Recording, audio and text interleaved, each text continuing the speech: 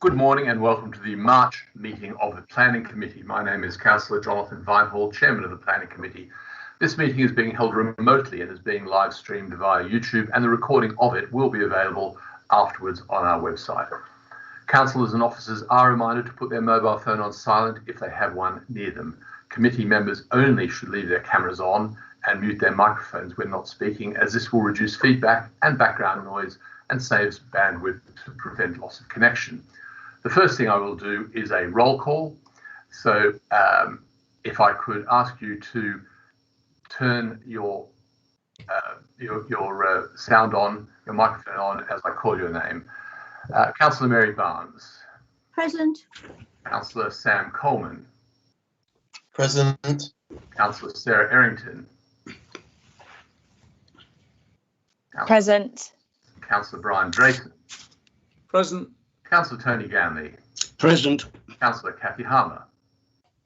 Present. Councillor Jonathan Johnston. Present.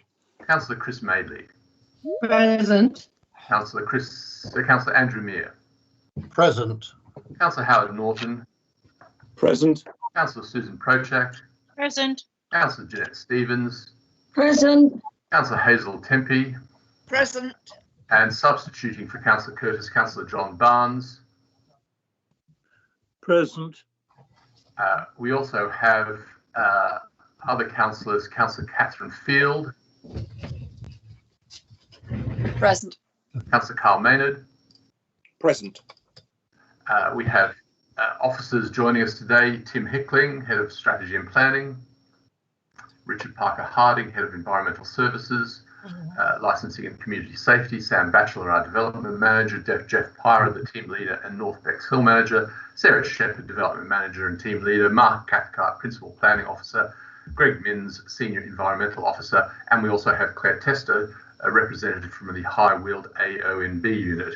Our Democratic Services Officer and Committee Clerk is Julie Holland. Members today will be making decisions by a named vote. Once again, should a member lose connection, I will stop the meeting for 2 minutes to enable the connection to be restored. If your connection cannot be restored within 2 minutes, the meeting will proceed and you will not be allowed to vote. Should you lose connection during an application, I would expect you to advise that when it comes to the vote. Those members who wish to speak, please indicate by typing your surname only in the chat facility. And can I really emphasise, please do not use that facility for anything else, for making comments. Quite frankly, that's equal to passing a note under the table and is not acceptable. So please only use it for indicating that you want to speak, unless you need to indicate a technical problem. Speakers either for or against an application and parish, town and council representatives have had the opportunity to register, and we have a number today.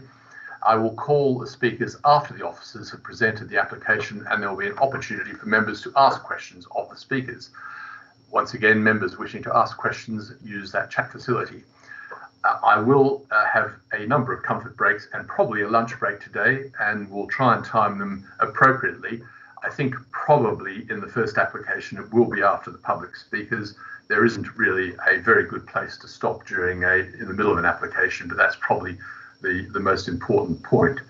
I will say one other thing, and that's just a thank you to all those members. There was all but two, I think, who participated in the visits to the sites on Tuesday.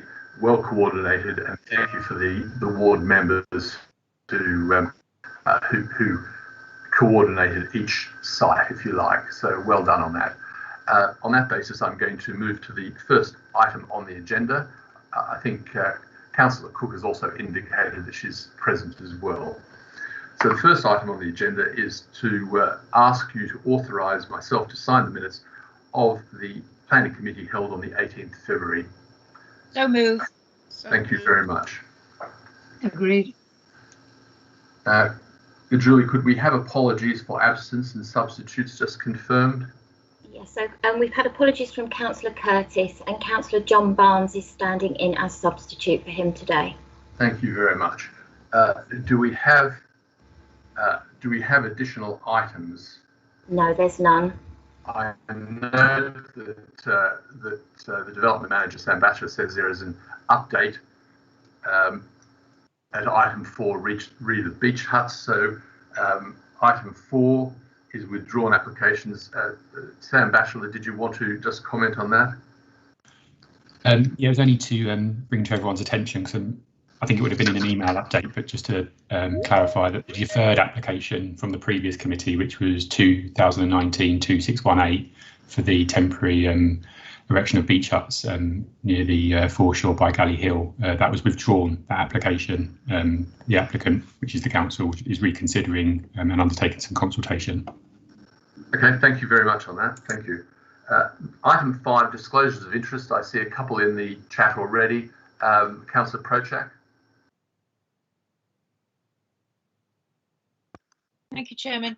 3 items I need to declare interest. The first one is the 1659, and the second one is the 2020-151, the Pestalozzi one and the Fairlight one, as my husband, who chairs the local branch of the CPRE, has commented on both of those. And the third one is on the Hurst, Netherfield Hill, as Councillor Dixon's application, and I regard myself as more than a colleague to Councillor Dixon. So on the first 2, it's a personal interest, and on the third one, it'll be a prejudicial interest, and I shall leave for that debate. Thank you. Thank you very much. Thank you. Councillor Mear. Yes, on item 8, Chairman, I'm a member of the Romney Marsh Internal Drainage Board. All right, thank you very much. And while I'm not making a declaration, I'm chairman of against the first item, PGL Pestalozzi. I am the chairman of Settlescombe Parish Council, but I can confirm, just for the record, that I did not vote on the application, and I left the room when those 2 applications were discussed in their fullness, and quite frankly have not looked at the minutes of that last meeting to know what the decision was, just so it's absolutely clear for the record. I think that's important to know, and have not expressed an opinion on that item to this point, just acted as a sort of a go-between, if you like, for residents where required. So the planning application index is item 6, and that takes us directly on to item 7, which is RR 2019-1659P, PGL, former Pestalozzi, Ladybird Lane. And I think I have Councillor Ganley wanted to say something. Councillor Ganley? Point of order, Chairman. I understand that Councillor Mear campaigned against development on the Fairlight site. Does that require him to declare an interest? Well, firstly, I'll defer to Councillor Mear to make a comment, and then to our clerk to make her comment. Councillor Mear. I have taken advice from Democratic Services, and on the basis of that advice, I do not consider that I have any prejudicial interest or a predetermination in relation to that. I've not campaigned against this particular application. I was opposed to the allocation of the field in the housing allocation in 2012, but time has passed. The site is now within the local plan, within the development boundary, as a site for approximately 30 dwellings. And I am realistic, and I accept what the inspector has said, and I feel that my mind is clear on this subject. Thank you. Thank you very much, and thank you, Councillor Ganley, for the challenge. So, as I said, I will hand over to Sam Batchelor, the development manager, or Mark Cathcart. I'm not sure which one is briefing. So, over to you, please, for the briefing on that matter. Thank you, Chairman. Mark will present to you this morning, but he'll do that with my aid. So I'm just going to start the presentation. Bear with me.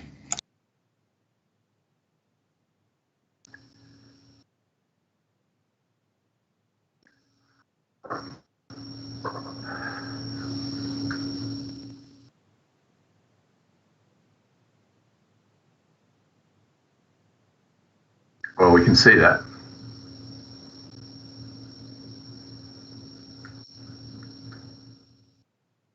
Sam, you're on mute. Can you hear me now? We can hear you now. Thank you. Thank you, Sam. Thank you, Chairman.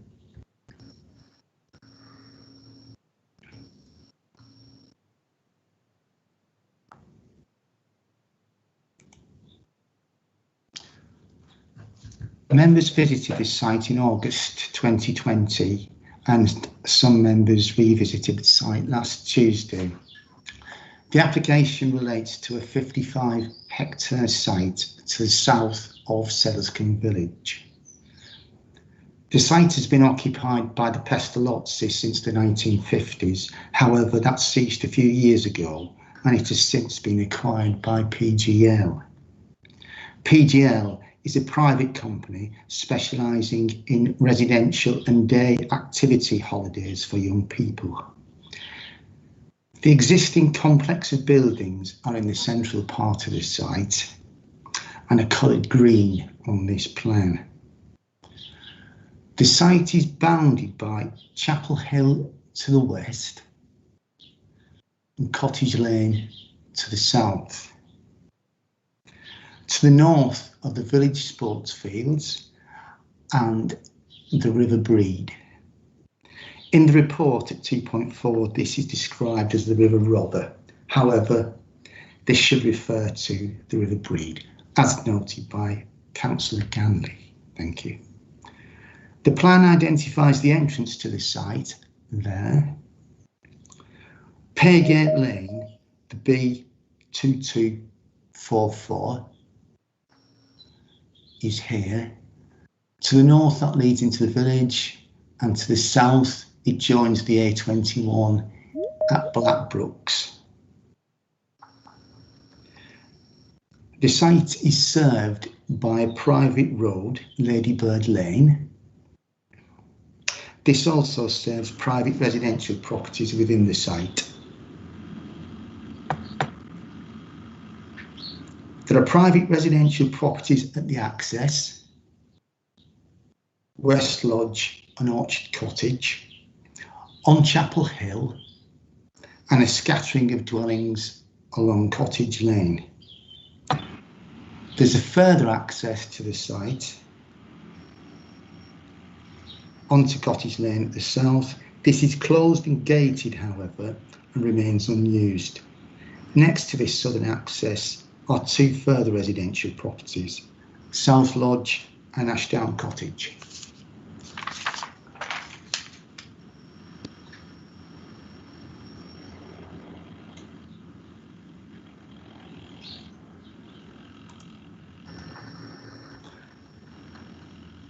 This shows the existing site in more detail. The application site is washed over in green. We've got the site entrance, Ladybird Lane. There's 3 people attending the meeting. Sorry, could I go back one, please, Sam? Ladybird Lane, and this serves the private residential properties that are within the site, as well as the application site itself.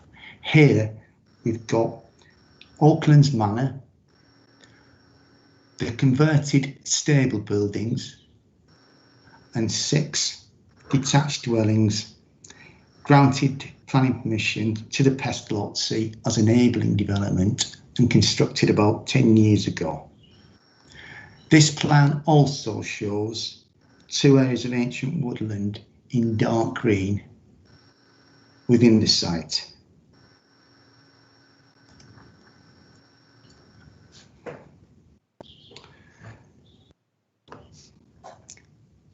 This is a detail of the village centre as existing. The main building within the site is Sainsbury House. This is a 3-storey building with a distinctive 4 entrance. There are 2 accommodation blocks. This building here is referred to as the Education Centre, and this one here, Swiss Hall. There are also 2 dwellings. That's referred to as the Chief Executive's House, and the one over there VW house. Also within the site is this building here. Members will recall that one from the site visit. It has a cedar grass roof. This is the only building to have been built out following the 2008 permission. It's referred to originally as the Pestalozzi Centre. It was originally intended as being the conference centre, but under this application, the applicants wish to use it as the dining hall. This plan also shows the two areas of ancient woodland on either side of the main complex of buildings.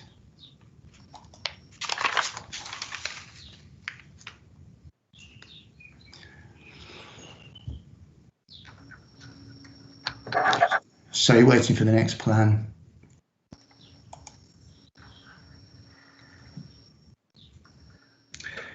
This shows the proposed development, albeit at a rather small scale. The next slide shows the proposed village centre in rather more detail, but this is useful for showing the location of the zip wire, the location of one of the two swings, the location of one of the two linear courses, and the location of the proposed pond.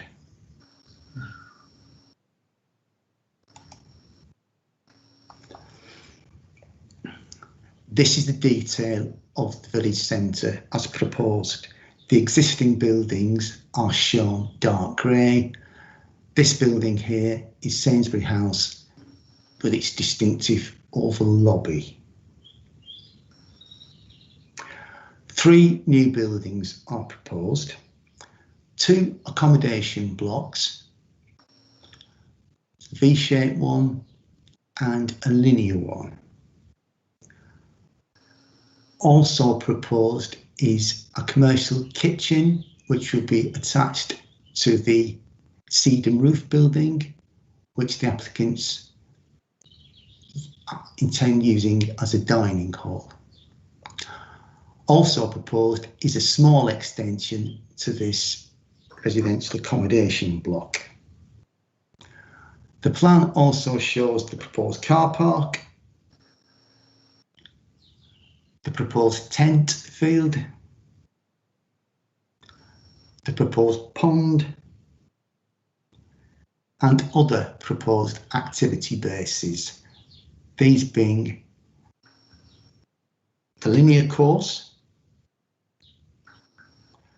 the other swing, the climbing tower, the abseiling tower, and on this plan you can see the start of the proposed zip wire to the rear of Sainsbury House.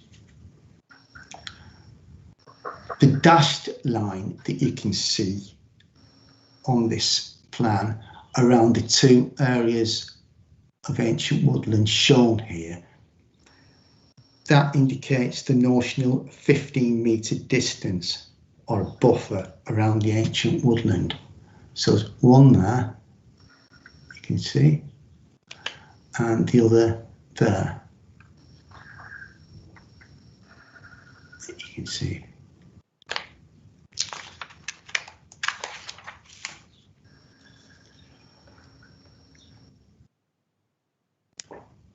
This plan is the V-shaped accommodation block. This is the larger of the 2 accommodation blocks. As you can see, it's a 2-storey building. The walls will be clad in natural larch boarding and it has a grass living roof.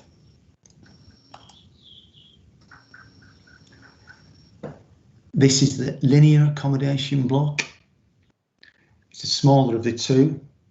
Again, the plans show a 2-storey building clad in timber with a living green roof.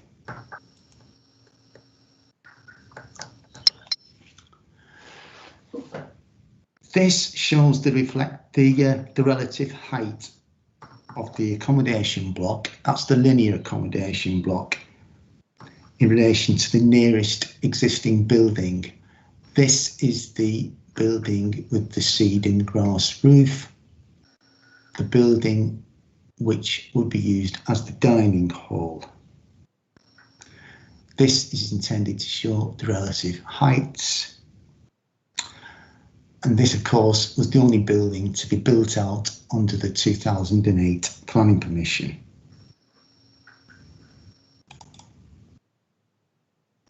Sorry, can we go back one, please, Sam?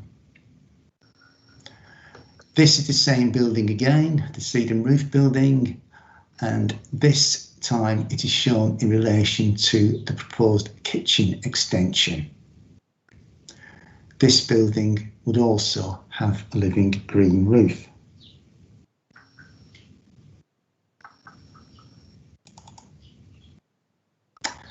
Sorry, Sam, can you go back one again, please?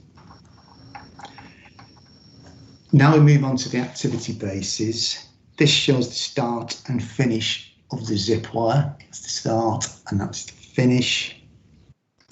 The start of the zip wire would be a wooden platform located at the rear of Sainsbury House. It would follow the natural fall of the ground over the distance of 250 metres towards the valley bottom. As you can see from this plan here, that aerial view, it would be a 4-line zip wire. This shows the proposed climbing wall. It's a timber structure, 13 metres tall.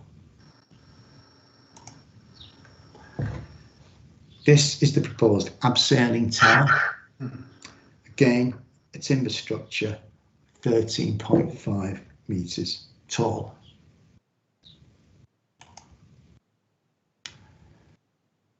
This shows one of the two linear courses. Difficult to see here what is intended, but there's a photograph of one of these later on. It comprises timber poles, 12.8 metres tall. Next we have one of the two swings. Again, it's a structure based upon timber poles held by guys, and in this case there's a suspended platform or swing. In terms of height, this structure would be 14 metres tall.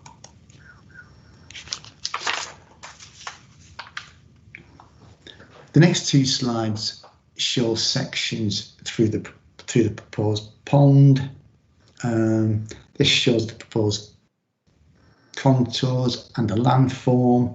The depth of the pond will be in the region of 1 metre.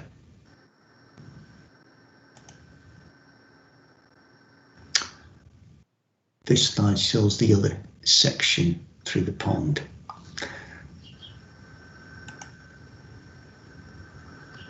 Moving on, here we have the access into the site. This is the entrance of Ladybird Lane with the B2244 or Paygate Road.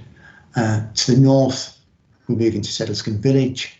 To the south, we join the A21 at Blackbrooks.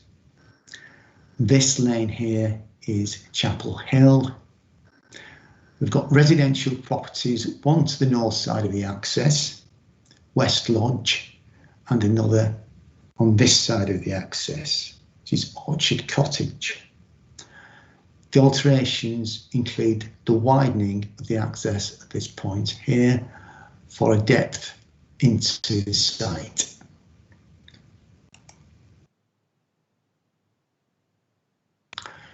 Here, moving on, this plan here shows this is the Pestalozzi master plan as approved under the previous planning permission, which is still extant. It shows the two areas of ancient woodland, always in dark green on each of these plans. The only building to have been implemented out of the 2008 mission is the building there. This plan also shows two-storey accommodation blocks not built, dining hall extension, an education building, administration building, and an estate management building. It also shows the proposed parking area that's approved under the previous and extant planning permission.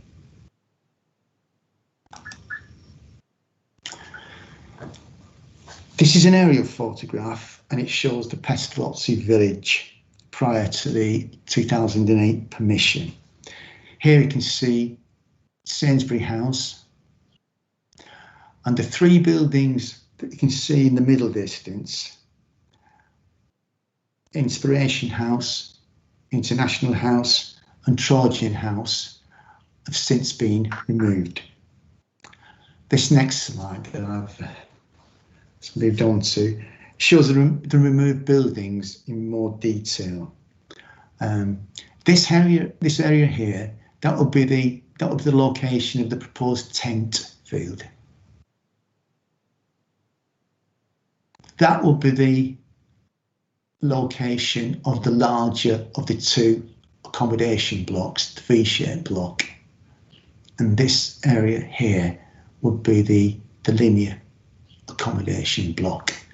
And as we can see on this aerial photograph, the two clumps of woodland which have been designated as ancient woodland. Now we've got a few photographs of the site. This shows the existing Swiss Hall from the rear, probably taken from the location of the proposed car park. This shows the adjacent building. Here we can see the corner of the former building, Swiss Hall. This is the education building, and there we can see one of the existing accommodation blocks.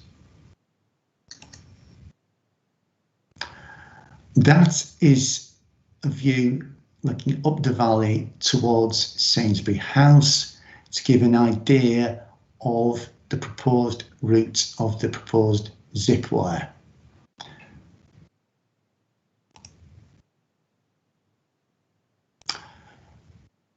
This is the, you'll recall this building from the site visit. This is the Seedham Roof building. This is the only building to have been built out following the 2008 commission.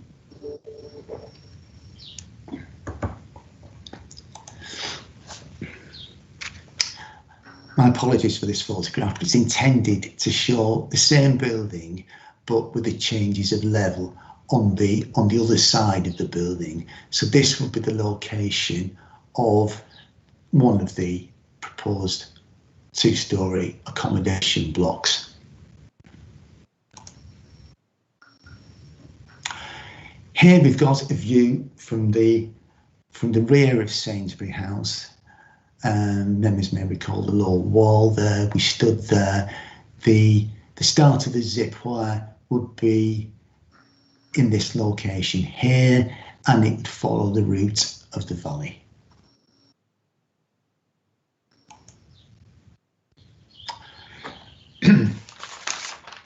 This photograph is of one of PGL's abseiling towers, and this is at the site at Windmill Hill near Hailsham. As you can see, it's a timber structure, probably around about the same height as the structure they're hoping to build here, and it's roofed. This photograph shows two of the linear courses, one there and one there. You can see it's a structure based on poles with suspended wooden rods on across, and I think it's a climbing exercise.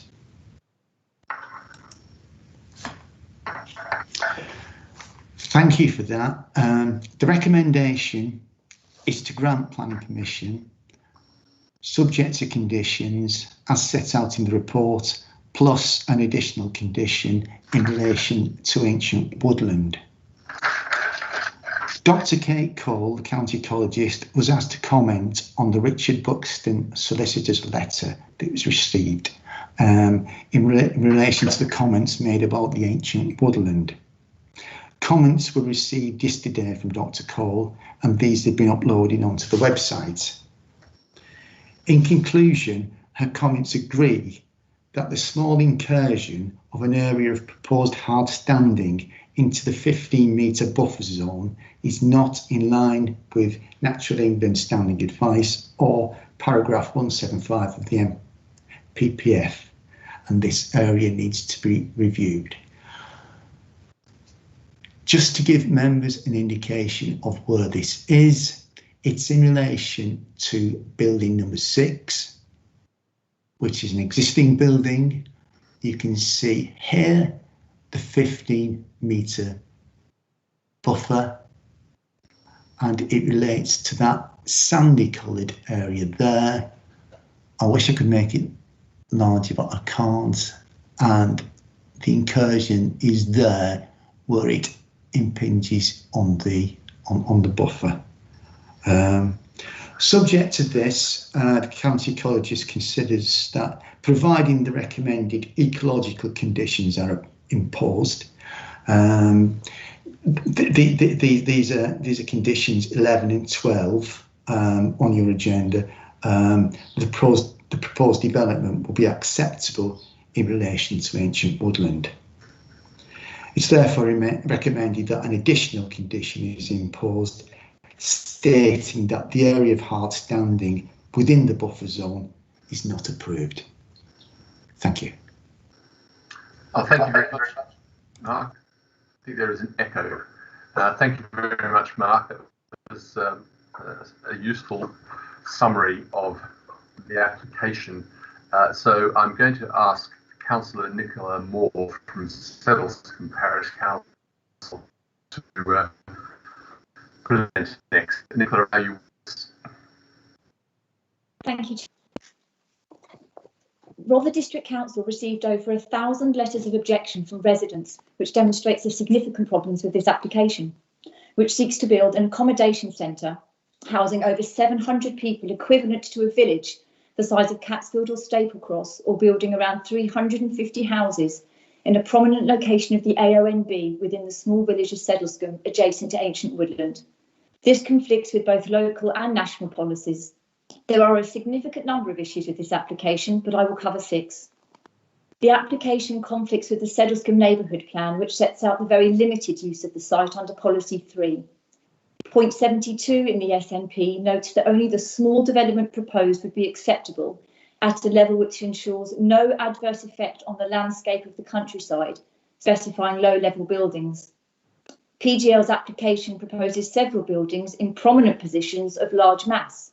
Although some screening is proposed, it is well accepted that screening or bunding never makes an unacceptable development acceptable, particularly in the AONB. Further development of this site was considered unacceptable by Rother District Council at the time the SNP was developed. The site is located in an environmentally sensitive area, as you will hear from Dr. Feltwell.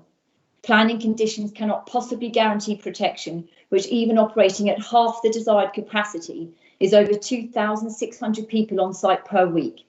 Natural England state the buffer zone around ancient woodland should be significantly larger for a development of this size and nature recognising there will be harm from indirect impacts, and their standing advice says compensation measures should not be considered in the decision, as harm to an irreplaceable habitat cannot be offset to create a net gain.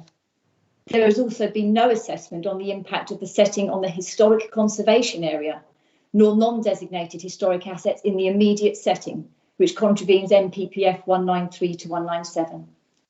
Rother District Council previously permitted 2 different activity structures on a temporary basis prior to the recognition of priority habitats and level of protection introduced in MPPF 2019.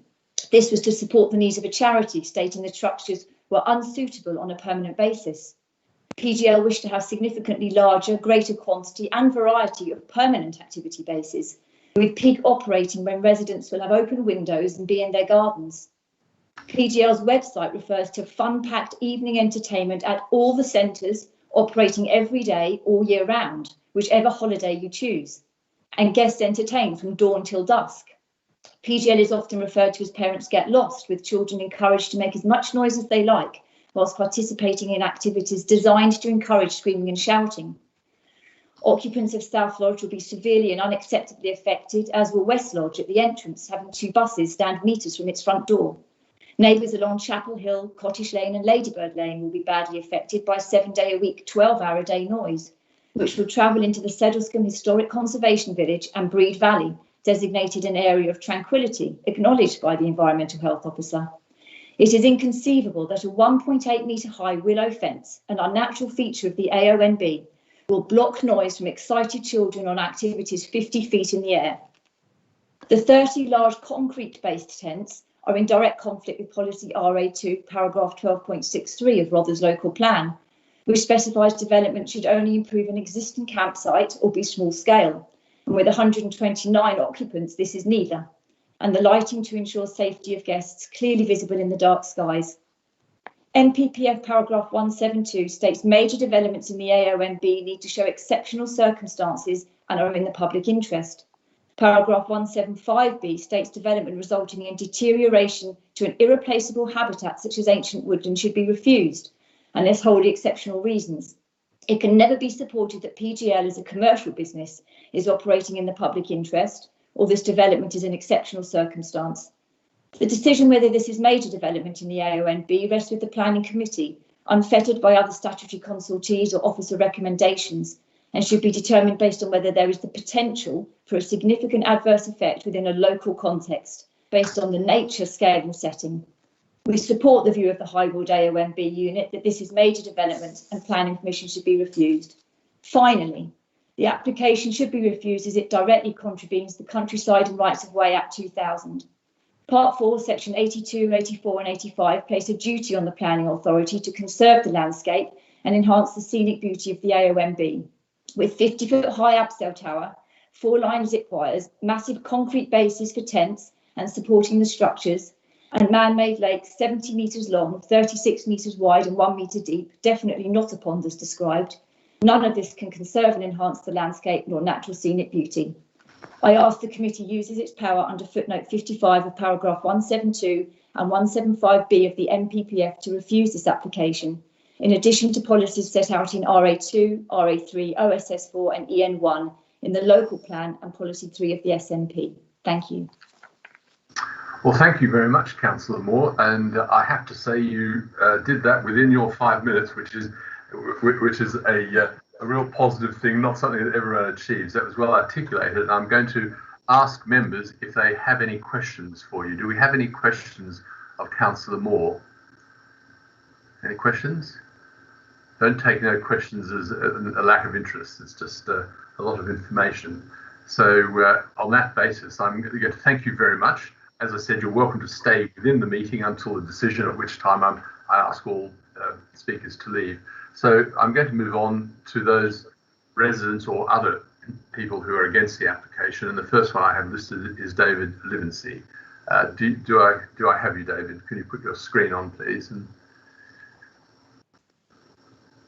Can you hear me, Chairman? We can hear you and we can see you. Okay, thank you. The noise impact assessments from Surface are fundamentally flawed and understate the extent of additional noise. Environmental Health have not sufficiently interrogated these assessments and have not followed policy obligations.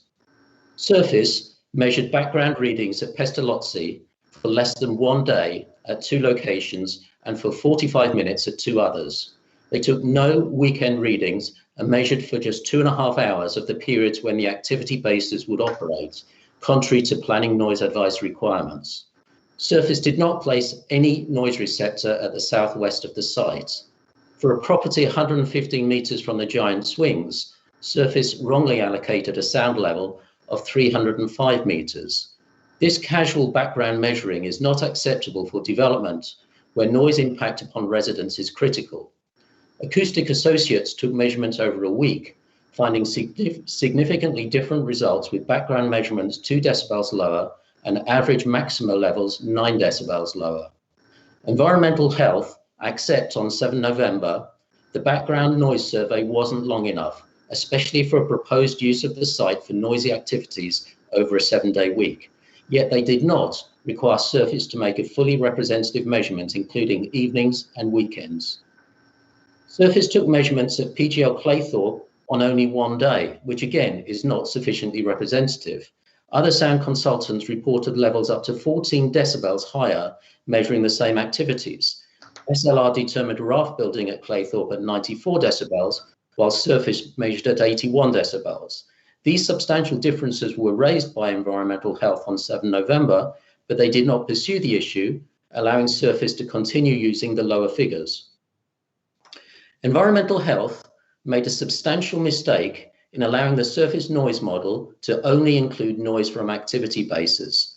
These bases accommodate up to 264 guests, but there would be potentially 345 other guests plus 140 staff involved on other activities or transitioning. These other activities also have potential to be noisy. Airable is on the PGL website for Pestalozzi and has a noise level of 98 decibels according to SLR, but is not included in the planning application. Noise from kitchen plant, campsite, Muga court, and evening activities, including campfires, discos, and team games, which are an integral part of the holidays offered by PGL, must be included within a full noise model. The application comprises 749 guests and staff compared to 280 in the extant permission, so there would be a substantial increase in expected levels of traffic and general noise. The overall soundscape is not complete and the cumulative sound level is higher than presented. Environmental Health should have required a noise model incorporating all new noise sources at all times of day. Surface have not specified mitigation levels calculated for acoustic barriers or buildings, contrary to planning noise advice requirements. 1.8 meter acoustic barriers have limited protection value when for many activities they would be shrieking at considerably higher height. No consideration has been made of noise impact upon ancient woodlands despite NPFF 175 requiring development resulting in deterioration of ancient woodland to be refused. Noise impact on the Settlescombe Conservation Area should have been evaluated per NPFF 190. Environmental Health believe a noise management plan could be used, yet they refuse permission elsewhere because noise management plans would be difficult to enforce on groups of excited guests. At other PGL sites, noise management plans have been ineffective with instructors encouraging the children into a frenzy. When Rother District Council gave temporary permissions for climbing tower and single line zip wire in 2008, they confirmed the development is not considered suitable for stationing on a permanent basis in this location. At that time, Oaklands Park had not been built, so any activities constitute new noise. Surface acknowledged properties would incur an adverse impact above 5 decibels over background for cumulative noise from activity bases. Acoustic Associates found a range of 12 to 18 decibels. If Surface had properly included all new noise sources, taken more representative background readings at Pestalozzi and Claythorpe, and placed receptors at all sensitive locations, they would have found multiple properties suffering significant adverse impact above 10 decibels. According to NPSC, 10 decibels would equate to a diminished quality of life. It would contravene multiple policy obligations under NPFF, DASA, Neighbourhood Plan, Highfield, AONB, and human rights. Extant permission is for an indoor education and conference facility. Conversely, PGL want to create an outdoor activity centre where creation of loud noise is fundamental, like a theme park. In this tranquil AONB setting, there are too many residents in close proximity to deliberately encourage hundreds of children to scream and shout. Including barrier screening and adjusting activity locations has not made the proposal acceptable. It would create relentless noise disruption every single day for 10 months of the year. Hundreds of residents have written, and I hope councillors have read their heartfelt messages. For some, there would be a significant adverse impact creating substantial and permanent damage to health and quality of life. The Planning Committee should dismiss environmental health recommendations as unsafe and reject the application basis excess noise and loss of amenity. Thank you very much, David. Thank you very much. Not quite within the 5 minutes, but pretty good. So thank you. It's very important for the meeting. And I have two questions. I have one from Councillor Mary Barnes. Councillor Barnes. Thank you, Chairman. And thank you very much indeed for that very, very erudite description of sound quality. What I would like to know is what the difference is in the pitch of a child's voice and an adult's voice. It always seems to me that there's quite a difference between the two. And when you were doing your reading, were you doing it on children's voice, or when the readings were done, were they done on children's voices? I think the measurements that were taken at Claythorpe as a comparator were done on the basis of a similar site, similar activities, so as to try to compare directly with what would be planned for Pestalozzi. Unfortunately, as I mentioned, I don't think they took measurements for long enough. And there is a significant difference between one consultant's readings and another consultant's readings because groups of children are different. One day, one group will be more active than another. One instructor will encourage the children to be louder than another. And so you would get some differences. But it's clear that from Claythorpe, they found very significant differences, up to 13 or 14 decibels difference for the same piece of equipment. And that is a very substantial difference that I think cannot be just washed away. When we're talking about the difference between 10 decibels being a significantly adverse impact, then the difference between two different consultants measuring at Claythorpe and coming with such different results is very important. And you can't just base your figures on one day's reading at Claythorpe. And certainly not for the time of that they spent measuring at Pestalozzi. For less than 1 day at Pestalozzi, 2 locations, and for just 45 minutes. And they think that this is a sound survey that we should take a decision on. This is ludicrous, in my opinion. Thank you very much. Councillor Proch. Thank you very much. And thank you, Mr. Livesey. I'm assuming from your very good presentation that you have some expert knowledge in this area. And one of the things that has been an issue for me as a rural member has been how far noise does travel. And I've often had to involve our licensing officers who have given licenses for outdoor festivals when we could have them. And because residents really are very sensitive to noise pollution.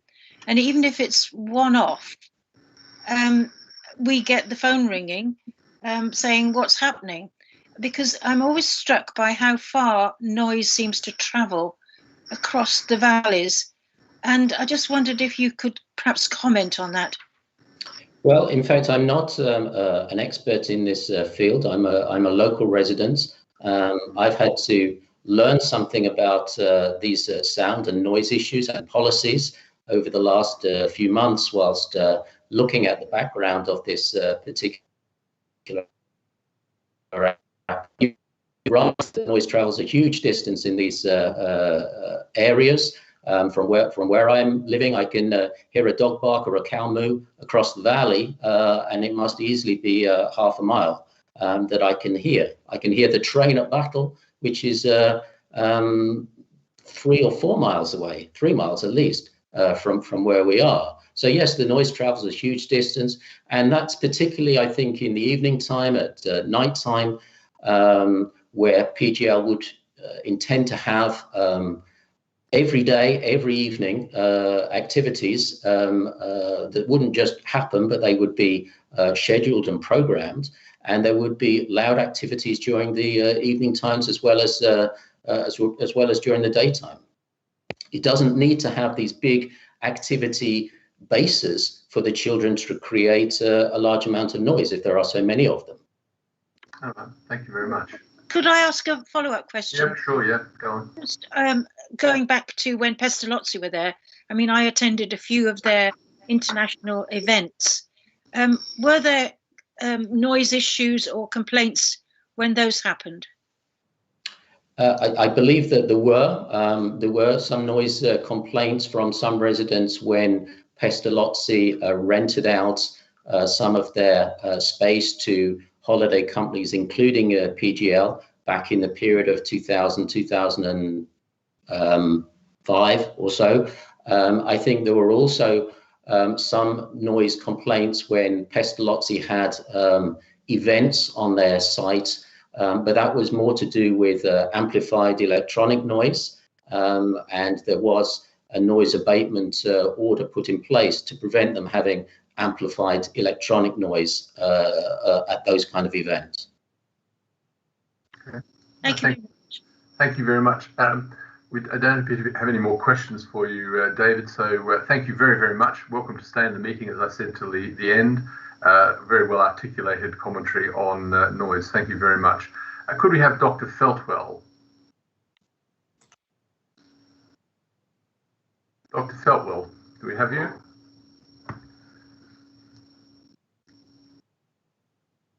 Claire, is Dr. Feltwell in the meeting?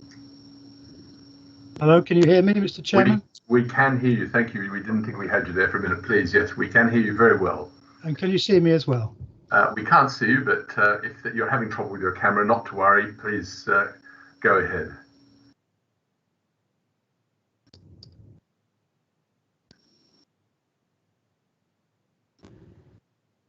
Are you still with us? Yes, I'm still with you. Okay, we can see you now. Thank you very much. We can see you and hear you. So, very good. Okay, I'll start. Thank you, Mr. Chairman, and good morning to everybody. My name is Dr. John Feltwell of Wildlife Matters, and I'm an expert on UK and EU environmental law.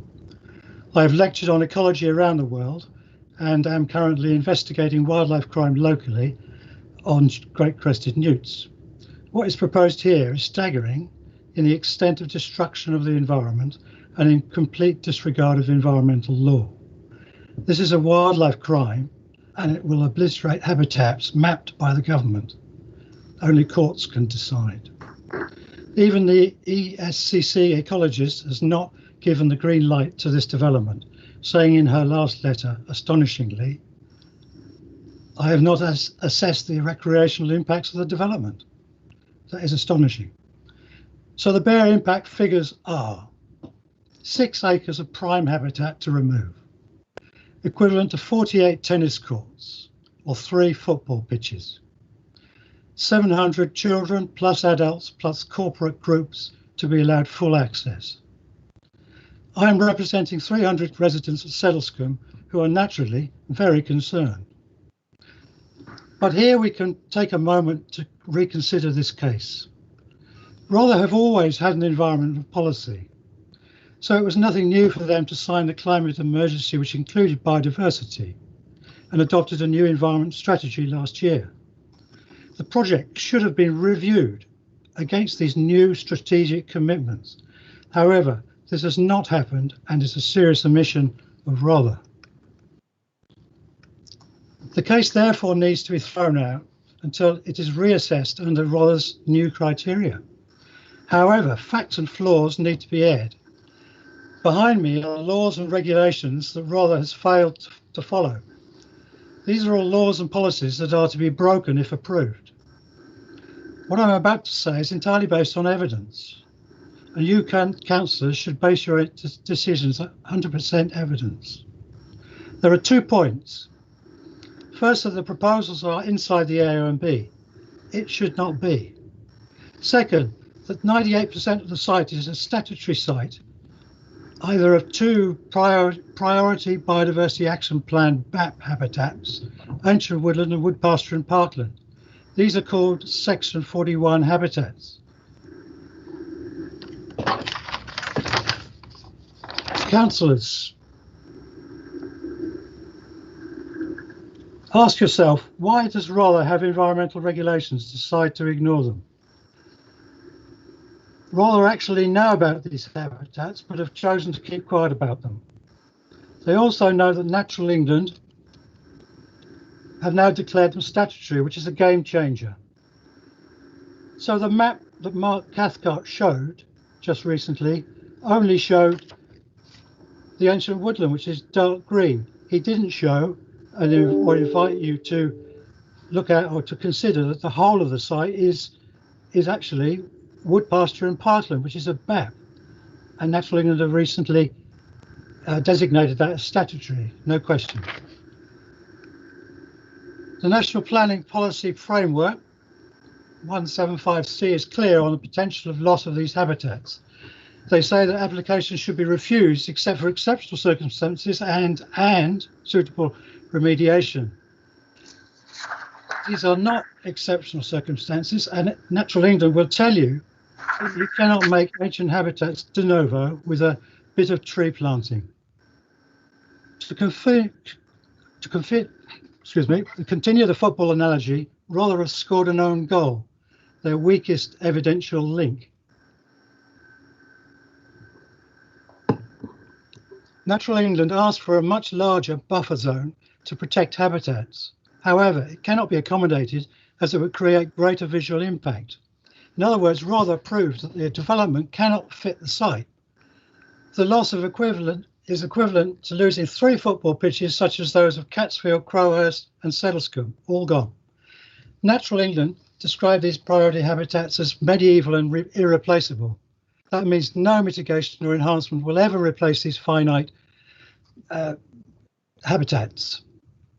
What is at stake here is a one-time irreversible loss of designated habitat in any area and B, and deterioration of irreplaceable habitats. The evidence is that rather will be breaking their own local, regional, national legislation, including UK law, and they will be breaking EU law on bats and great crested newts, where it has now been subsumed into UK law. And finally, to conclude, this impending environmental crime breaks EU and UK law, removes statutory BAP sites, removes irreplaceable medieval habitat, lacks evidence on the assessment of environmental impact, all resulting in a huge loss of AONB habitat in a quiet village. I rest my case. The application must be refused. Thank you very much, Dr. Feltwell. Do we have some questions? That was a really interesting presentation. Do we have some questions for Dr. Feltwell? Any questions?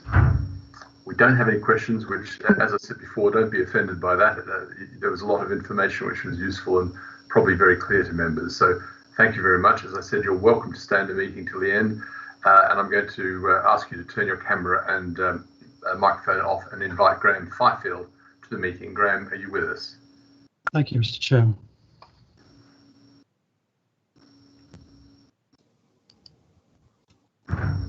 Yes, Chair, I'm here.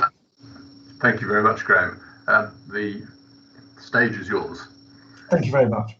I'm speaking on behalf of over 300 of the most affected residents across the village. The site was previously occupied by a charity whose primary aim was to educate students from disadvantaged countries. Students were educated off-site. Many of the buildings predate the AONB designation in 1983 and the Wildlife and Countryside Act of 1981. The extant permission gave consent for the replacement buildings and provision of accommodation for 60 students studying off-site, 40 staff and 100 indoor conference visitors, with the aim of developing international understanding and education on environmental issues. It included a quiet garden to attract wildlife and a desire to preserve the rural and tranquil nature of the site. An extensive landscape and ecological management plan was a condition of the approval and remains extant. The ancient woodland was not designated at the time of the 2007 application or decision. It is protected by paragraph 175C of the NPPF, which states that development resulting in loss or deterioration should be refused unless there are wholly exceptional reasons. Settlescombe Village is a historic conservation site, and contrary to the NPPF, impacts on the setting have not been considered in the report. Neither has the effect on the non-designated heritage assets of Oaklands Manor and South Lodge. There will be increased traffic, the heritage assets of Oaklands Manor and South Lodge. There will be increased traffic, light and noise pollution, with parts of the site visible from the village. Historic England recognised the Area B as a significant contributor to the character and condition of historic areas. The open countryside was recognised in Sedlescombe's conservation appraisal. The report before you fails to consider the weight to be attributed to the fallback position.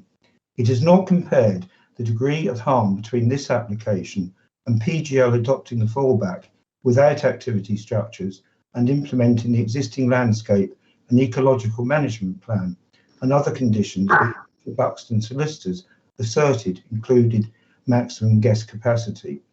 The application has been amended to include change of use.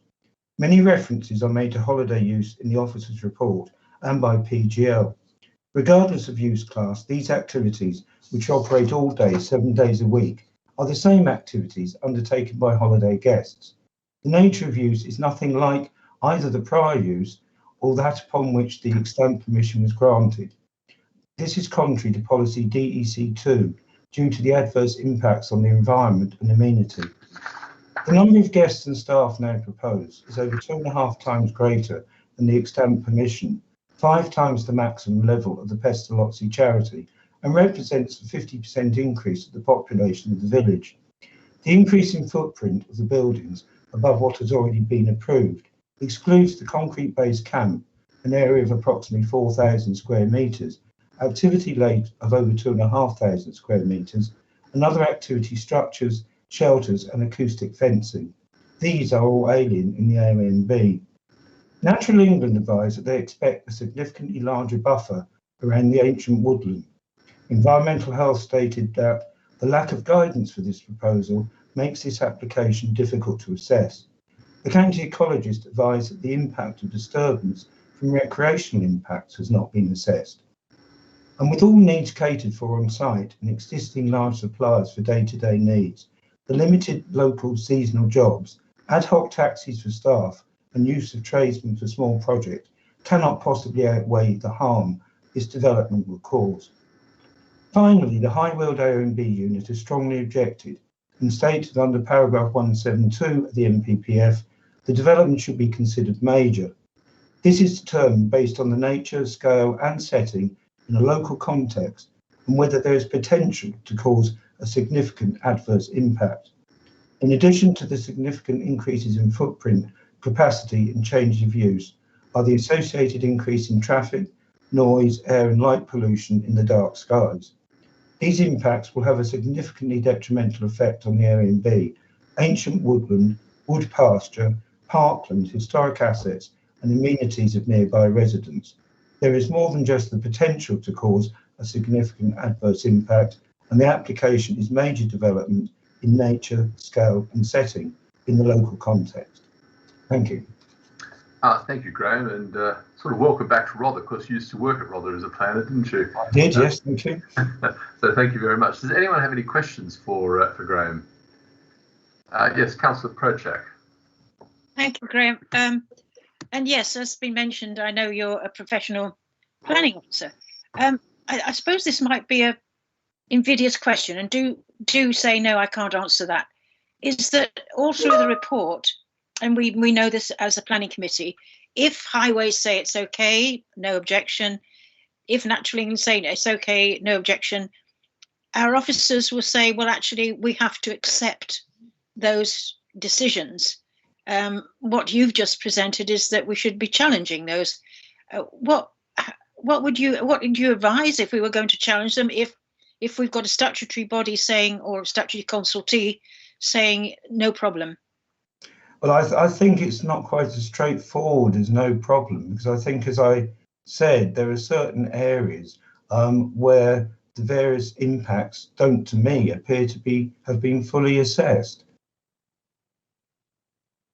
for the reasons basically that I described. Thank you. Thank you very much. Any other questions for Graham Fifield? Anyone? Very articulate. Thank you very much. There's a lot of information we're absorbing at the moment, but very useful for our discussion that will come in a short while. So thank you very much, Graham, and please stay in the meeting with the camera off. microphone off and until the decision point. So thank you. I'm going to invite Bruce Garrett, who's the representative from PGL, to the meeting. Bruce, are you with us? Yes, Mr. Chairman. Thank you very much and welcome. Nice to see you. I have met Bruce on a couple of occasions. I recommended that he arrange a couple of exhibitions for residents of this, and which he did do, and thank you very much for that. So you have your 5 minutes. Mr. Chairman, can I ask that Martin Taylor is before me, please? Oh, you can. You'd like Martin to speak first, or just Martin? No, I'd like Martin to speak first and me to follow, please, Mr. Chairman. Okay, that's fine. Go on. Martin, are you with us? Thank you. Yes, I'm here, sir. Okay, shoot. Okay, thank you. So good morning, councillors. I'm Martin Taylor. I'm the planning agent for the application. Thank you for allowing me to speak to the planning committee.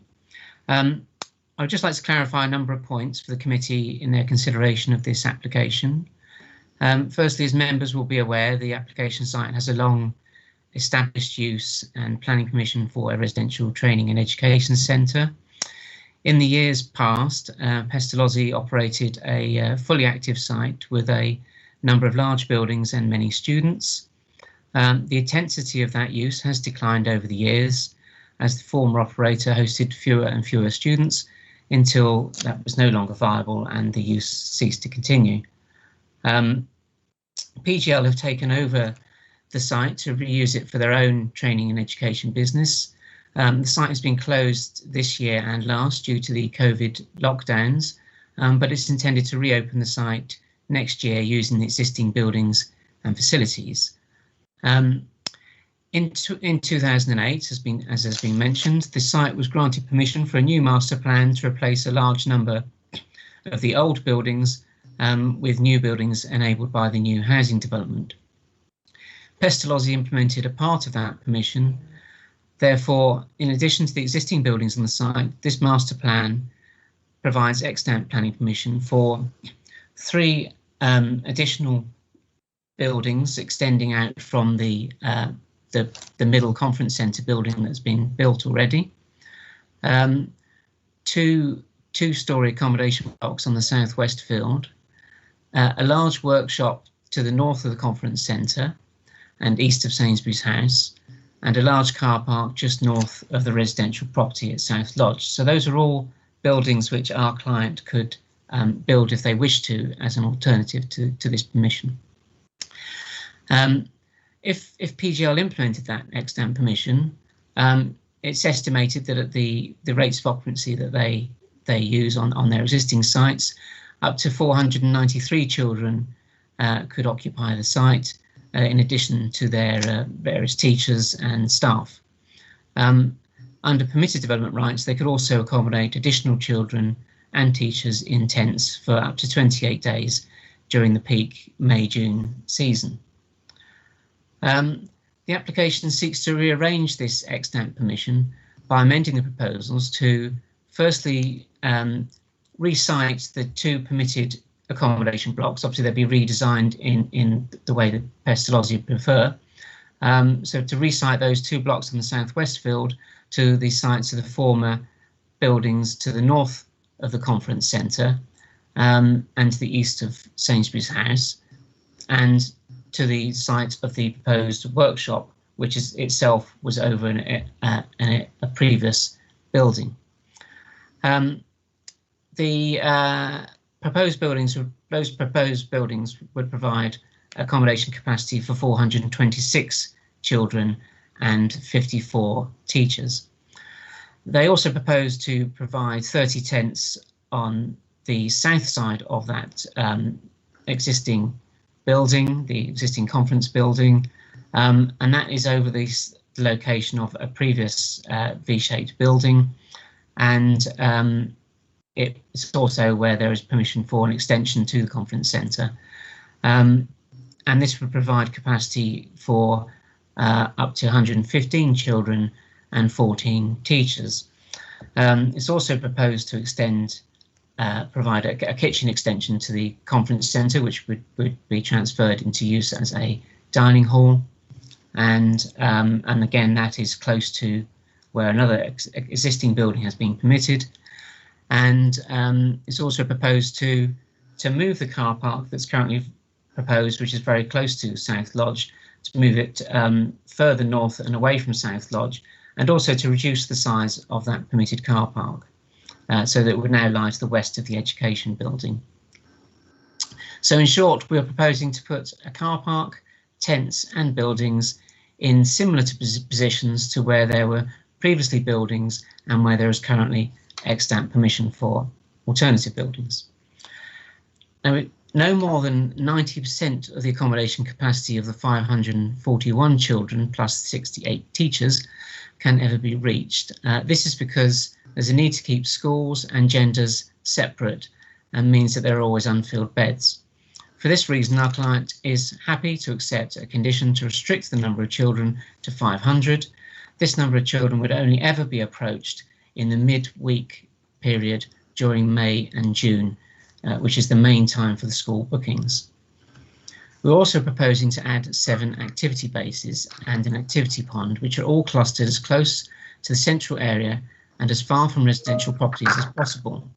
The proposed addition of these activity bases should be considered in the context that the application site has previous temporary permissions for a zip wire and climbing tower. The proposed zip wire would operate over a similar area of the site to the previously permitted zip wire. The existing pond has previously been and can still be used for raft building activities. 3 of the proposed activity bases are proposed on or adjacent to one of the 2 existing games courts, where they will be shielded by the existing or proposed surrounding buildings. Could you wrap up that, please? Yes, sir. And the activity pond and other activity base are placed on land within the existing permission for the playing field. So any further matters with regard to operation will be addressed by Mr. Bruce Garrod. Thank you, sir. Thank you very much. Councillor Mear. Yes, Mr. Martin, I'd like to ask something about the change of use aspects of this application. It seems to me that this is a change of use from being an educational facility with ancillary recreational facilities to being essentially a holiday business with maybe some associated, training or educational benefit. And that seems to me to be a very big change of use, really taking this out of Class C2, which are residential institutions. It doesn't seem to me to fit within any of those descriptions in Class C2. Do you have anything to say on that? Because I've looked at the PGL website and it is promoted as holidays, essentially. What are your comments on that, please? Well, we've taken legal advice, and that legal advice has been that the proposed or that the established PGL type use is a training and education use that fits squarely within Class C2 of the use classes order. So we've been advised that PGL can use the existing site and the extant permission for their type of use. Obviously, they couldn't have the activity structures that are proposed unless permission was given for those separately. I've seen the TOS's advice, and I think it is rather predicated on this being an educational establishment. And I think my point is, not simply a legal one, but a factual one of the fact that this is a very different business indeed from the previous Pestalozzi use. I don't make any point about it being for profit as opposed to a charity, or that education is perhaps serious and high-minded and that holidays are fun.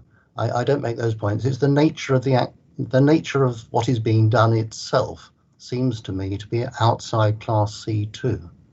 And again, can you answer those points? So yeah, again, our advice is, legal advice is that this use falls within C2. So just because Pestalozzi appears slightly different in its operation doesn't mean that other types of residential institutions are not appropriate within that broad C2 use class.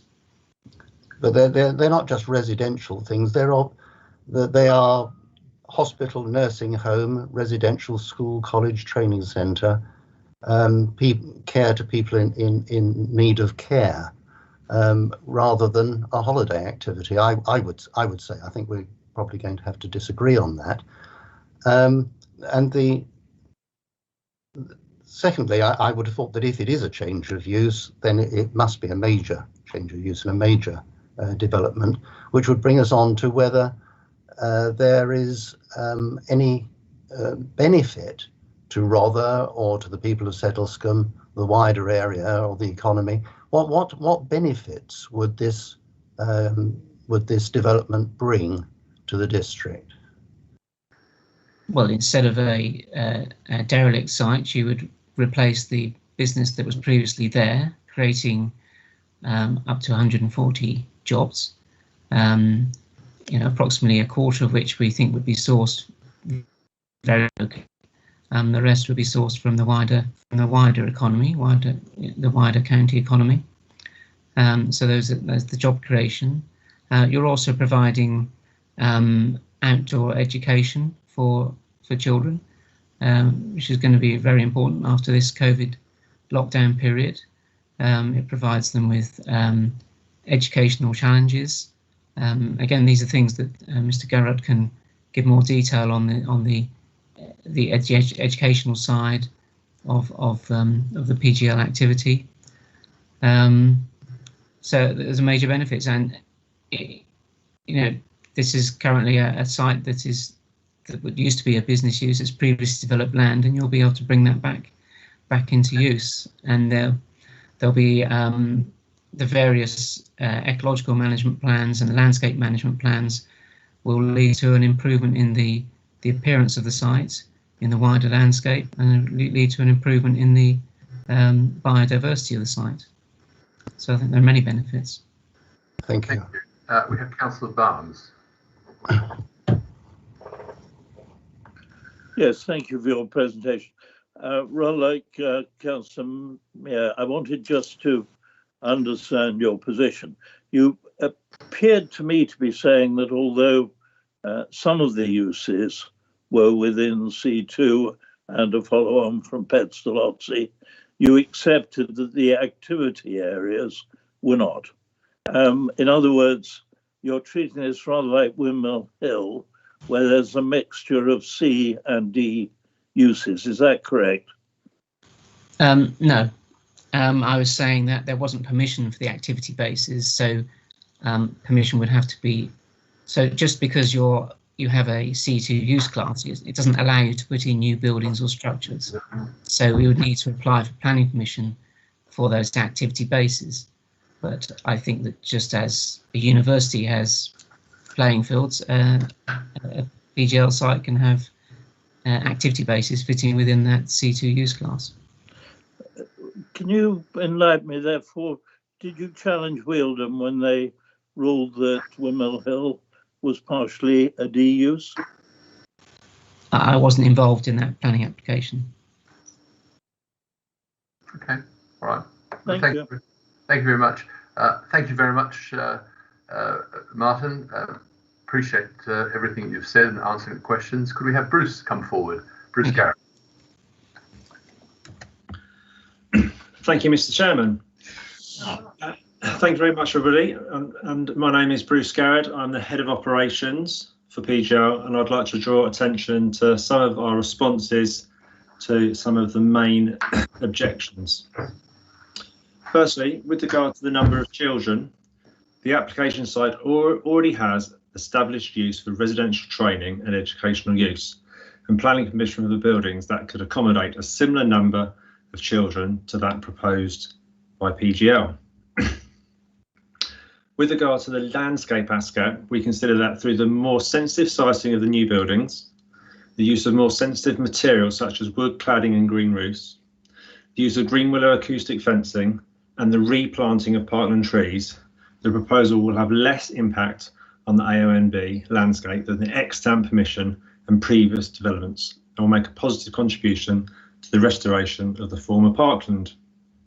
The County Landscape Officer has no objection to the proposal before the Planning Committee, subject to a condition to secure the proposed parkland tree planting as part of an overall estate management plan. With regard to noise, the main concern would appear to be the anticipated noise that may be generated by children. The children are always under the supervision of PGL staff and their own teachers, all day, all evening and all night.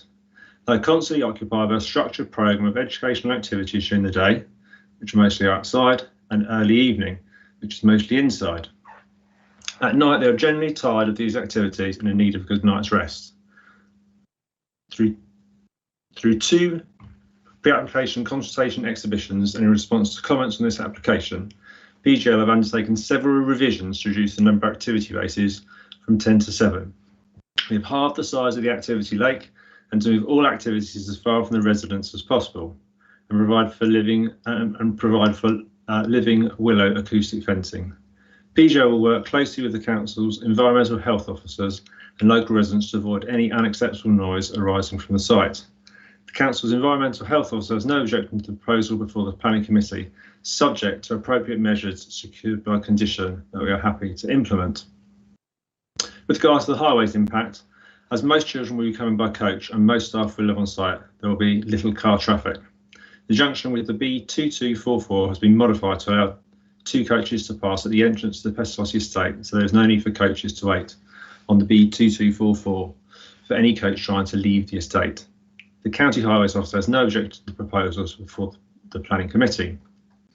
With regard to ecological benefit, none of the buildings or activity bases will be built within 15 metres of any designated ancient woodland.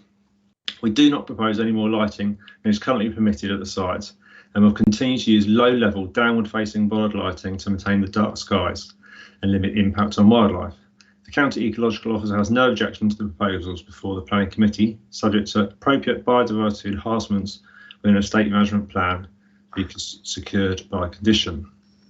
With regard to economic benefit, we'll be creating 140 jobs, 15 of which will be permanent staff employed all year round, permanently living at the centre.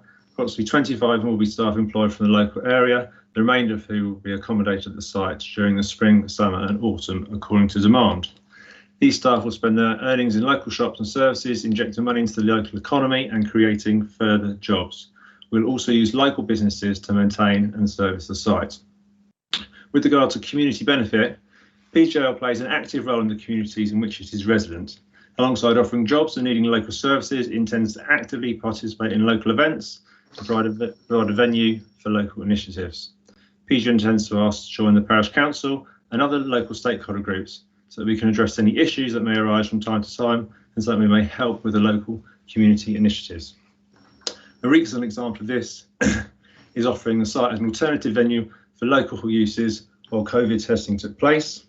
The Pestalozzi Centre was also offered as a venue for COVID testing itself. Thank you very much. Oh, thank you, Bruce. Do we have any questions for Bruce?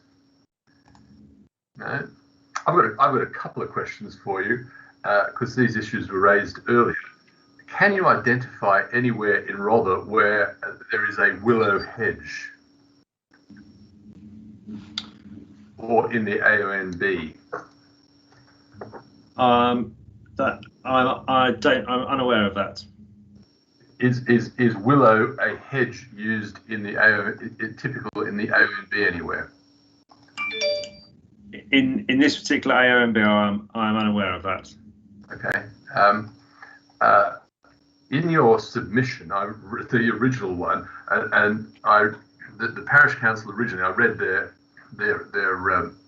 input to that, and they made a number of recommendations. They didn't object in the initial application, and I read what was written there, and they put forward a number of recommendations, but none of those were actually taken up, which is unusual. Why didn't you take any of those up?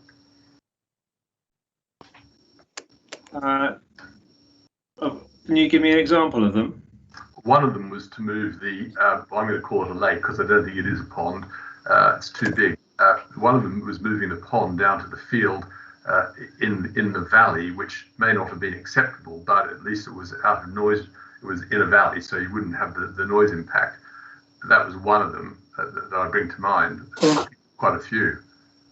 Yeah, so with regards to the lake, we have reduced the size of the lake in response to people's questions and queries, and we did consider the location of the lake with regard to people's responses and queries, but we felt that our original location was the best and most appropriately suited. Okay, and so in your submission, this is talking about the economy, because that's been brought up as well by yourselves and by some of the objectors. In your application, you said that there would be some use of taxis locally. It would be limited to some use of taxis occasionally, and there some specialty foods would be purchased locally. Exactly how much of your food and your equipment and everything you use on your daily basis comes from elsewhere as opposed to local suppliers? So our current sites use a mixture of local and national suppliers. A good example of that would be with regard to our food provision, where we have a national account, and we also complement that and see the value in using local suppliers. We see that as an example of adding value to the customer and adding value to the local community, and being integral to our food offering, and we then display that to our guests. And we are also conscious of illustrating as part of our catering our food miles and telling our young people that and setting an example, and so therefore we use local food suppliers to be able to achieve that. So what percent would come from outside Rother? So it does vary from place to place depending on what is available, but our national account varies between 50 and 70% across the estate. 50 to 70%. With the remainder being locally sourced. Thank you. Councillor Prochak. Thank you, Chairman. Thank you, Mr. Garrett. Councillor Vinehall has sort of touched on the benefit to the local economy, and it was interesting to hear you say that actually you are interested in engaging with the community. And did you say you joined the parish council? I'm not sure.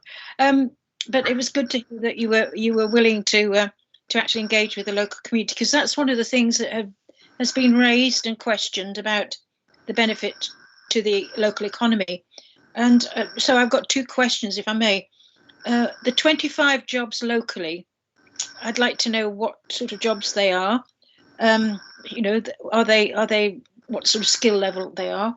But the other thing is that it's been mentioned. I think it was mentioned or suggested by Mr. Taylor, that there's a huge issue about this for us, is this extant planning permission, which rests on certain things that we have to understand. But he's suggesting that you could continue to have your PGL model using the extant planning permission. And I just really wanted to ask you to confirm that, whether PGL would actually be able to make it a viable business on the extant planning permission. So two questions really, one about the local jobs and one about the viability on the existing permission.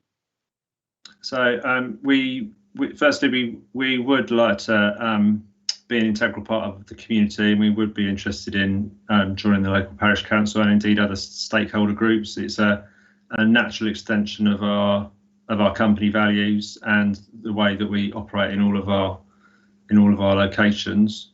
With regard to our jobs, we have suggested the total and maximum number of jobs that would be at the site, and they are a mixture of some seasonal roles, but also the roles I think you're referring to are with regard to permanent roles. There are a large number of permanent roles which are available as a result of this development, and they vary hugely from the management and managerial aspects of the site, administration of the site. There are also maintenance and upkeep roles of the site. There are also hospitality roles within the site, and there is also obviously activity delivery within the site. All of those roles are and would be available, and as well as a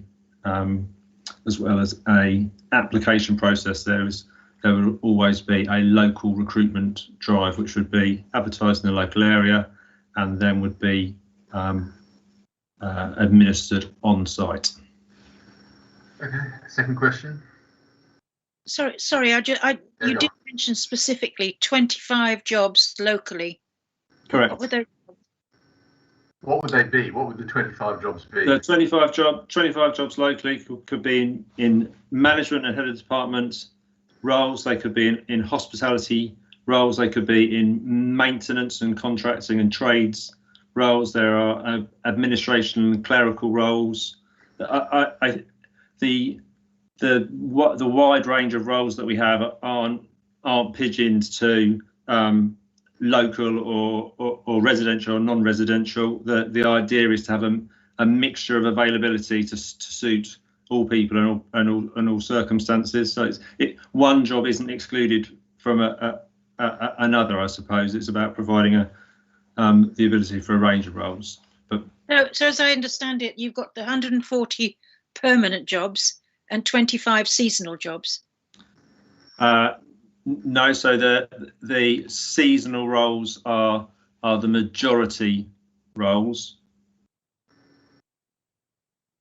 So of the 140, the majority would be fixed term contracts on an ongoing basis, but they have a date each year, and on top of that there is a framework, a structure of permanent staff, which in this scenario is circa 25.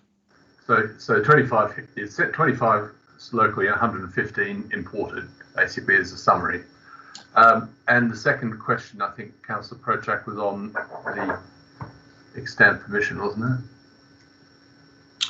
it? Okay, so with regard to this, we feel that moving from the extant permission to the current planning application is not a major development, and it would be if this application is unsuccessful and after appeal we would intend to proceed with our use of the site and the buildings and build out the extant permission, and then we would continue our operation. We've made a commitment to the local area, and we've bought the property, and we fully intend to operate. With regard to your point around activities, obviously it would be a great shame if the specific activities that we are requesting in this application are not available. However, we do have great experience, plenty of experience over 75 years of delivering activities and managing and supporting our guests, and we would still provide other challenging and educational training experiences if the current application was not successful. It would mean that the Pestalozzi outdoor activities that we would provide would be raft building and kayaking on the current lake. We might provide archery as an example. We might provide orienteering and woodland interpretation and craft skills. We'd also be able to still provide team sports on the football pitches and games courts and other organised activities. Our mission is to provide experiences for young people. It's to provide opportunities where they get to experience new things. It's about team bonding.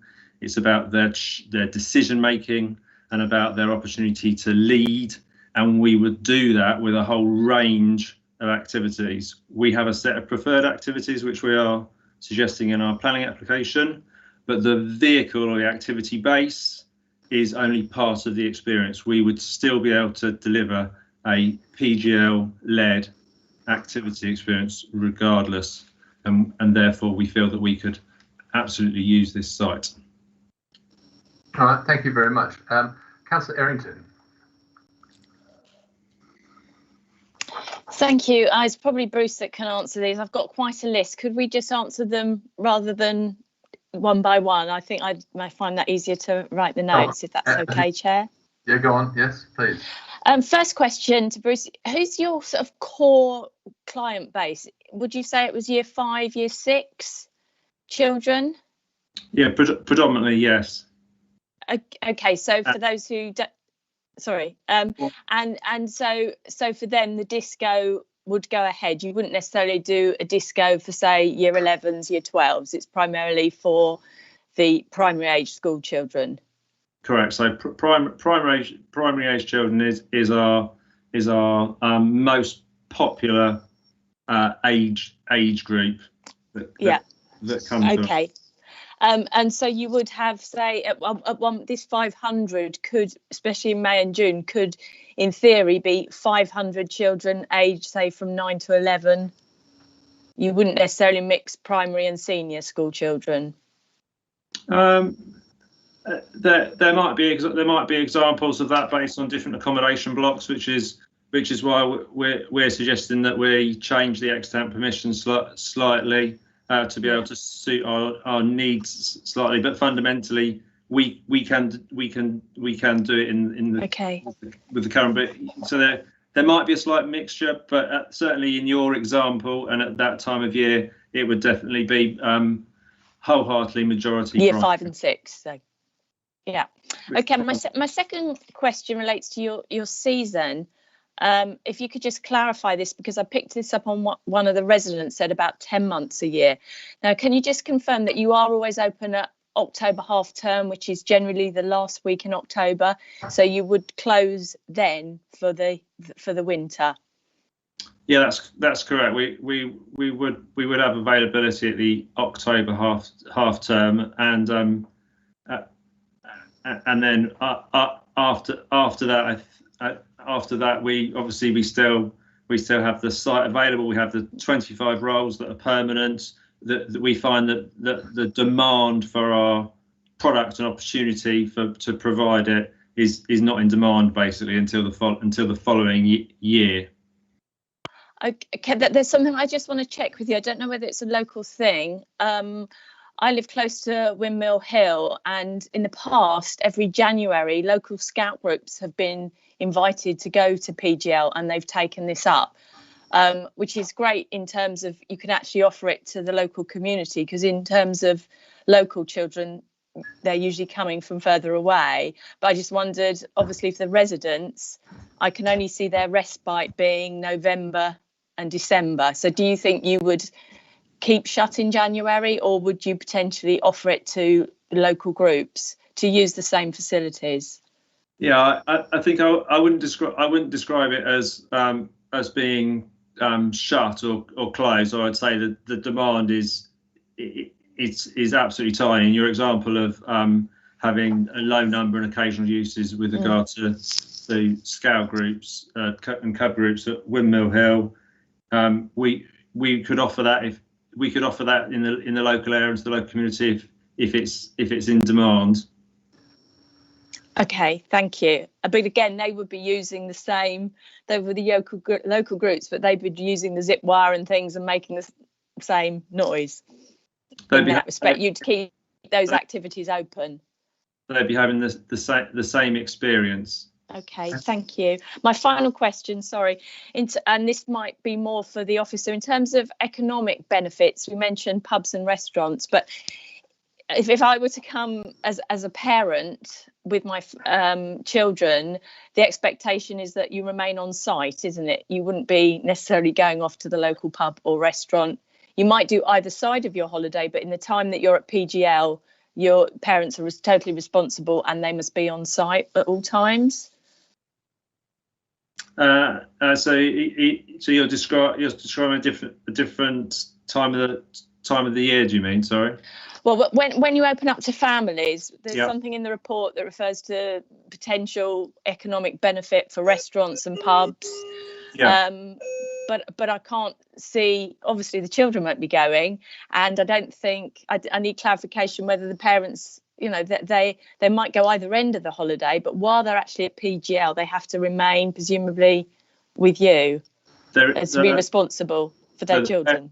The parents are in charge of their children, correct? So that although there is basically core activities that we provide, and then there are free time spaces within the day where we provide our staff and group leaders to be with them, but that's more discretion. You can choose to take to receive that service or not. So okay, particularly around meal times as an example, I would say that is provided as part of our product, and then our clients choose to take that or not, basically. Yeah. Okay, that's great. Thank you very much. Basically. Thank you. Councillor Norton.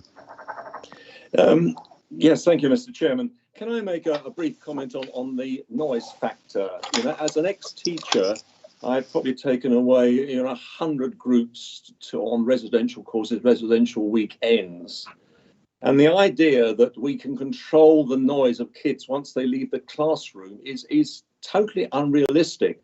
My courses, my trips were mostly educational. These courses are going to be geared to adventure, and so they're going to attract, obviously, a more outgoing, perhaps a more boisterous child. And the noise is going to be enormous. Some of these noise carries at ground level, but when you've got youngsters on slip wires, youngsters at the top of towers, climbing towers, they're going to be screaming with excitement. Obviously, that's part of the adventure, but that noise is going to carry. And I must say, I smiled inwardly at the idea that they're all going to be so tired in the evenings that they will go to bed and sleep soundly. That's not my experience. There will be a great deal of noise in the evenings as well, and probably going on fairly late. And it's not going to be a very easy task for the staff who have to control them, because they won't be sleeping soundly. The population of Sedlescombe is an elderly population, and I think to inflict this level of noise upon them is really very unkind. I had a couple of friends who lived in Sedlescombe, and when they retired, they moved away because they said in the summer there was already too much noise from traffic and from visiting tourists. This is going to make that infinitely worse. Councillor Norton, I want to protect them. Thank you very much. Councillor Norton, do you have a question for Bruce? It's a comment for both of them, really. Oh, okay. All You've right. underestimated the noise problem. Yeah, thank you. Councillor Barnes. Yes, thank you. In fact, Councillor Norton has asked the question that would have been my first question, so I'll continue. If you have an 8-year-old on a zip wire screaming its head off, no amount of professional staff present is going to stop that. How will you control that? How will you actually effectively muzzle the children who will be screaming with excitement? In my experience, and I have 9 grandchildren, it's almost impossible. So you would be working a miracle if you manage to keep that level of noise down. My second question, if I can ask at the same time, is the lake is 1 metre deep. My colleagues will know that I am absolutely pathologically opposed to the building of lakes in the AONB, but here goes, I will ask the question. If there is only 1 metre of water, what about evaporation and the splashing that all these activities on the lake will result in? And how will you keep the lake filled? Are you going to have to do this? Have you got a borehole? How are you going to do it? Can you ask both my questions, please? So, in conjunction with the noise management plan, we have 75 years of experience with regard to leading our activities for our young people, and they are always in our charge. And in actual fact, the design of our experiences is to create a team bonding. These children predominantly come away in classes and groups with each other, of which there are a range of natural leaders and people that and those that are less shy. And the example of this is to ensure that everybody has a free opportunity and that everybody gets their voice. And so that is one of the ways that we therefore manage our groups all the time around our sites. We have several lakes across all of our properties, and they are kept and maintained successfully in a range of ways. Some of them do have boreholes, some do not. Can I have a little bit more on both of those? But you still haven't answered the question about the very excited child at the top of the zip wire. Please, how do you stop that child from making so much noise? I don't think your answer quite covered that. And the second one is, okay, but why in that case did you actually put the lake where it is and not down in the valley, as I think was mentioned earlier? So, with regard to the noise, we have your example is the zip wire. We have located the zip wire in the most appropriate place that we feel, and we manage all of our zip wires to an acceptable level. And as per our noise management plan, we intend to be able to achieve that. Okay. With regard to the lake, the position of the lake was carefully considered before its original siting. There was the suggestion and the choice of another location, and we felt that the current position of the lake was chosen based on our choice of impact. And making the lesser impact, we feel it is in the correct location for this site. Okay, I think I'll leave it there. Thank you. Councillor Stevens. Yes. Thank you. Yeah, it's regarding the lake. Could you please confirm the revised size of the lake? Yeah, I think I can. I'll just have to check. The revised size will be in the documentation that is provided. I'll see if I can put my hand to it, but it is clearly in the documentation. Is it something like 70 metres by 36 metres comes to mind? Is that correct? I think that's correct. Correct. Thank you. Is that the revised size? Yes. Yeah, that's the yes. Thank you. Thank you. Councillor Tempe. Yes, thank you, Chair. Thank you for your presentation, Bruce. I'm just curious, your activities say they start from 9 o'clock in the morning. When, in your experience with all your other sites, when do people normally arrive on site? Is it the night before, or do they come early that morning? When is the most traffic going to be coming to this site, do you think?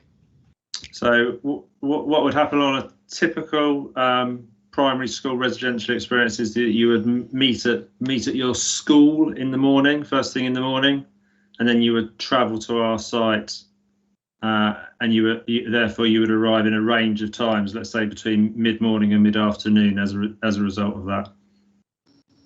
And in your experience, what's the percentage of families coming by car versus the schools coming by coach? Because the entrance up is very, very narrow, and I'm just wondering how many coaches are going to be going up there. So in our full planning statement, we talk about the traffic movements and the intended traffic movements, and we base that on our previous sites. So there's an extensive piece with regard to how we would expect or anticipate the traffic movements over the course of a period time, and so obviously the number of coaches, predominantly guests arrive on coaches as opposed to individual cars, but the number of coaches changes depending on the time of year. And we've said that and we've been clear to make sure we declare the maximum number of trips that we would expect rather than anything else. And we were saying that during the summer months, in a scenario, there could be 30 trips by coach. With regard to family vehicles, that would be the time when the most coaches come would be a very different day to the time when the most family vehicles come. They'd be completely separate. They wouldn't be at the same time. Okay. And we've also said that therefore vehicular movements on the very low number of times when families would come would be in excess of 200. Again, the exact number is in our traffic movements statement. Okay. Thank you very much. Well, thank you very much. Thank you. We don't have any more questions. Bruce, you've taken the brunt of questioning here today, so I really appreciate that. It's a pretty tough thing to have to do, to take questions out of the blue in this sort of meeting. So I really do thank you very much for that. What I'm going to do is I'm going to take a break now, because we've been going for some time, and I'm aware that today is a busy day in terms of the agenda. I don't like breaking an application up, but this would seem to be the best point if we have to have one, at which point we'll come back and start off with the ward member, Councillor Maynard. So it's just 25 past. If I said a 10-minute break, would that be right for everyone? So that would be 25 to. All right, so don't leave the meeting, just put your camera and microphones off. Apologies to our guests at the meeting, but I think that's the best thing to do to ensure we all retain our energy. So I'll see you back no later than 25 to 12.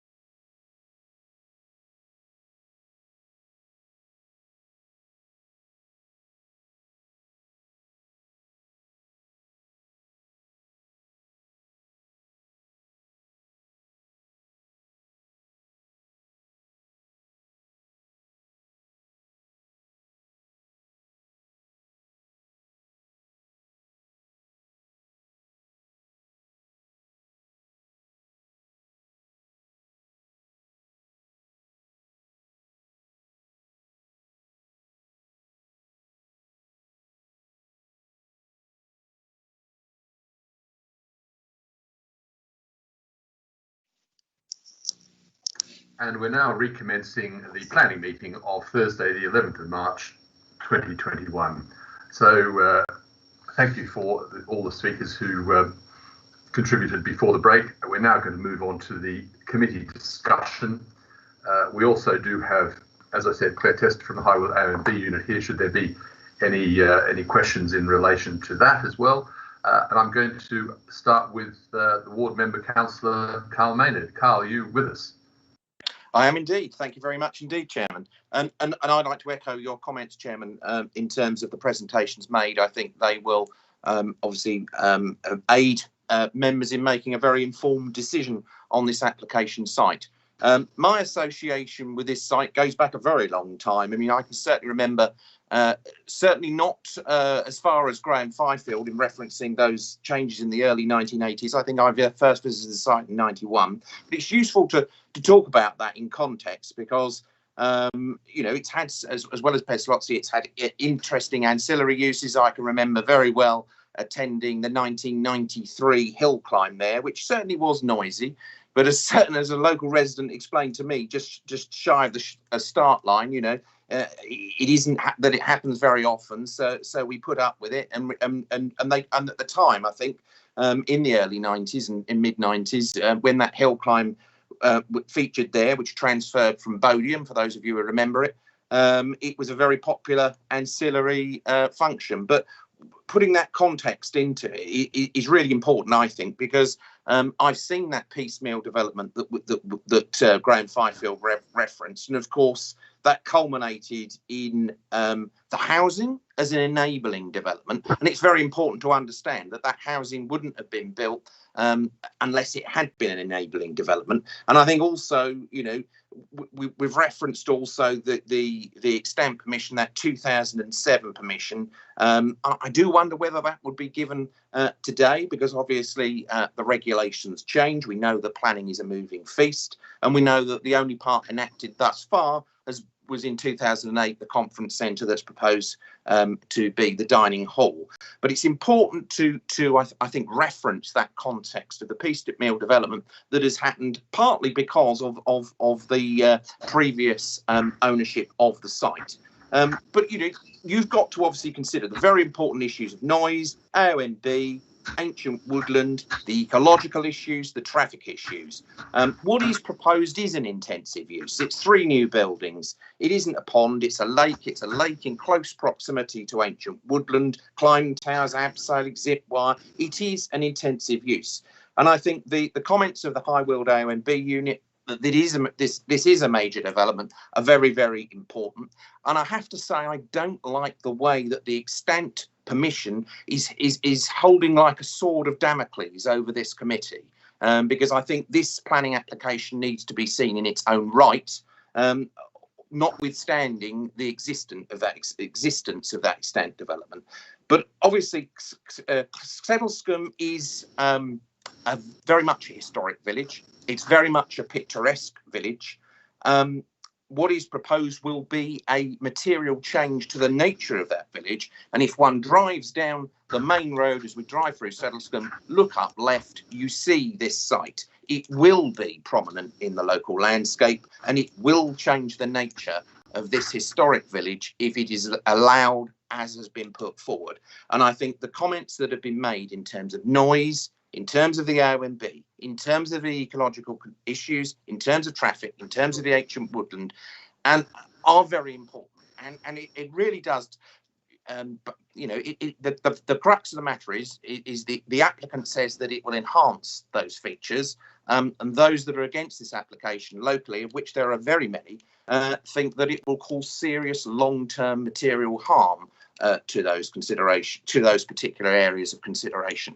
And I think that the overall impression one gets as local member is, and I'm sure Councillor Vinehall will add obviously his comments, but the reality is that it will fundamentally change the nature of the village of Sedlescombe. It could be a fantastic facility if it wasn't in the heart of Sedlescombe. And that is the fact, ladies and gentlemen. It's a very good idea in the wrong place. And despite the fact that the extent development exists, I'm very mindful that the material changes proposed are very much an intensification of the use on the site, and those changes, I think, would cause material harm to the village of Selscombe. Thank you very much, Chairman. Thank you, Councillor Maynard. Thank you very much. And I might just thank you for bearing the brunt of the ward work over this application. And I know the residents have been very, very thankful for you working with them. I'm also the ward councillor, but I don't want to make a sort of give any sort of opinionated comment at this point in time. I'll do that at the end when I've heard all the arguments and can form an opinion. But I did want to just say a couple of things, because I have helped residents in terms of ensuring that anything they asked of me, I got the information, arranging the 2 exhibitions. So just tried to remain neutral. As I said before, as chair of the Selscombe Parish Council, I've just made sure I stayed out of the meetings. And as I said, I didn't read the final commentary, and it still happened actually, or the decisions they came to. I'm really glad that Councillor Maynard was able to give them further help, if you like. So I just wanted to set down a few clarifications that I felt needed adding, because sometimes it's not what's said in the report, but sometimes what's not said or how it's said. And I do think there's a little bit of balance or depth need to be given. I calculated the increase of the floor area from that extant permission is 40%, and that's quite a bit. Two new buildings, one in a very dominant position. And I think it's always important for us to remember, and I just make this as a point, not as an opinion, that screening doesn't make something which is unacceptable acceptable. I'm not saying that this is acceptable or not, but that is an important principle. I was really pleased that Bruce, in his presentation, did talk about the lake as opposed to the pond. The pond suggests something small, and there are some small ponds. I personally think it's a bit odd that you would have children play in one of the natural ponds there, but that's another matter to be thought about. It is an understatement to say that it's a pond, it's a lake, it's 40% bigger than an Olympic pool, and I think that puts it in perspective, a perspective which we should keep in mind. And if you remember, we had an informal Q&A session in January after our meeting, where discussing ponds, a completely different matter. The development manager said that they were uncharacteristic in the AONB, yet here we have one very large one proposed. The point that I want to make here, and also when I think back to the application for a house in Watlington that was refused on correct grounds, that the enabling development wasn't truly enabling, we refused that at AONB. And I'd like us to always make decisions which are consistent. It's very hard because applications do differ quite a lot, but I think consistency is important. So if we refuse one thing on AONB, we shouldn't sort of not refuse another if there's some comparability. I'm really pleased that the officers have made significant edits to their report. I pointed out a number of issues after it didn't go to committee last time, and I'm really pleased that those have been addressed. The first one said there were 300 letters of objection, and now the correct number of 1,000 has been reported, and that's a pretty big difference. I have actually read and gone through every one, and I do know that some were standardised letters, if you like, but the point is that actually they all raised the key issues which we're presented with by the officer, and I think that's good. In the past, I've always seen that where you have so many people saying there's a problem, there generally is a problem, and it's important to understand that. I think there were questions on this in the Q&A session just before with the speakers, and I am concerned about this difference of use, and I think that needs some discussion, because twice in the report it says the extant permission is somewhat different from the proposed use. And I can't get my head around that, because the extant permission is for circa 200 to 300 people. It's a little unclear, and this is for circa 750, and that's a lot. The first permission was for an indoor facility. This one's for a very outdoor facility. To me, they are potentially polar opposite, and I think that needs some discussion.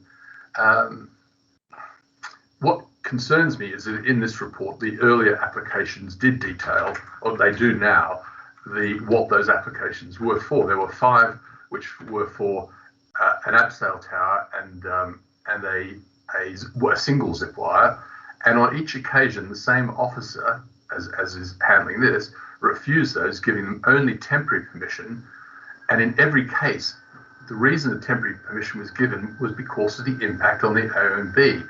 And the only reason that the temporary was given was to support a charity with struggling finances, just to be a temporary way of making some money. And I know the residents of Settlescombe have always accepted these sort of odd weekends and odd periods of time.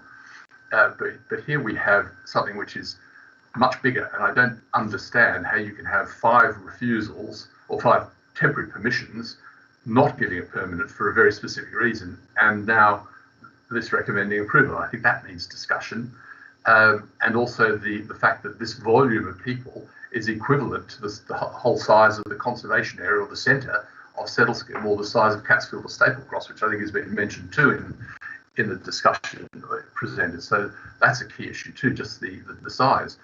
What isn't mentioned in this report, and I think need to be made aware of, that during that earlier time, with the same sort of equipment, and I'm talking about a different operator, but the same sort of equipment, there was a lot of complaints, and there was noise abatement orders served, and this has not been raised in the report at all. And I know that the environmental health effectively says, well, if there's a problem, we will do something about it. But if you know that there is likely to be a problem, and also that problem has an impact not just on the amenity of neighbours, but actually on the biodiversity, I think that needs discussion. And so what I'm trying to do here is just to promote this. And I do think there needs to be discussion on the amenity aspects of this application. You've got 2 houses directly on the edge, one at South Lodge, which is up the top, and that is next to it.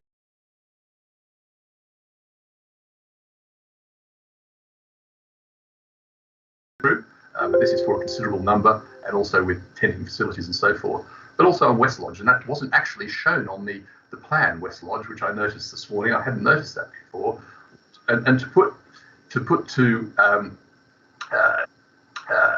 2 buses in a parking lane directly outside a house, is going to have an issue, and that issue hasn't been raised.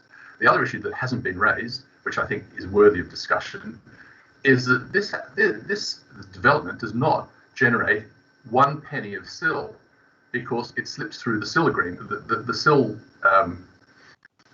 arrangements for this council. Whereas, if you had the same floor space in housing, would generate probably about £1 million of SIL, and there doesn't seem to be anything apart from necessary works to the highway to get this through, anything offered to the community in terms of a 106. And I question that, and I think that's worth discussion. So as I said before, sometimes it's what's not said as opposed to what is said that we need to try and echo out. And on that basis, I'm going to hand over for discussion. And I think Councillor Prochak would like to speak. I would, thank you, Chairman. And I'd like to thank the officers for their report, because I found it, well, a lot to read, and it went considerably further than our original report, which I found useful. And thank you for the presentation as well, which was very clear. I think there are more than two things that I have issues with, which I'd like to hear from the officers. I mean, the first is this extant permission, because we've taken legal advice and they've taken legal advice, and I'd really like to know why we're basing this decision on an extant permission, which was clearly given to a very, very different operation. So I'd like a little bit more explanation of that, because in my mind, this is our decision of whether it's major or not, this development, and whether it's in the public interest or whether the need can be met outside the AONB. And I think those are the big issues in terms of the activity on the site. I mean, there's a cumulative level and intensity. If you add all those things together, of the climbing wall, 13 metres, the swings, 14 metres, the pond, which Councillor Vine has mentioned, the zip wires, 4 zip wires, but also things, the abseiling tower, the camping site with the concrete bases, the disruption to the landform with the creation of the lake. They are really very lovely wooden structures, I agree, but they do nothing. They do nothing to conserve and enhance the AONB, in my mind. And the presentation from Dr. Feltwell, it really raised alarm bells, because you then begin to imagine children running around, running between activities. The noise was my first concern, as I questioned, but I think I really want to understand the basis of this application. A, is it major? And I'm sure we can argue it's major. And B, what about the extant permission? So those are my questions first. Sam, did you want to take those, or did you want Mark to?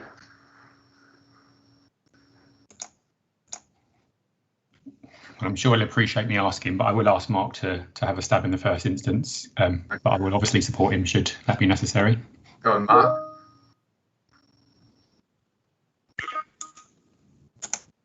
Well, in terms of major, whether or not it's a major development or not within the AONB, I feel as though we've covered that in the report.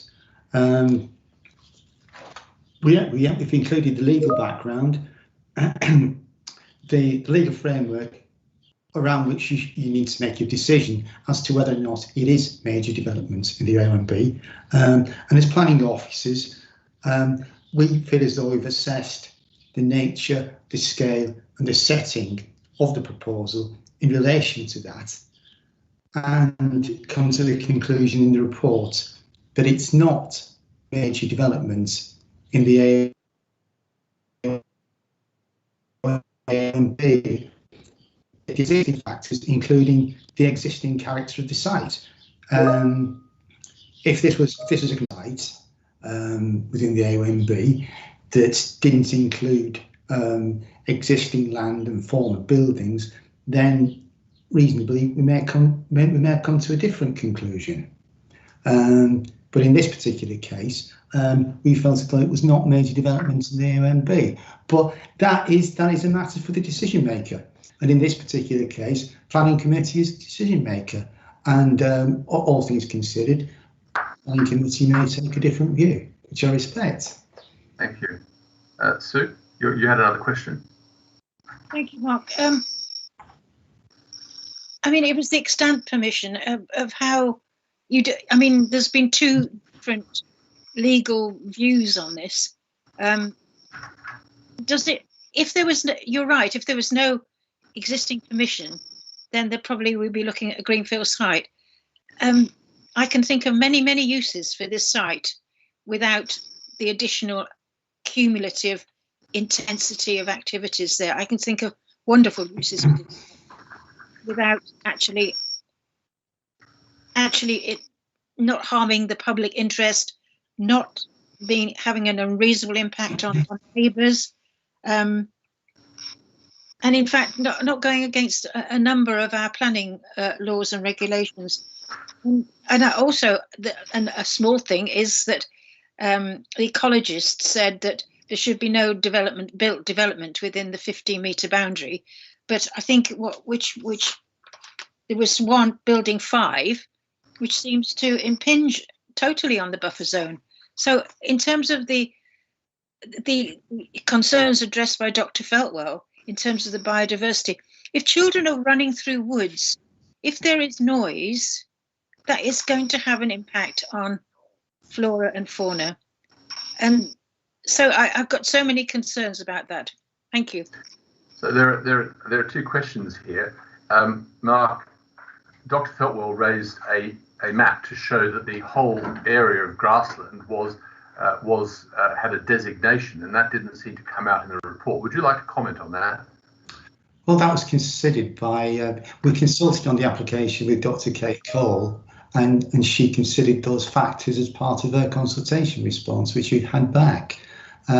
She pointed out that the whole of the site, there's no management plan, there's no ecological protection for the site at the moment. The ancient woodland itself isn't protected, but as part and parcel of this development, they are proposing ecological management whereby it would be protected.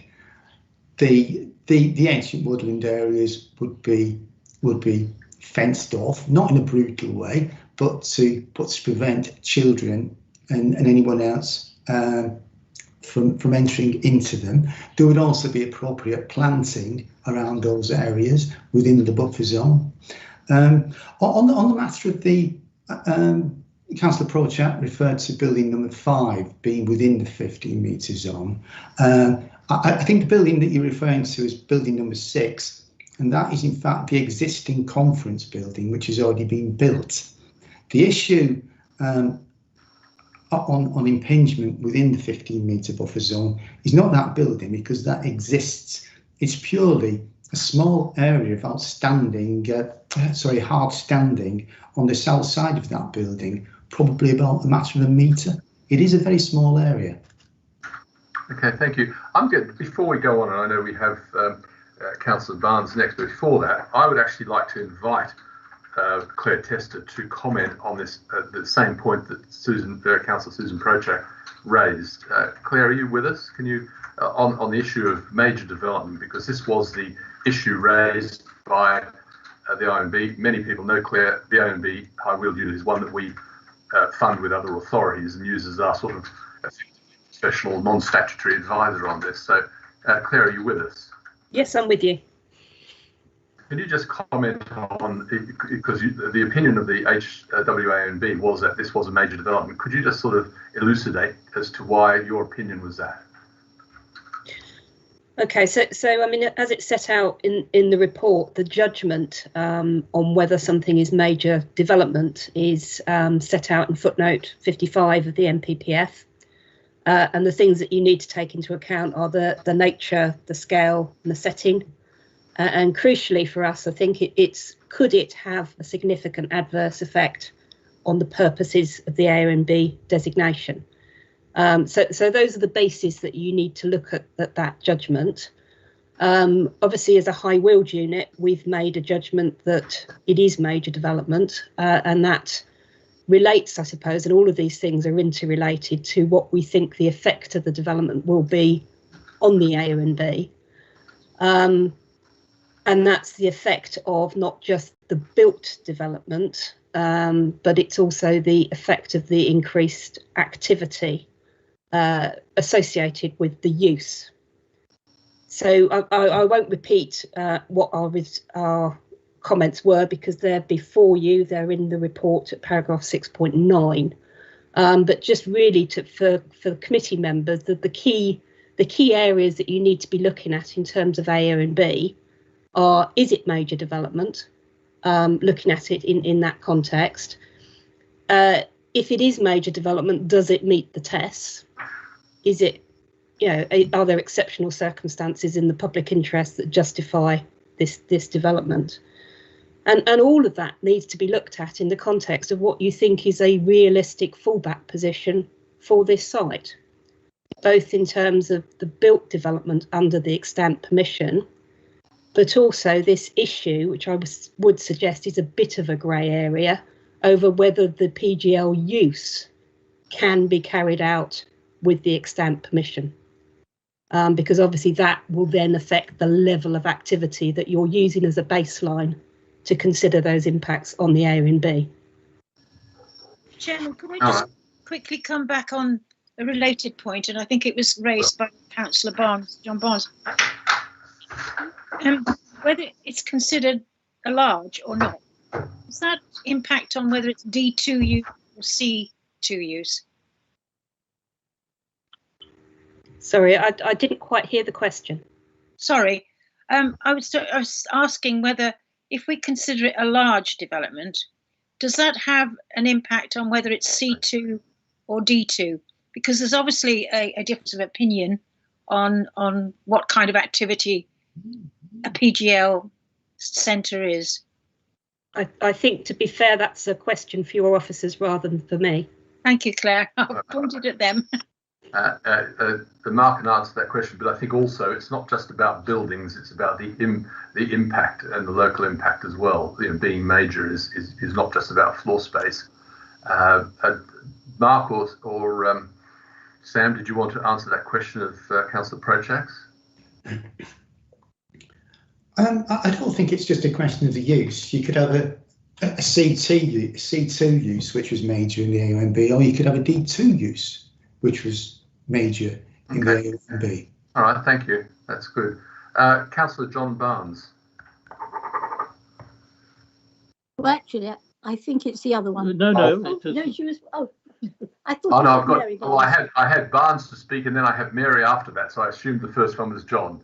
Oh, so okay. you can decide who wants to speak. Well, can I just ask my question, because actually it's associated with the question that Councillor Prochak's just asked. Yeah, go on. My question is: has any thought been given to what alterations to make would be necessary to make the present extant permission able to run as a scaled down version? I think it was your comment, Chairman, about the parking facility for the coaches by West Lodge. Presumably at the moment that wouldn't be covered.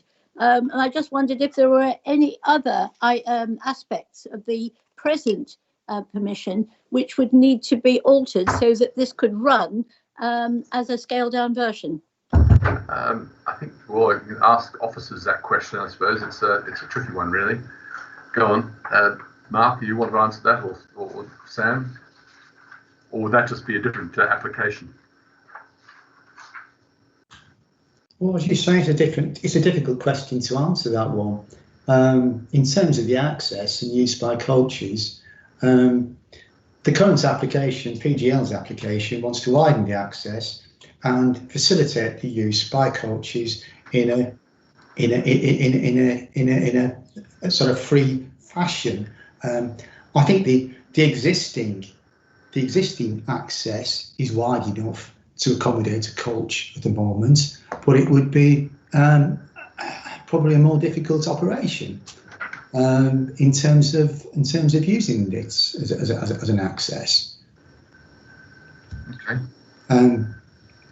All right. Well, I think I think, as you said, it's a difficult question, and one perhaps that's not even possible to answer today.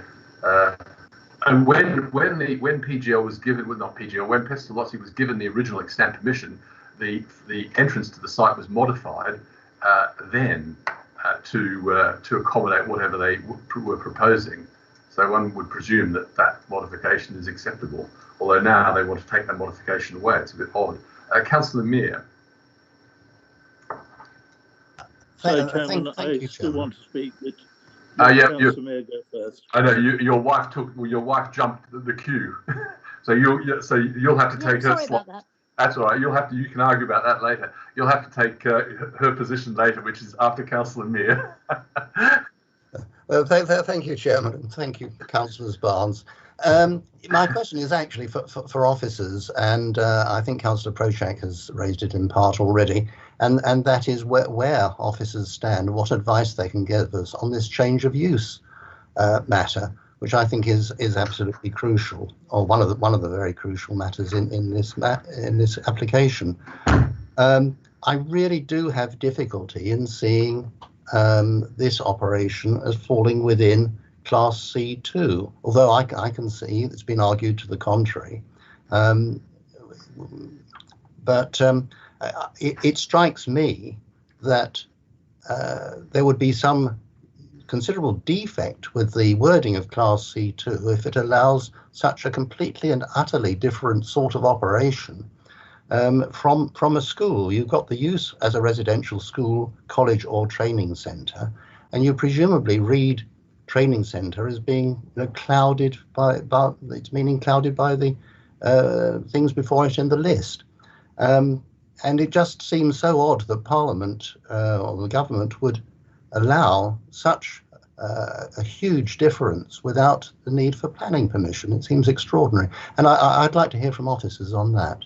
So, Mark, could you? This is a major question. And I think it's been dogging this application. And it seems that the applicant is relying on fine legal points as opposed to the reality and what PGL says in their advertising material. So this is a considerable concern to the committee. Could you try and explain why you think what they actually do versus the sort of fine letter of the law or an interpretation of that?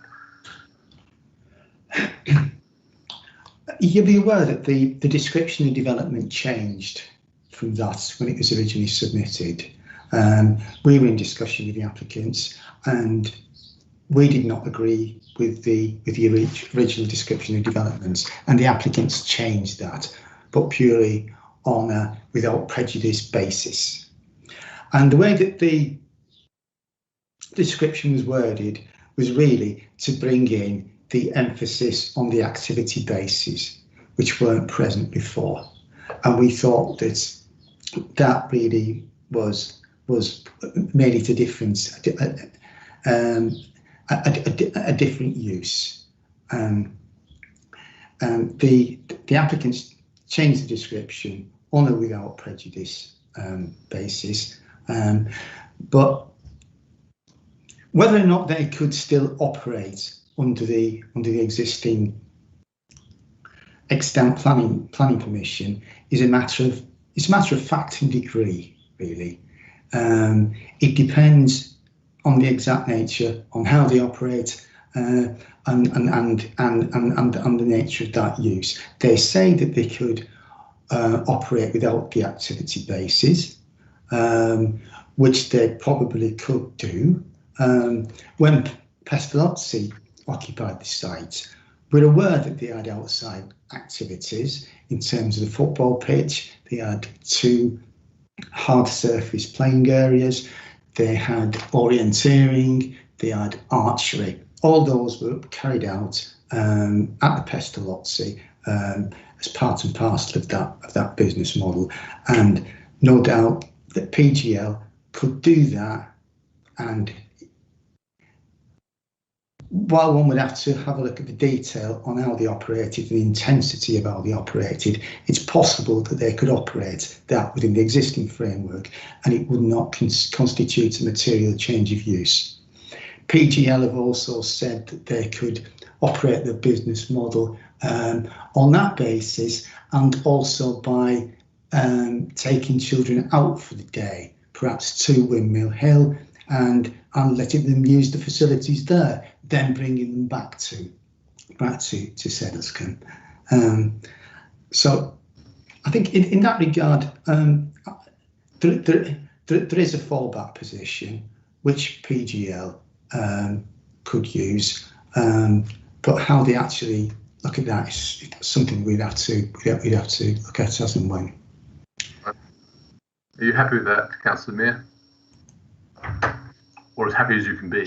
Well, Chairman, I think the problem is when we're deciding this application rather than something hypothetical, but if the nature of what PGL wants to do here, even with the existing buildings and facilities, if that constitutes something which isn't within Class C2, then they can't do it without permission.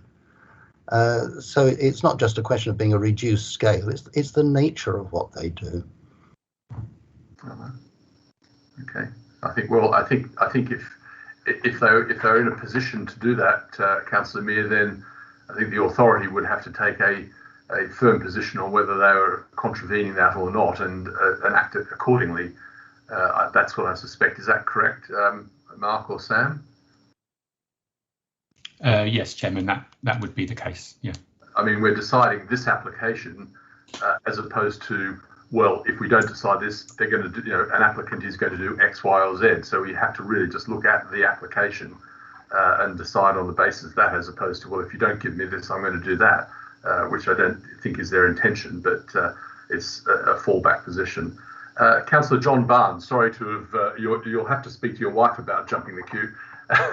But, I'm going to leave that for after the meeting. So sorry to hold you up. No, Chairman, in some ways it was very helpful because it's right to get questions out of the way first before one makes a comment. And I have to say, although it's an uncomfortable position to be in, I don't think we can pay any attention to the sword of Damocles waving over our heads. To my mind, what we have here, as at Windmill Hill, is a mixture of C2 and D2 uses. And my guess is that that might be true of Pestalozzi. I was a trustee.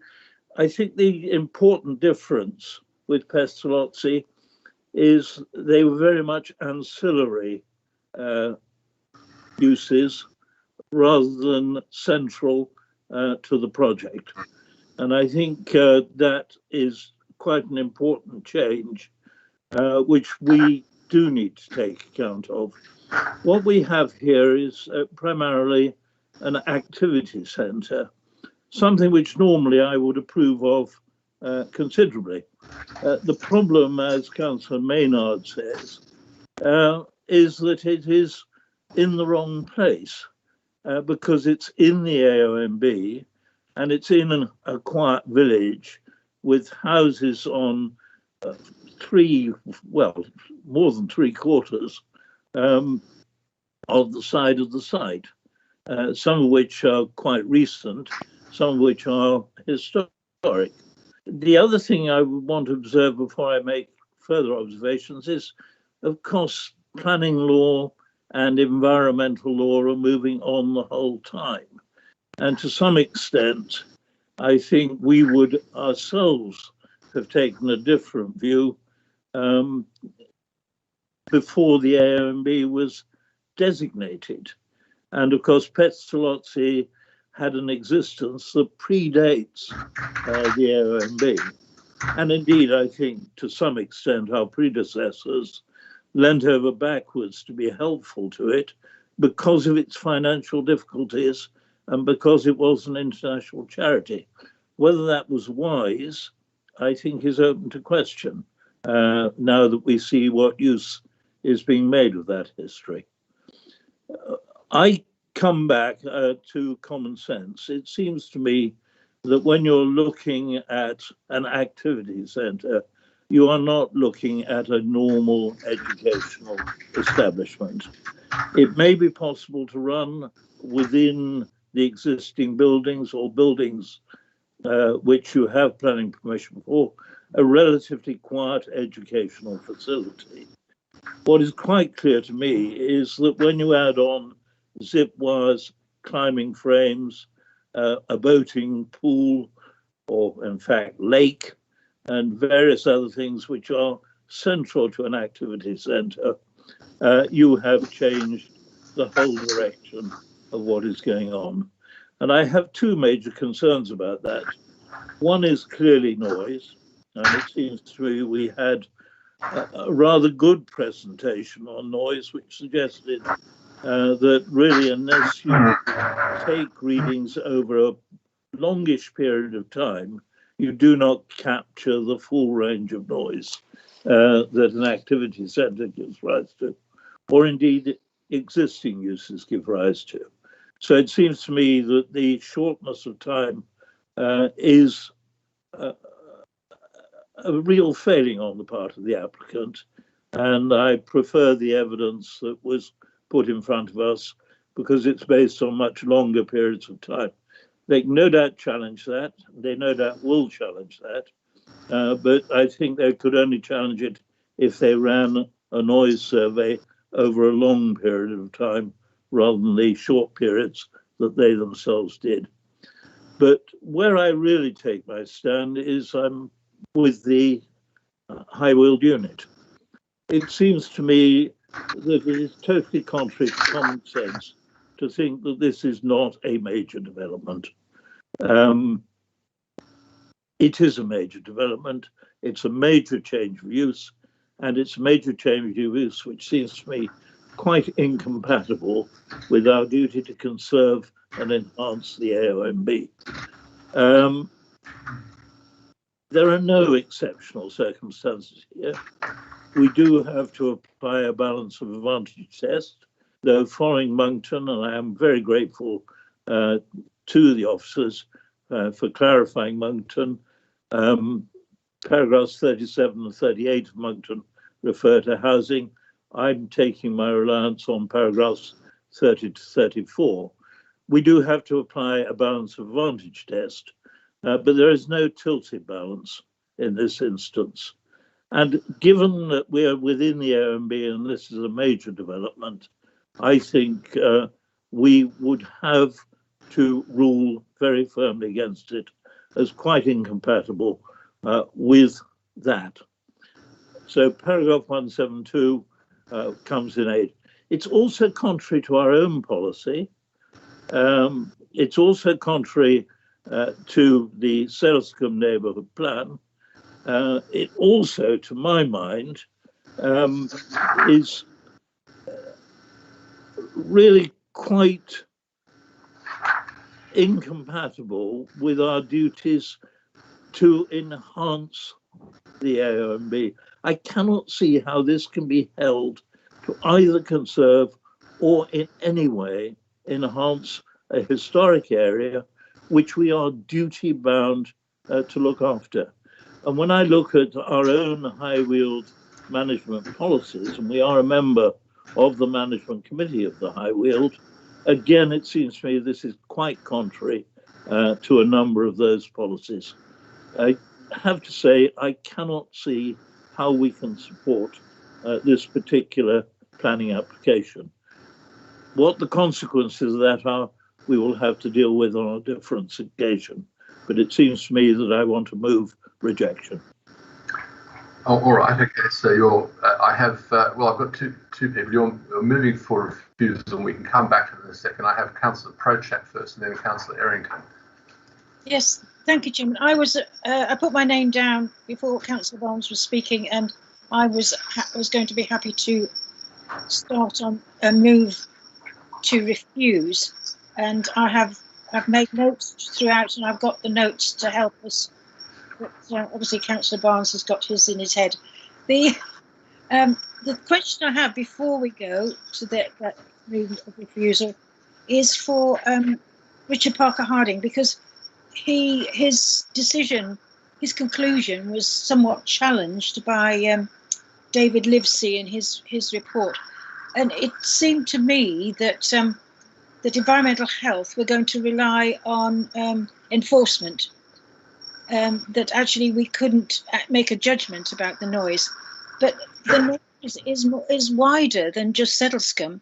It's also wildlife, all those things that we're now concerned about, as well as across the valley.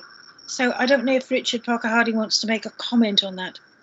Richard, are you there?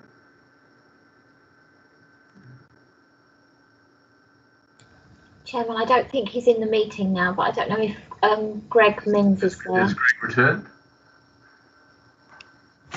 I'm here and can try and answer. Oh, Greg, thank you. Okay, I'll try my video. My Wi-Fi is a bit dodgy, so I may drop off quite quickly. Hold on. Can you see me and hear me? And yes, thank you very much. Yes, I mean, I think from an environmental health perspective, what we're looking at is basically planning guidance and a planning application. We can't, when it comes to nuisance and statutory nuisance and planning, they are two completely separate regimes. So I can't say I don't have some slight concerns about noise from shouting from children, but under the planning system, the applicants have complied with the relevant guidance, and it's impossible for us to recommend refusal. So it's approval with conditions. Thank you for that. You're in a very difficult position. So does that answer your question? I would say we're not totally relying on enforcement as well, because just to clarify, I mean, the report, the modelling in the report, and people have highlighted lots and lots of technical questions about it. But it does show that the impacts, the modelling, the predictions show that the impacts should be minimal. So it's the whole point of the planning system is hopefully that we won't have to rely on enforcement. But you know, in all honesty, yes, I think residents may hear some children shouting every now and then, but how much and how degree, how bad, I can't. Greg, can I interrupt you on that point, because I've read all the reports. I mean, I was asked to read them, and actually I asked to have a meeting with yourselves a year ago, which COVID said we had to cancel the meeting. We could have had it, and then the planners refused to have a meeting with me and yourselves, which is somewhat upsetting because residents were very concerned about this, and I air this today. There were noise abatement orders on this site with much lower levels from people operating indoors. There were complaints over many years, and it seems there doesn't seem any common sense related to there might be some noise heard by children when you have 700. If you ever stood outside a school at lunchtime, you know, I mean, you know, it's lovely for half an hour at lunchtime, but you know, for the whole time. And I recognise it's not your role to say I recommend approval, or you know, you're just giving advice. But it seemed that the criticisms of the applicant were that they put they put the monitors in the wrong place for very short periods. They didn't answer a whole list of questions on the basis that I think GDPR didn't allow people on their other sites or something like that. There seemed to be a lot of unanswered questions that just remained unanswered, and that is quite challenging. And there is, if you look at PGL across the country, there always seems to be issues of noise after a site is established. But we seem to be relying on, well, they went through a process and that's okay. So can you respond to that, because it doesn't make a lot of common sense. Well, first of all, in terms of the noise abatement notice, that was when Pezzolozzi were having outdoor concerts. So it was for loud amplified music, which is quite different. That, you know, that I think, you know, if that's what they were proposing, we would be recommending refusal if it was outdoor concerts. So that's what the abatement notice was for, nothing else. And that was nothing to do with PGL. The complaints made in 2003, because I think a few letters were sent in about 2003, 2005. I checked with Richard Parker Harding, and they were for drumming noise in the evenings. And that's as far as I'm aware. But unfortunately, we don't have records going back that far now. And I wasn't dealing with Pezzolozzi at that stage, I don't think so. Thank you for that. Councillor Errington, I think you had a question for Claire Tester. Yeah, I do. And Chair, thank you. Can you say whether it's relevant or not? I wonder if Claire could give us an example of what an enhancement. We're talking a lot about enhance and conserve. I wonder if you could give me an example so I can put it in context of what or where the AONB has been enhanced. So as a unit, for instance, we administer a grant scheme which assists with enhancement of land across the AONB, and those can typically take the form of things like hedge laying, tree establishment, wildflower meadows, those kind of projects which we would say enhance the AONB. And the conservation is obviously the maintenance of those things or the similar type of thing. Conservation is generally not causing harm and protecting what is there. Okay, thank you very much. Thank you. I don't have any more questions. I had Councillor Barnes moving for refusal. I had Councillor Prochak, who was just about to do the same, but came in after that. Which one? It seems that there is a proposer and potentially a seconder. Do you want to choose who's who on that one? Councillor Prochak and Barnes. We probably could do a double act. If Sue is happy to second and give her reasons, that would help me, but I don't see any great reason why we should box and cox. Oh, well, if Sue sort of was on there first, but you mentioned it first, if Sue's got some reasons that she would like to place before the officers, because I know this is always a little tricky. I think, Chairman, you'll find that in my speech I gave a number of reasons when the regulator checked. Yes, I did pick those up. I was taking notes as well, so I have been taking notes throughout here because people have been mentioning a number of policies, and I've taken some notes myself. So, do you want to just? Councillor Barnes, I think we're probably along the same lines. What the officers may need from you are the actual policy numbers. But the first point is the same as yours. I'm saying that it's a major development in the AONB, and that it's not in the public interest, and the need for this sort of centre could be met outside the AONB. I think we all applaud the fact that these activity centres are brilliant for children. Brilliant. I wish I'd been on one myself. And I don't think we can deny the benefit of them. I don't think anybody at this meeting would deny that. But it's got to be in the right place, and I cannot see any reason why it's in the A, O, and B, because there's a community. I can't say the word cumulative. Cumulative. Thank you. There's a level here in intensity of the activities outside, not inside, outside. We've talked about the climbing wall, 30 meters, the swings, 40 meters, the pond, which is bigger than an Olympic swimming pool, the zip wires, 4 of them, between. Also, there's a movement between activities, which is going to be noisy. I know we can't really challenge the noise. The abseiling tower, camping site, 129 people there. The size and the concrete bases for the tents, the disruption with the landform, with the creation of the lake, and I think those all add up to a major development, and not in the public interest to have it. The other reason was the material and unreasonable impact on neighbours and the village residents themselves. I mean, the South Lodge, the properties on Chapel Hill, Cottage Lane, but also across the Breed Valley, this would have an impact. 500 children plus instructors, 8 hours a day, 7 days a week. And what we don't say is that the zip wire, etc., they're really well elevated. I don't think you could contain the noise of children being excited and screaming with delight on those things. The other thing is really important is the Saddlescombe neighbourhood plan, which has gone through, as people know who've done a neighbourhood plan, goes through several iterations, it goes through several consultations, and finally an inspector approves it.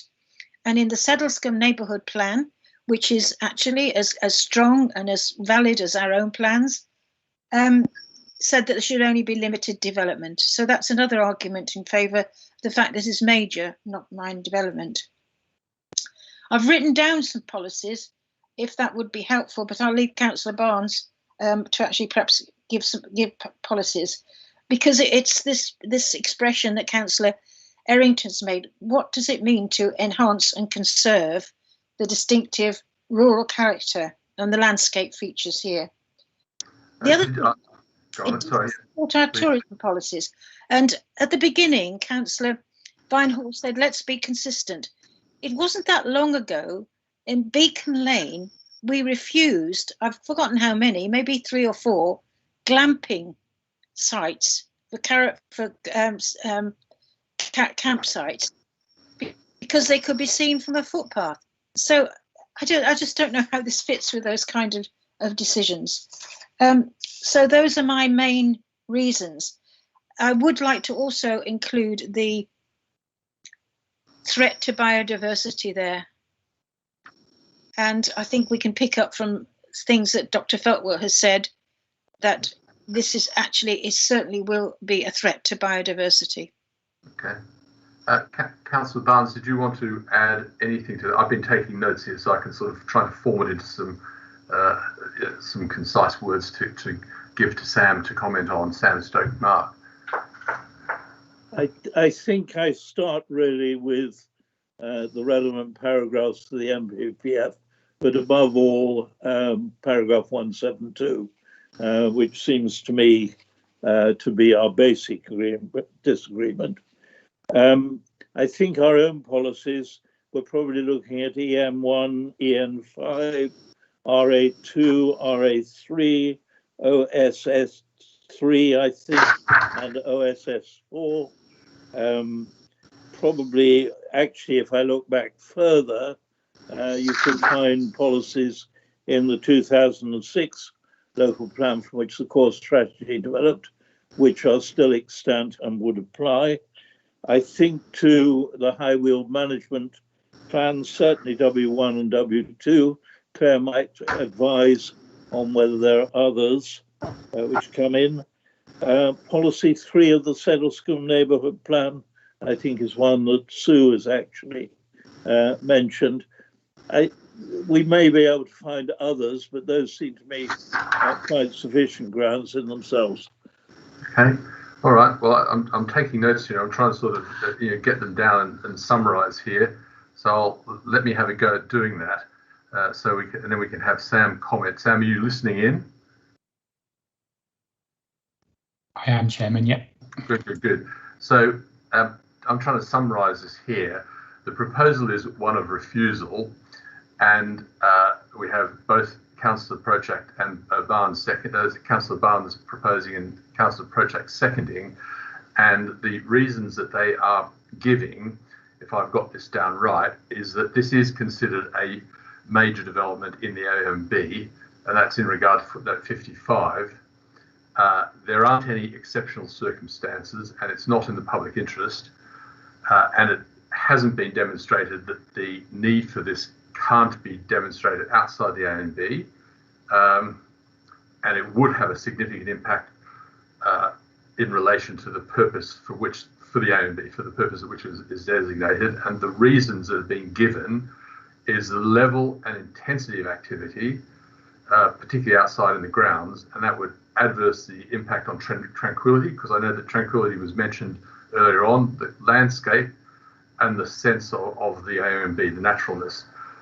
It seems that the size, the whole size, the bulk and size of the buildings and the impact on the landscape is an issue, and the camping site and the additional structures and the scale of those structures in relation to the landscape and the large-scale equipment, which, and for example, including things like the zip wire, are in prominent locations, and then therefore they intrude on the AMB. Then we talk about the lake, and I think that's once again talking about the disruption to the landform and the function of the soil. We have the Chairman, if I can just say on the lake, it's a major alteration of the landform in an inappropriate place. Okay, so the lake is a major change in the landform, and it's these both individually and together result in a significant material harm to the ONB over the extant permission, and that they aren't outweighed by any social or economic benefit. We've heard of the limited amount of those things coming through, and that there really isn't any significant mitigation, particularly given the setting. I think the policies that have been quoted are 172.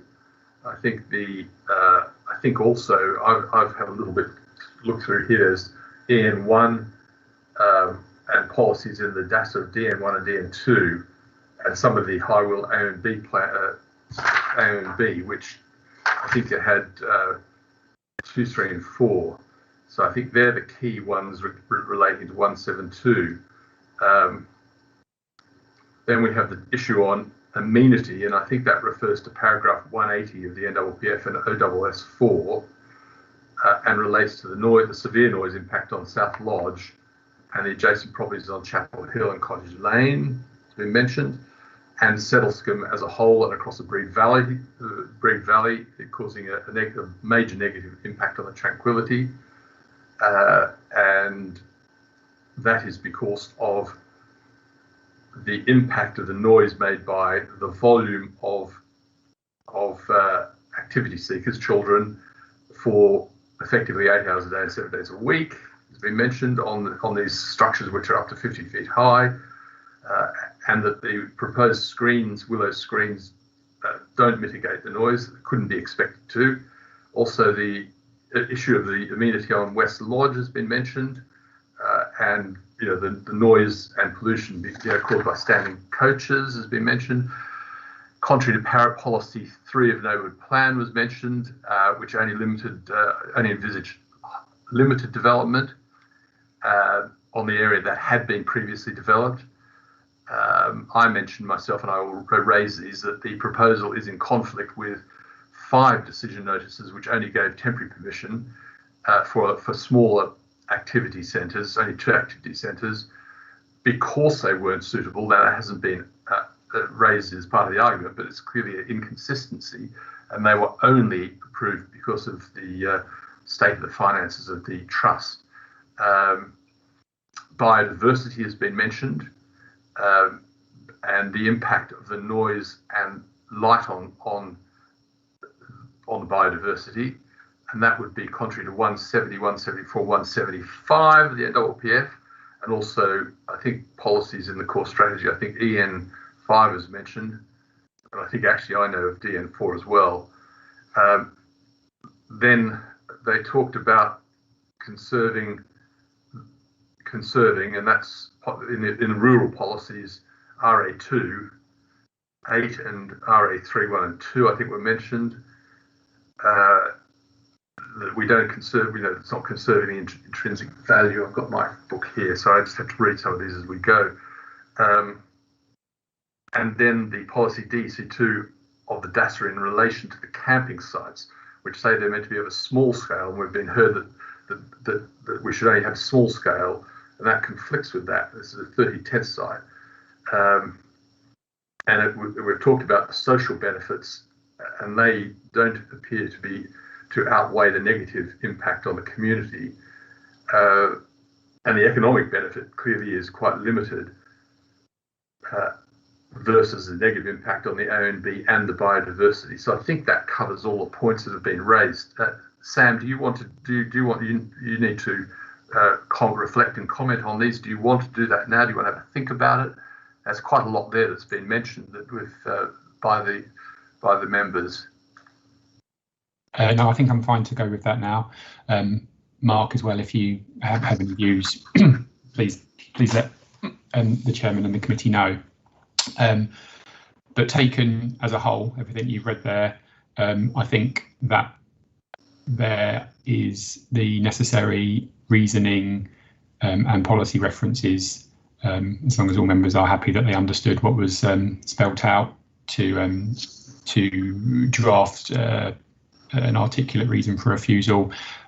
Just whilst you were summarising that, Chairman, I did have one overhanging question about how the how the conclusion about the scheme being major in the AONB had been come to. But just reflecting on what I've been making notes of whilst you were summarising, I think there's probably enough there for that to be explained within the reason. You talk about cumulative impacts and you mention specific aspects that contribute to those cumulative impacts in relation to that majorness, as well as just describing it more generally in terms of harm to the AONB. So that seems fine. There were two other, I suppose there's the reasons for refusal can be categorised in three parts, I suppose. You've got the AONB stuff, which is linked to both it, whether it's major or not, and also whether it's harmful. So that's covered. There was biodiversity, and then there was also impact on neighbouring amenities. I think neighbouring amenities, once you summarised, is probably covered. Bearing in mind that you mentioned specific issues such as which properties, as well as the wider village area, the types of issue, which are essentially noise, but you kind of clarified that with essentially the extent of the use, which is operation hours and the number of days. But the only thing I suppose would be lacking as so far as a reason for refusal would be the biodiversity impacts, although you mentioned, Chairman, when you summarised impacts from noise and light, prior to that it was just that there were biodiversity impacts. So obviously, if you want to go forward with that, noise and light are issues. No, I think you're right. Yeah, I think we could probably add to that the buffer. The proposed buffer is inadequate based on Natural England's advice, and it should be greater than the 15 metres for when you take into account a major development. So the two are sort of interlinked, really. So I think it's worth adding that. And I've got a note here from Councillor Mary Barnes, also referencing Part 4 of Section 82 of the Crow Act, which I would have to look up. Can you articulate that, Councillor Barnes? I do have it here somewhere, but I think it'd be easier if you bring it up. Hang on a second. I think I've got my Crow Act somewhere here. Section 82 is to reaffirm the primary purpose of the ANB is to conserve and enhance the natural beauty. I think is that what you're saying? Yeah. Okay. So that was quite a lot there. So, and I hope that was explained well enough. there's a proposer and a seconder. So on the basis that Sam has said that he's happy with that description, I think we just move to a vote. So I'm going to hand it to you, Julie. This is a proposal to refuse. Okay, Chairman, I just wish to advise that Councillor Coleman has actually left the meeting, so he won't be voting. Yes, I understand that. Thank you. The members, I'll just call your names in alphabetical order. If you can say for, against, or abstain. This is, and it's for, to say it's for refusal, yeah? Yes, for refusal, yes. So Councillor John Barnes. For. Councillor Mrs Barnes. For. Councillor Errington. For. Councillor Ganley. For. Councillor Harmer. For. Councillor Johnson. For. Councillor Madeley. For. Councillor Mear. For. Councillor Norton. For. Councillor Protak. For. Councillor Stevens. For. Councillor Tempe. For. And Councillor Vinehall. For. That's unanimous, Chair. Thank you very much. I appreciate that. It was very long. It was expected to be long. There was some very good discussion there. I really do thank all the speakers for, against, parish, town and council and ward members. I know these are very long, but that's why they come to the committee. So I thank you very much for that. And I think this is a very appropriate time to take a lunch break. Would half an hour be appropriate? Yes, is everyone happy with a half an hour? So it's just about 12:45. So if we say 1:15 to return, if we could, once again, don't leave the meeting, just go on mute and off video. So we will return at that time. Thank you very much.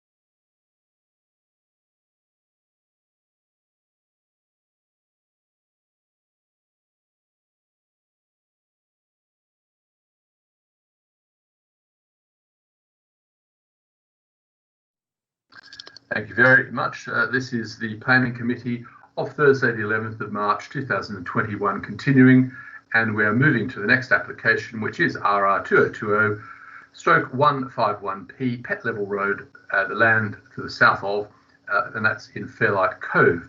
And so I'm going to ask the Development Manager to let me know who's going to present that. Thank you, Chairman. That will be Sarah Shepherd for you this afternoon. Thank you. Hello, Sarah. Good afternoon, everybody. We have, just before you start, sorry, apologies, Sarah. We do have two re-declarations, just to note, one from Councillor Meir and one from Councillor Prochak in relation to her husband being involved with the CPRE.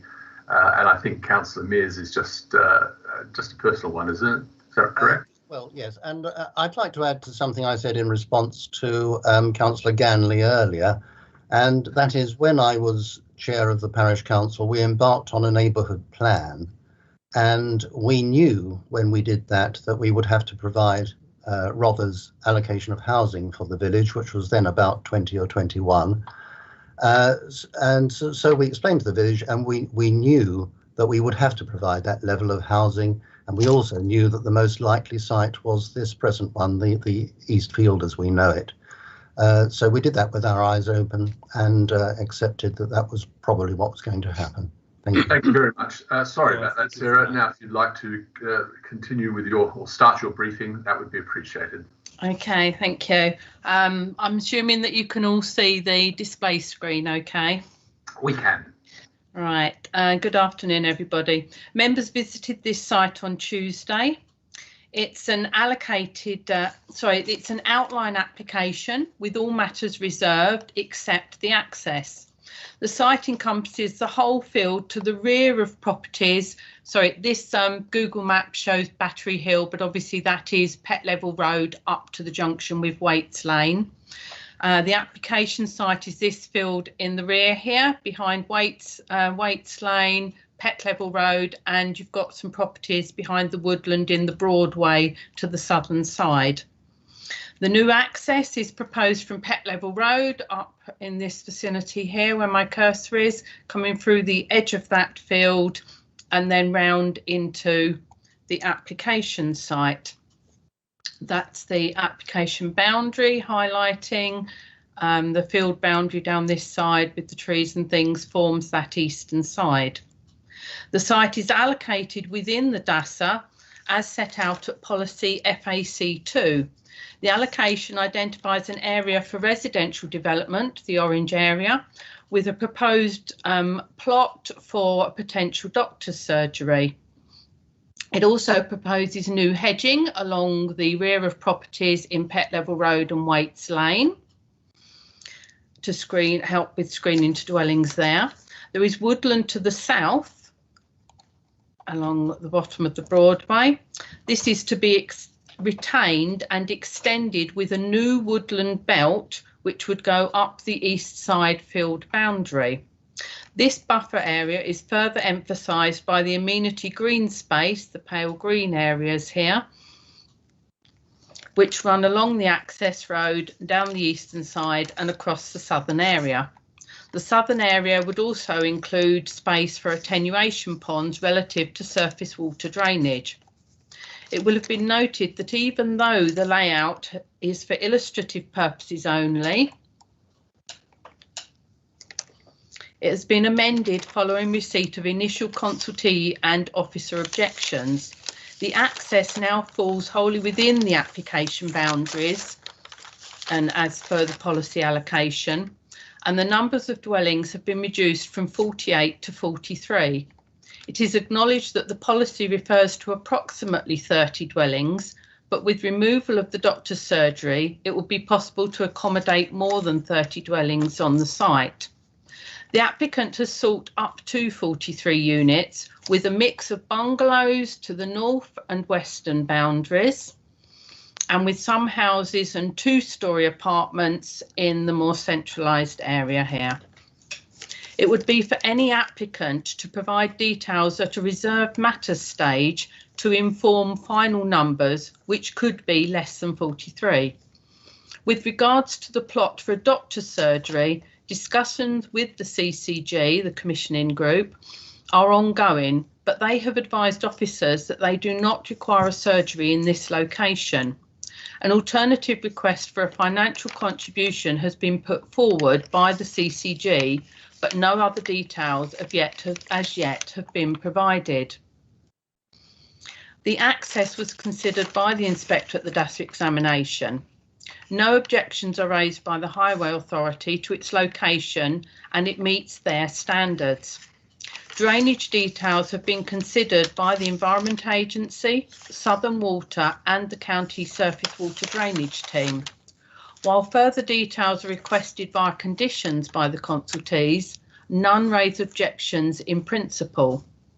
Concerns relating to drainage from the site impacting ecology and the SSSI, which lies further afield, are noted, but Natural England have not shared those concerns, and the county ecologist also considers this unlikely.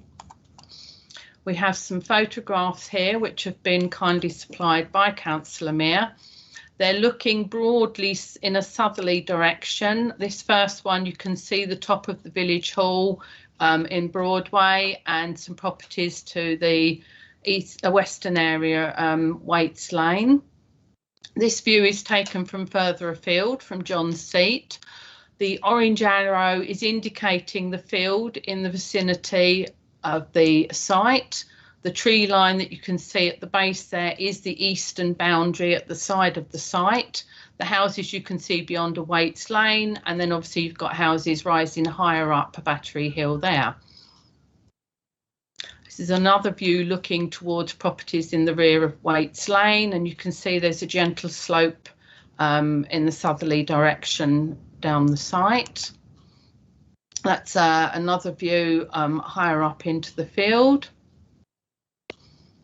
That's looking straight south at that woodland belt that runs along the back of the Broadway, and you've got the trees to the eastern boundary on the left-hand side here. And that's looking along that bottom southerly boundary and back again towards Waits Lane, Battery Hill rising up behind. The application is outline only, with the point of access forming part of the submissions for consideration. You have a full report before you. The recommendation is for approval, subject to conditions and the prior completion of a Section 106 agreement.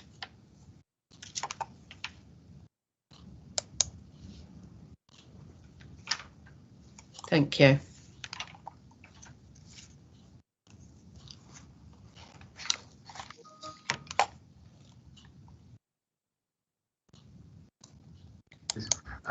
Yeah, Councillor Meir, we've got our public speakers first, but I shall list you down. You'll be first to speak after them. We've got Councillor Izzy Horsley. Are you with us, Izzy? I am. You have 5 minutes and questions if appropriate, so floor is yours. Right, so, thank you very much, and I'll stick to my 5 minutes. This application is a significant development of approximately 43 houses on the land east of Waits Lane. Fairlight Parish Council considers this to be a major scheme. It would increase the number of properties in Fairlight Cove by about 6.5%. And in addition, it was reported to Rother Planning Committee on the 17th of December 2020 as an outstanding major scheme. It was number 9 on the agenda. So we feel Rother accepted this as a major scheme. That's the first point. The Development Site Allocation Local Plan in December 2019 recommended in Policy FAC2 that there should be approximately 30 dwellings provided for, subject to other conditions, and a serviced doctor's surgery. The officers now seem to be recommending approximately 43. This is a 43% increase on a recently adopted Rother policy. This would seem to me to be quite significant inflation, and I just wonder, is there a reason for this inflation? It would seem to me that the developers are perhaps ignoring or maybe even undermining a relatively recent Rother policy document by pushing it. The space for the serviced doctor's surgery has been removed. As a retired local GP, this is an issue quite close to my heart. Given the early stage of the proposal and the uncertainty over future healthcare provision in the locality, especially after the last year and COVID, I feel this should remain a possibility at this stage. The CCG has stated that at present it doesn't require the service plot on this site, but once the potential is lost, it will be very difficult to reinstate. And the provision of a financial contribution in lieu of a service plot would almost certainly not be used to help the local community access general practice services near to our homes. 30 properties were recommended on this site for a reason, and Fairlight Parish Council views that the main issues impacting on the village of a development of 43 are transport services and facilities. Fairlight is a village with few services or employment opportunities. This necessitates travel to either Hastings or Rye, and there are no schools in the village, with the local schools fairly well oversubscribed. There is an hourly bus service from 7 AM to 7 PM and only 4 services on a Sunday. Leaving the village by foot or by bicycle is difficult due to steep inclines on both Battery Hill and Pet Level Road, and narrow roads without footpath or adequate width in places for 2 large vehicles to pass in each other make cycling a relatively hazardous pastime in our locality. Although from the plans it appears that the new development is close to the existing community, and you saw the picture of the village hall, there's actually no connecting pathway. So in effect, this is a linear development on the edge of the village. The walk to the village hall, which in normal times is a centre obviously for community activities, is 620 metres. The walk would involve crossing Pet Level Road twice. This road has a blind bend near one crossing point, a narrow footpath, and is unlit and has a 40-mile-an-hour limit. The lack of street lighting is of course in line with the AONB dark skies policy. The proposed dropped crossing at the access point to the development with tactile paving referred to in point 4.9 of the transport assessment is, in our view, totally unsatisfactory. We have calculated it would take a car travelling at 30 miles an hour, which is not as fast as it could go, approximately 7 seconds to reach the crossing point from the blind bend. This isn't a sufficient margin for any pedestrian, let alone those with mobility difficulties. At night, being an unlit road, this problem would be exacerbated. The pavement near the crossing point and for most of its length towards the village is not wide enough for mobility scooters, prams or buggies to pass each other side by side. Therefore, this development would, we believe, be heavily dependent on car use, not in line with Rother policy to decrease car use. We also feel that at more detailed stage, there must be adequate provision for the parking of cars and delivery vehicles within the development site, as the existing road doesn't have any safe parking due to its narrowness and the proximity of its bends. In conclusion, Fairlight is a small village of approximately 1,500 residents. It's not identified in the core strategy as either a rural service centre or a local service centre. Taking into account the local community, the one narrow access road to the village from Rye or Hastings, which at times struggles with the existing traffic flow, and the lack of services in the village, we think the development fails to meet the objectives of sustainable development as described in both the local and national policies. Thank you. Thank you very much, Councillor Horsey. Do we have some, is your question, Councillor Mayor, for Izzy? I would ask one question by elucidation from Izzy Horsley, if I may, and that is on the question of road safety in the area. You are aware of fatalities on Battery Hill, I presume? Yes, we've had one cyclist fatality and one car accident with 1 fatality and I think 3 serious injuries in the last 4 years. And we've also had an incident in 2018 where a bus and a lorry got stuck on the top of Battery Hill, and it took at least half an hour for the road to clear with passengers stuck on the bus. And of course, in that time, no emergency vehicles would have been able to get into Fairlight. All right, thank you. Councillor Barnes, did you have a question for Councillor Horsley? Or was yours a general comment?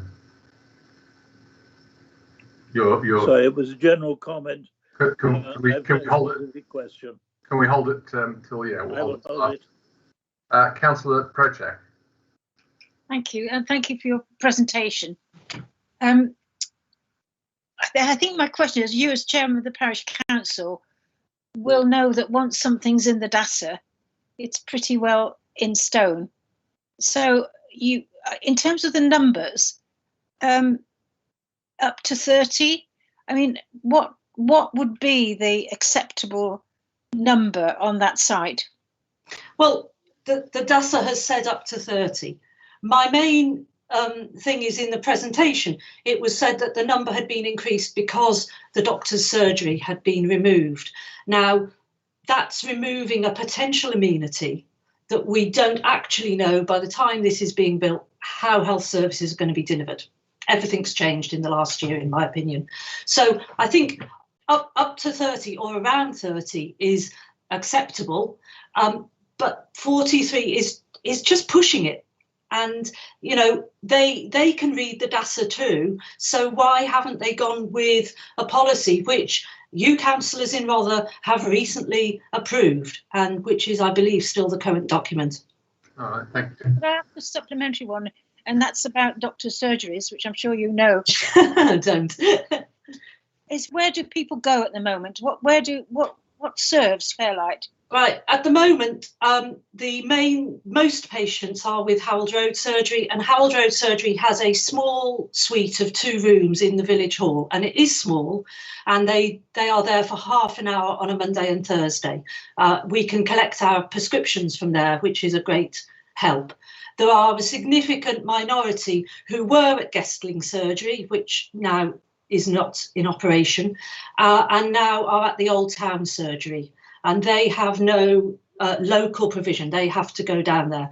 And to get to either of the surgeries, and indeed to get to Harold Road Surgery for any investigations or whatever, blood tests, people would need to take 2 buses or go by car. Okay.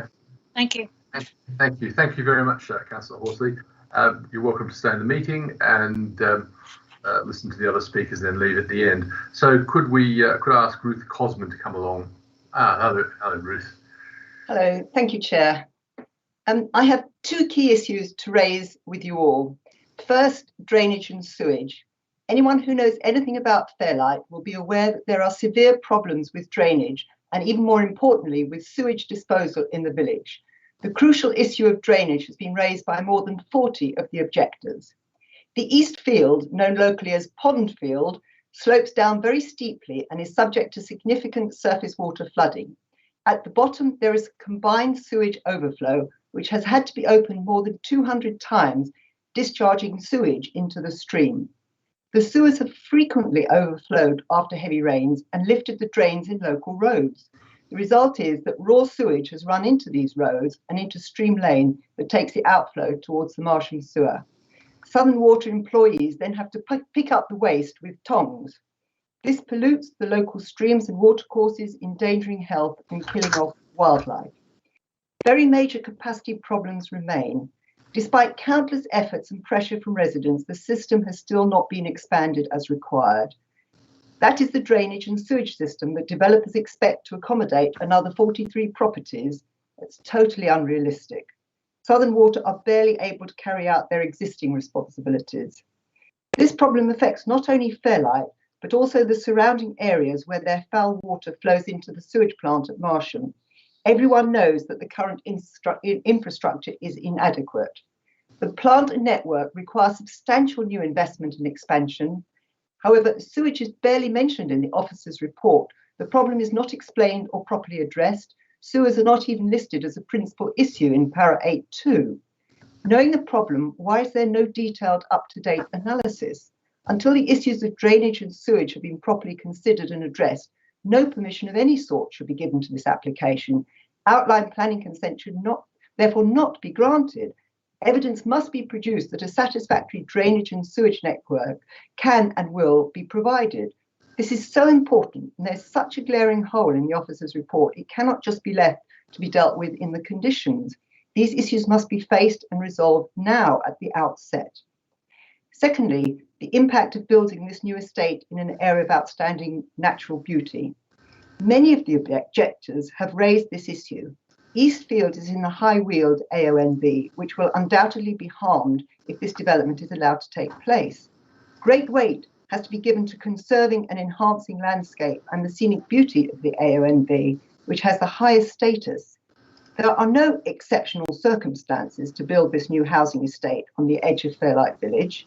It's nonsense to suggest that this will enhance or conserve the AONB, as has been suggested by the developer and repeated by the officers. The estate will be intrusive and will detract from the special character of the area.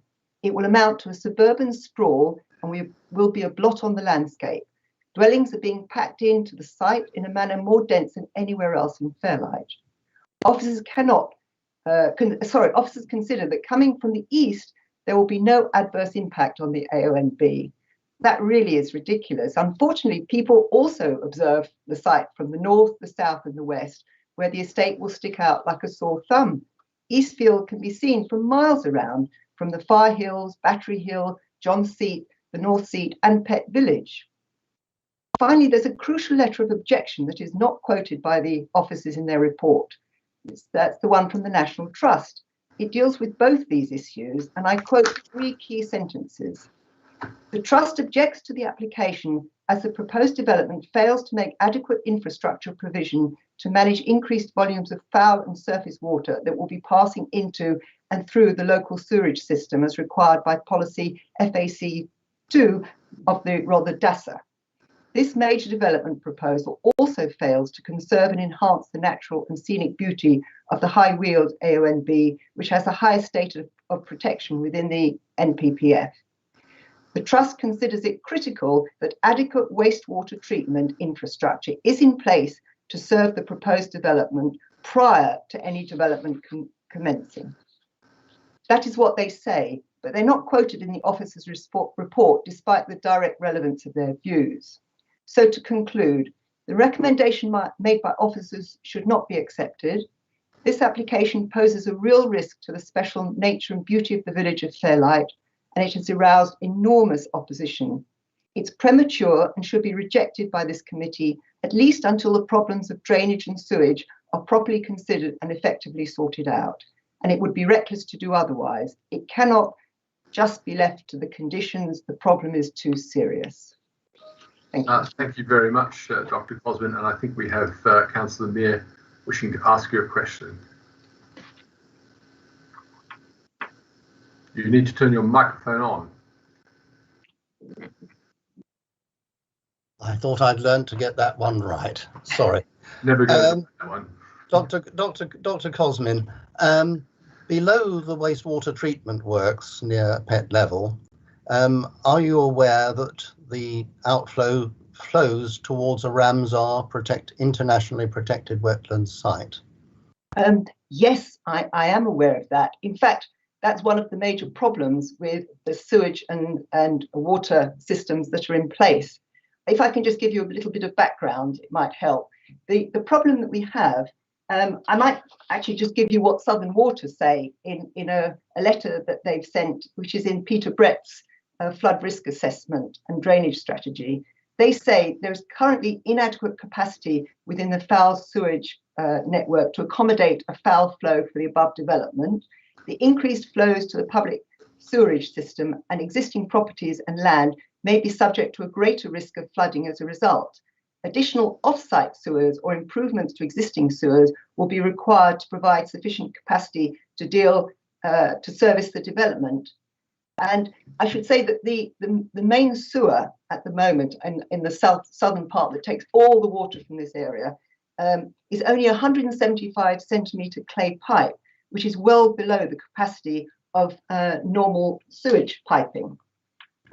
So, I mean, as you say, the problems are quite considerable, not just in Fairlight, but extending all the way through Pett and Pett level and so on. And we have raised this with Southern Water on many, many occasions. Over many, many years, we've actually tried to get Southern Water. We've had meetings with them, letters to them, councillors have talked to them, even the MP's been involved. And actually, it's only when one of our residents actually managed to finally get a letter to the chief executive that we now have some plans for monitoring the sewage pipes, because until now there's been almost no monitoring or analysis that have been done. And we have a local resident who's actually done some analysis. He's done a survey. He's a National Trust wildlife surveyor, and he's found some serious ecology and pollution problems in his results, which have been supported by the Environment Agency, that do carry on all the way through, not just in Fairlight, but further on. And as I understand it, Southern Water has been commissioned to undertake a feasibility study to look at the options of upgrading the sewerage network. And at the moment, actually, we've seen nothing on that. But I should say that there is, I know that there are a couple of paragraphs in the report which I think I should raise with you. In 641, this is the officer's report, they say about Southern Water that they advise that their initial investigations, investigations indicate that Southern Water can provide foul sewage disposal to service the proposed development. But that has become, in para 871 of the report, the drainage issues within Fairlight are acknowledged, and while improvements may be required, Southern Water have stated that the development could be accommodated within the network. Well, that's gone from sort of a very tentative initial investigation to an actually firm statement, which I think is not supported by even what Southern Water themselves say. All right. No, thank you for that. Chairman, may I just credit Dr. Simon Young with the work there, which Dr. Cosmin was referring to. It is Dr. Simon Young who had done the work below the wastewater treatment works and above. I think he should be named. Thank you. Thank you very much. We don't have any further questions for you. Thank you very much, Dr. Cosmin. I'm pleased that we had proper reception for you this time. Thank you. It was a bit of a disaster the first time you were the guinea pig, I'm afraid. So once again, please stay in the meeting until the end. And I'm going to invite Antonia Catlow to speak, replacing Damien Turner, who was originally due to speak on behalf of the applicant. Thank you. Yes, thank you, Chair. Chair and members of the committee, thank you for giving me this opportunity to speak in support of the application. You have already heard that there are no objections from the statutory professional bodies. Your development control planning officers have recommended the application to be approved, and further, the site is allocated for housing in your recently adopted development and site allocations local plan. There are no technical or policy reasons that would justify the planning application being refused today. Turning to the socio-economic benefits of the scheme, based on 43 homes, it's proposed that 17, that's a policy compliant 40%, will be affordable homes, and a mix has been agreed with your housing officer who supports this scheme coming forward. This will contribute significantly to the much needed identified requirement of affordable homes in the district and provide an opportunity for those individuals and families to experience one of those things we all dream and aspire to have, a place we call home. This is something we should not deny those on the waiting list the opportunity of having when there are no justifiable reasons to do so. The affordability ratio in Rother is over 11, meaning that the average home in Rother is more than 11 times the average salary in the area, which puts home ownership out of reach of many. The 17 affordable homes here will help find some families and individuals fulfil their dream of having a place to live. On average, the first 18 months of occupancy, it is estimated that each home will spend £5,000 in the local economy, making their new house feel like a home.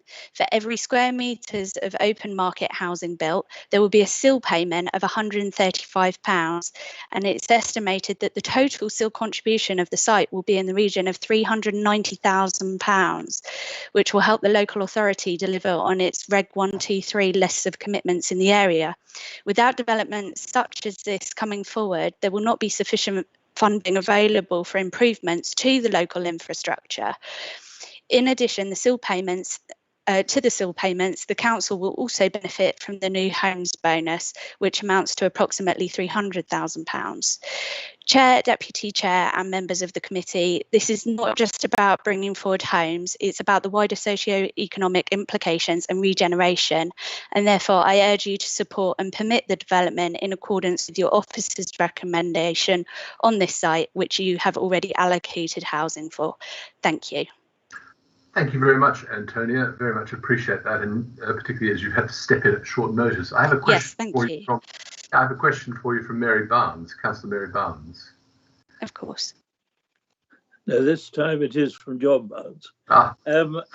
It may be that this is something that you can't answer because it's very short notice, but I wonder whether you're aware of local housing needs. Has any assessment been done of those as opposed to the general need within Rother? Yeah, we've been working very closely with the housing officer at the council, and they actually provided us with a recommended mix. The numbers have changed a bit throughout this because of the removal of the need for the service plot from the CCG. They told us during this scheme that they didn't actually want it. So we've been working very closely with Amy Fern at the council there to get the numbers right to meet the housing need on the list. I hope that answers your question. Thank you. Partly, I think, but maybe one of the parish councillors later on could tell us a little more about that. Yeah, we can. We can talk to the officers about that. Councillor Prochak. Thank you, and thank you for the for attending, Antonia. Two questions. The first one is, how did you decide that you could have 13 houses instead of a doctor's surgery? That was my first question, because I mean, doctor's surgeries, well, that's the question. How did you decide that you could go up to 13? The second question is that Welbeck Strategic Land, I understand, are land promoters. So you will sell on this permission if you get it to a developer. That's how I understand it works. Those are two questions. Yes, in answer to your first question about the number of houses, so the DASA at the moment says approximately 30 houses, so it doesn't actually set a number. So the architect has worked very closely with Welbeck to get the right number of houses within that plot. One of the struggles was actually the drainage at the bottom, and you'll see that the Suds pond has actually had to be quite large on the site in order to accommodate and clear up some of the flooding issues. So they eventually came to a number which I believe was around 38. That was with the service plot being available. Basically, it's taken a while for the CCG to come back to us, and when they did come back to us, they said they didn't want the service plot, and that actually resulted in 5 further houses being added. So we were actually above the 30 before actually the service plot was removed. It was just trying to get the density, I think, right, where we're making good use of the land and not wasting it, but then not going against what the pattern of development is around it. Obviously there's quite large houses and spacious plots, so it was trying to get that balance and including bungalows around the edge. Your second question, sorry, was about Welbeck. Yes, they're site promoters, so I believe, I'm not involved in that side of it, but I believe they then sell the land on to a developer. Good, thank you very much. Thank you once again. No more questions for you. I think we have Andrew Meir who has a question for you. Two questions. The first one is the nature of the attenuation ponds down at the bottom for the surface water drainage. They will not be a particularly attractive feature because they will dry out in summer and flood in winter, because that's the idea of them. Can I confirm that's right? Yeah, that's correct. So they will be partially dry some of the year from what I understand, but obviously there's a huge amount in terms of what you can do in landscaping. So the idea is to incorporate that in terms of the amenity area. So there'll be plants in there, and it will be furnished for the public to be able to use and walk around and make it look nice. But rather dried up mud in summer, and potentially dangerous for children when full. Well, I suspect that we will get a landscape architect, or the developer would get a landscape architect involved to make sure that it looked nice, and presumably they would put fencing up if anything was dangerous. I mean, there's certainly things that that a developer would work with with the case officer at reserve matters stage, to make sure that the officer was happy with everything that was being proposed. Yes, the inspector in approving the data provided a plan at figure 5, I think it is. Yes, figure 50, policy FAC2 detail map. And he describes open space as being part of his scheme. I've measured there the green belt, as it were, the screening belt on the eastern side. You've got down as 24 metres, I think. With a ruler and a little bit of calculation, it seems that the inspector had actually allowed a good 10 metres more than that as green space, which would make it a much more usable and realistic recreational space. The missing 10 metres seems to be taken up by, I know it's an indicative plan only, but taken up by roadway. Am I right? Yeah, and actually we did have a narrower green belt to begin with, and the case officer wasn't very happy with that. So we have included a lot more amenity space to try and get the feeling right of the area. The problem is with such a large attenuation basin, and originally obviously we had the service plot for the doctors, the scheme was almost becoming unviable in terms of the number of houses that you can provide on the plot, and there was very little money that a developer could make out of the site when you've got such a large attenuation pond, the service plot, you had the large areas of amenity space. It is actually well above, as far as I'm aware, it's well above your policy requirements in terms of the open space requirements.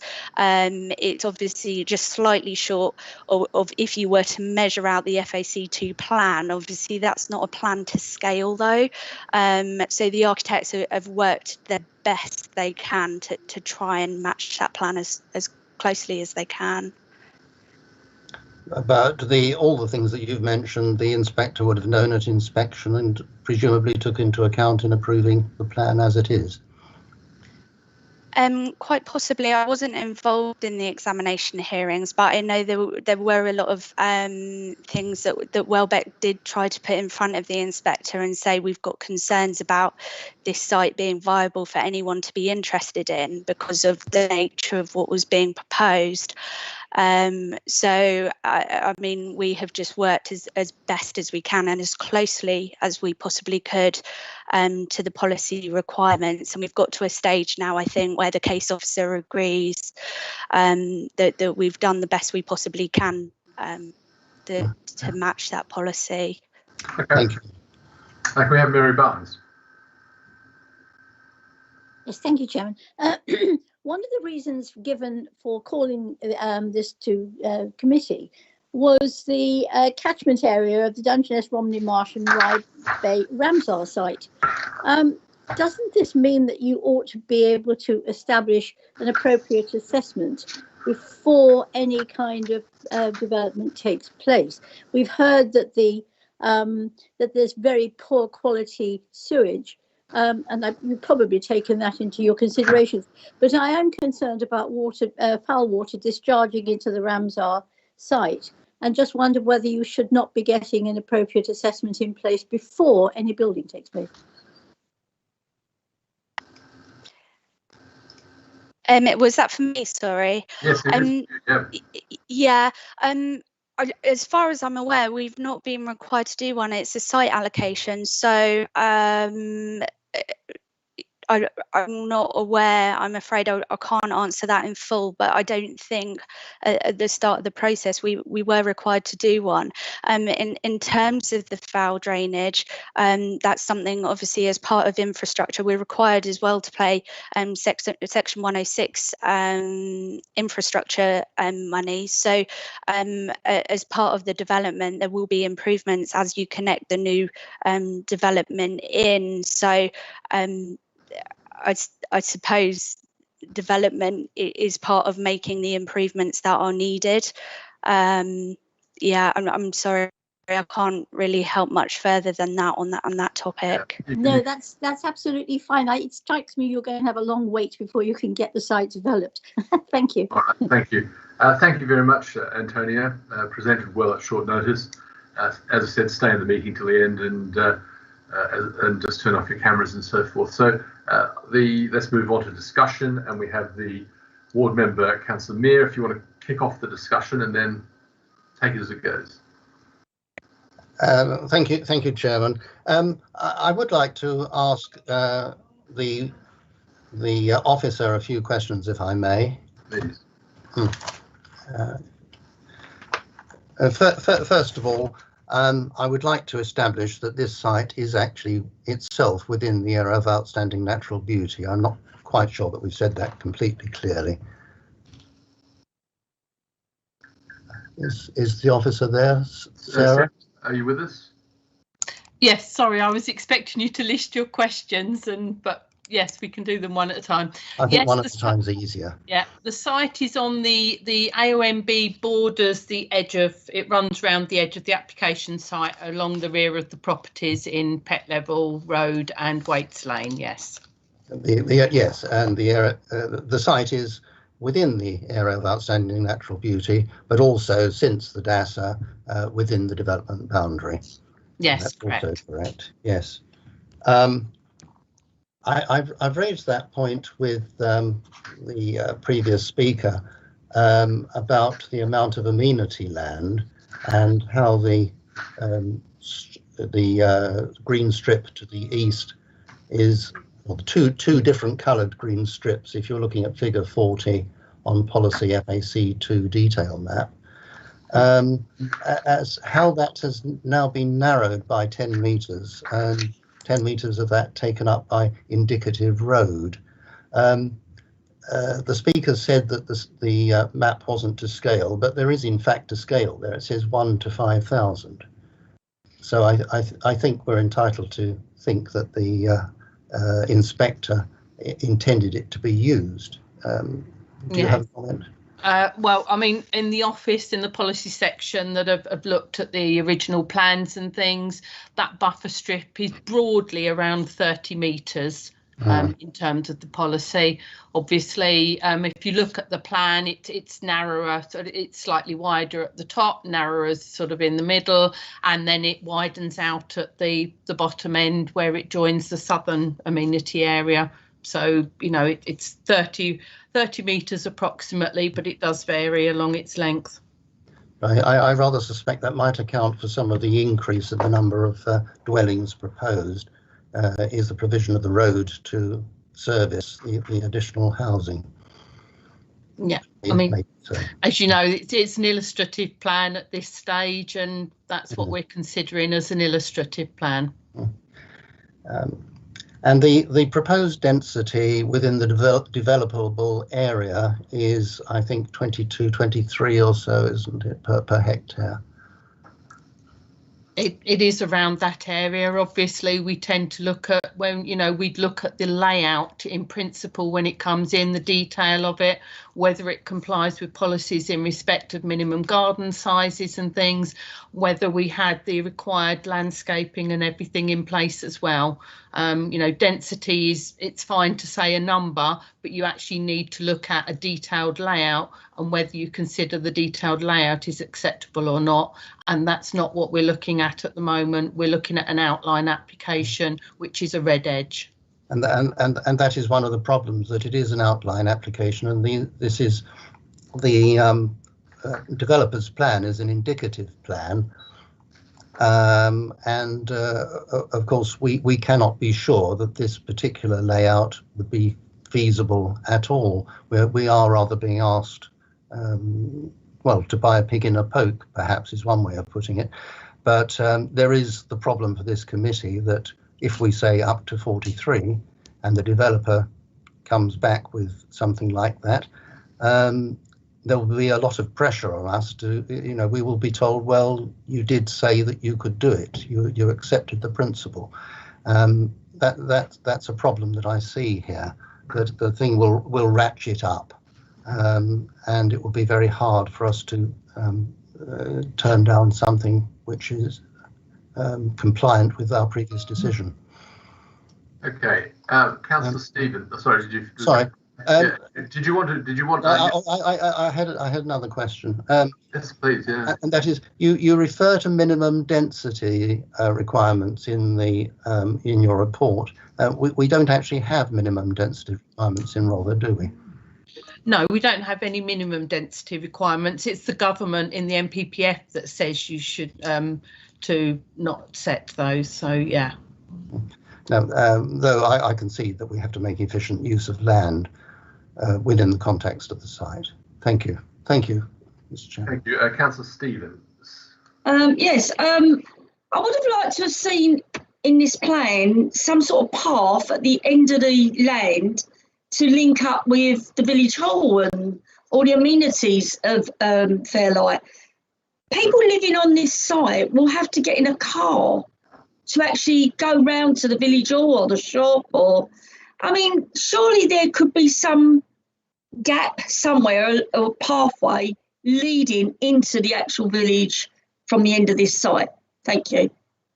Sarah, would you like to comment on that? Because I think this is sort of the yes. This seems to be the bit of an elephant in the plan. There is a comment on it actually in the report, and there is a note to any developer that that should be explored. The problem we have, yes, it is something that it would be desirable and we would love to see, but all the land surrounding it along Waits Lane and into the Broadway at the bottom there is in third-party ownership outside the ownership of the applicant. So while it is something that we would say, please can you explore this, it's not something that we have in our remit at this stage to insist on, because it's not within the applicant's ownership. I have to say, I thought this is the one thing I struggle on, Sarah, that so often sustainability is measured by a footpath to the local amenities, and this is close to the amenities but inaccessible to them. This is the one at an allocated site and within the boundary, so it has this sort of conflict going on, which is a bit of a struggle really, because that people living there are, if you're living in the one in the corner of the site, you have to walk right across and around the site up to the main road to get to a point that was literally within 30 seconds of your house. That is a big struggle. Councillor Norton.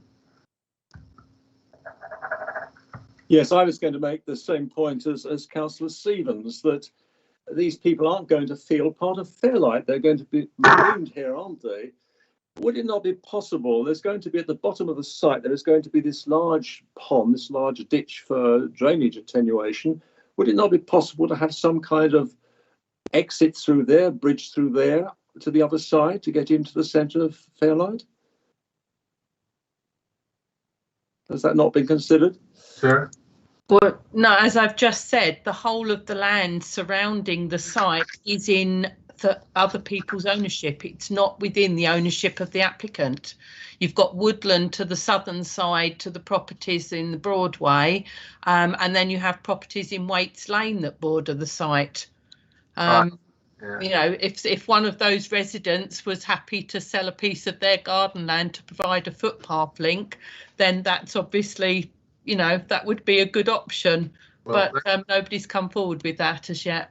Should we ask the applicant if Antonia is still there? Antonia, are you still there? I am, yes. Hello, Chair.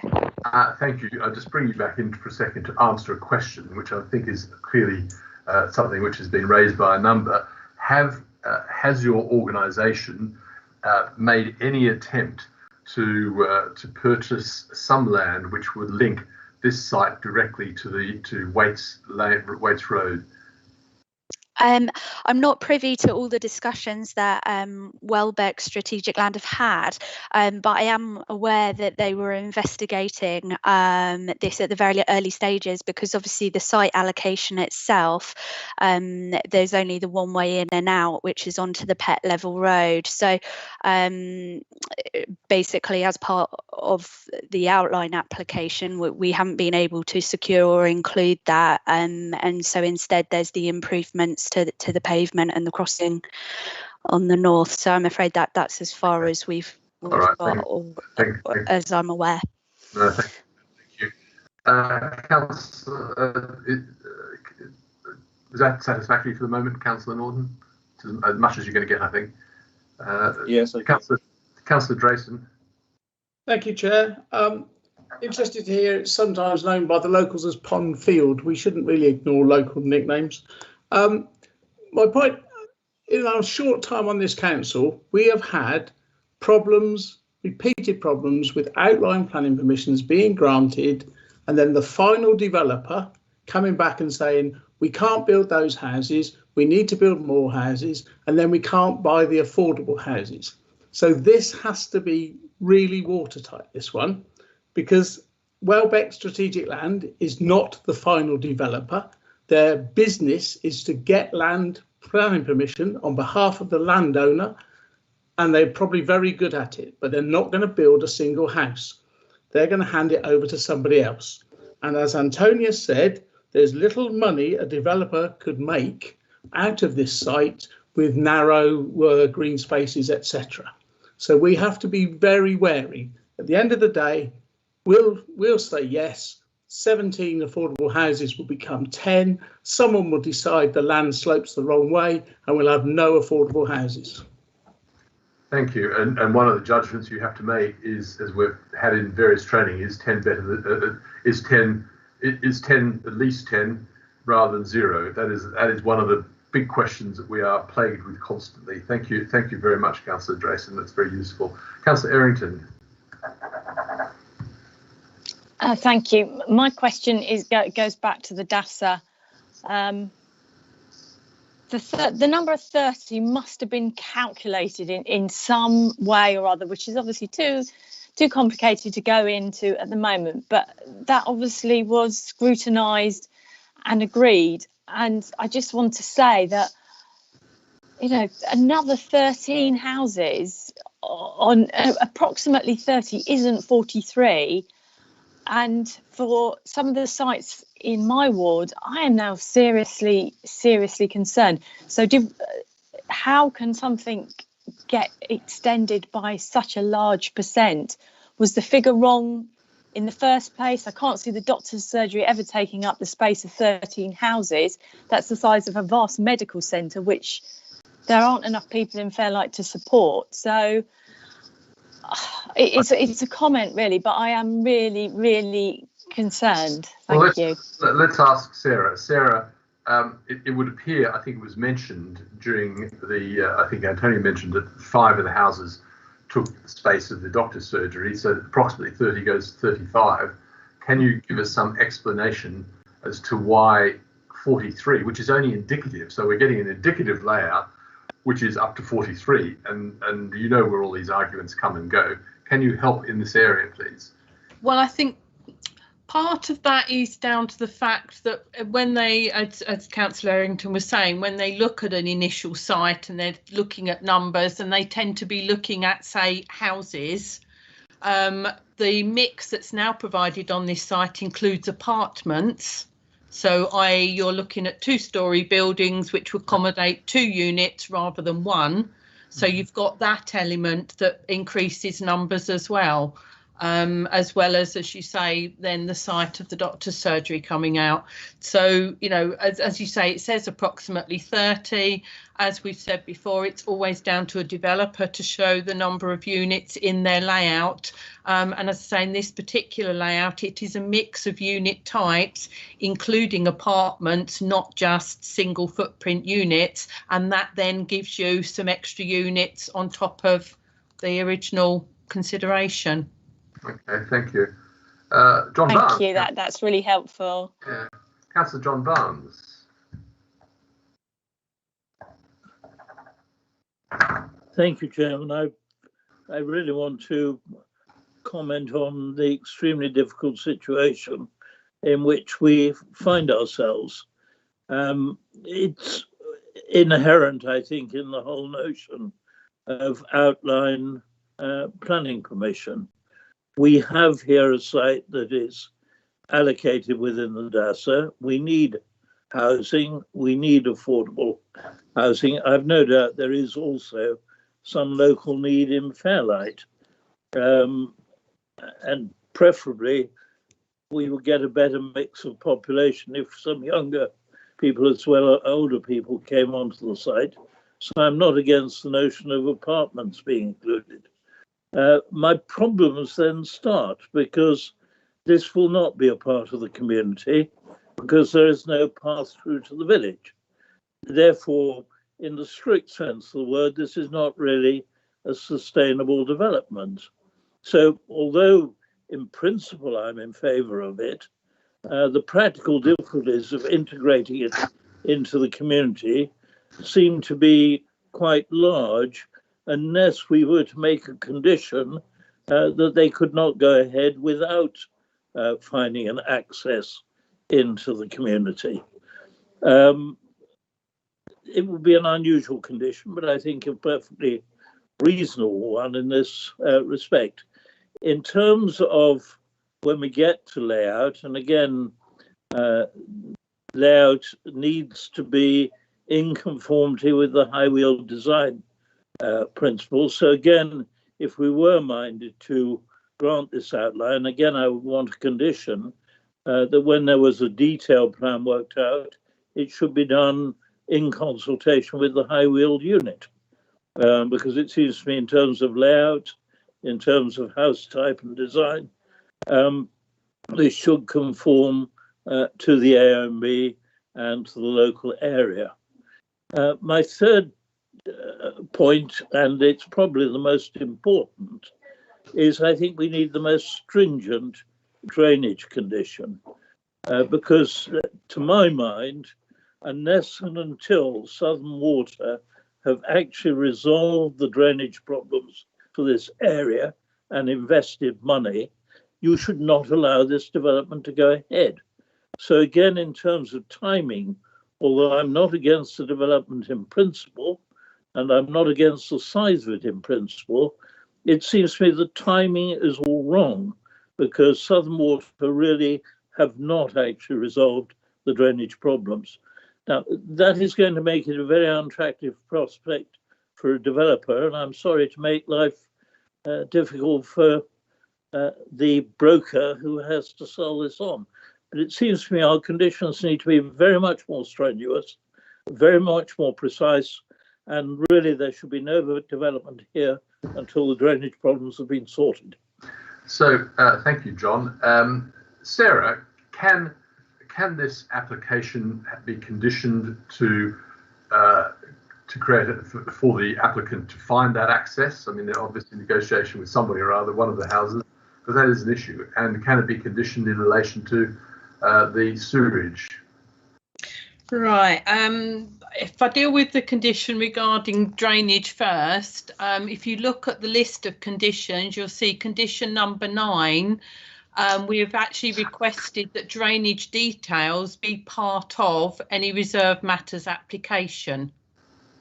So in that instance, we would be looking to have ratification, as you say, from Southern Water of what is proposed for foul drainage and how that is being improved. Obviously, you have up to 3 years in which to submit details for conditions.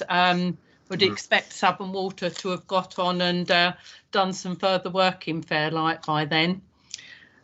So yes, drainage is acknowledged to be an issue here, and as I say, we have recommended that that be part of reserved matters to have those details up front for consideration before any works are commenced on site, well before. In terms of the footpath, as I say, that is on third-party land. It's outside the ownership of the applicant. I don't think in terms of the 6 tests that have to be supplied, agreed with for conditions, that would satisfy those 6 tests. I think it would be unreasonable of us, especially given that we're dealing with an allocated site here. It's not part of that allocation, that policy requirement, and I think, you know, the developers would argue quite strongly that we'd be unreasonable in setting that as a condition now. Okay. Sorry, I don't want to comment on the footpath, Chairman, but on drainage, the problem with the condition as it's worded at present is it means that really we're not expecting the Southern Water Authority work to proceed development. I realise it's very difficult because this is only for the next 3 years, and there's no way that the broker of the land or the developer can force Southern Water to act. But it does seem to me, in that sense, it is premature for us to make such a vague condition on drainage rather than a specific one. Well, we can't, as a council, we don't have any powers over Southern Water to enforce them to do things. There is, under new legislation that's come in, a requirement for people like Southern Water to provide drainage to new developments.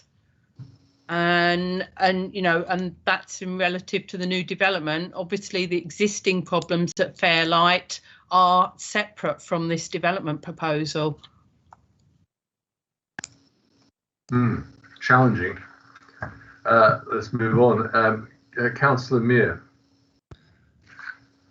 Sarah, yes. Sorry, I've got a couple more questions, partly arising and partly because I missed them off before. In terms of the doctor's surgery, there is nothing on the papers on the website to say that the clinical commissioning group has come to any final conclusion about this.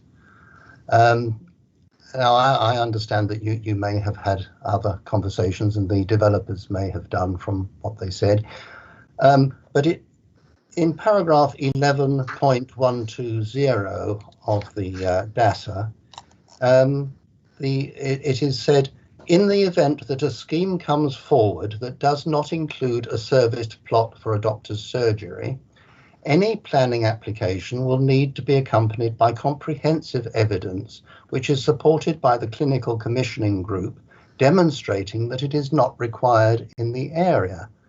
Now, I don't think we've got that, at least not in the public domain. I know that the Guestling surgery closed last year when the doctor there was unable or unwilling to renew the lease. That is closed and is subject to negotiations with the clinical commissioning group about whether anything can be done there. This committee in 2019 granted permission for the Smuggler public house down at Pett Level to be converted into a doctor's surgery. That stands empty and absolutely nothing's happened. Now, I know that the clinical commissioning group has a very complicated job to do in weighing and balancing these things. And I come back to the question of that this might be a premature application, in that we don't actually know the final position on what medical services are going to be provided or approved in this area. And if we give up that plot, it's gone forever. Sarah, would you like to comment on that? All I can say is that the CCG have told us that they do not want a service plot on this site. But we have nothing in writing. We have various discussion emails and things, but I haven't got anything that I've been able to put in the public domain. Okay. Thank you. But they have been very clear with us. Thank you. And the other question, I said there were two. Sorry, Chairman. Yeah. The other was the housing numbers, which was raised earlier. The housing need numbers. Fairlight is in a cluster of 12 parishes, which goes right over to Canberra and includes Rye. It's a very, very big area. Now, there are about 300 and something households on the register in the whole of that area. Of those, there are 5 in Fairlight Parish, and I think it's either 3 or 5 with connections with Fairlight. I just thought, I think we need to say that. Yes, there is a wider demand, a wider need, but within Fairlight, it is quite a small one. All right, thank you. Councillor Madeley. Yes, thank you, Chair. And this is partly moves on. Councillor, yes, CCGs may well say a lot of things verbally, but they do have a habit of changing their minds. If we are minded to grant this outline, can it nevertheless be added at this stage the possibility, the wording can probably be greatly improved, the possibility of a doctor's surgery? So, for example, we say at the moment no more than 30 residences or however many we choose, plus a doctor's surgery, which can be taken out, can be removed at a future time when detailed planning comes into force. Sarah, can there be some conditional condition? Well, at the moment, the CCG have told us that they do not wish to locate a doctor's surgery in this vicinity. And they've asked that they're exploring a financial contribution and reasons to justify that. They've said that they do not wish to locate a doctor's surgery in Fairlight. Okay.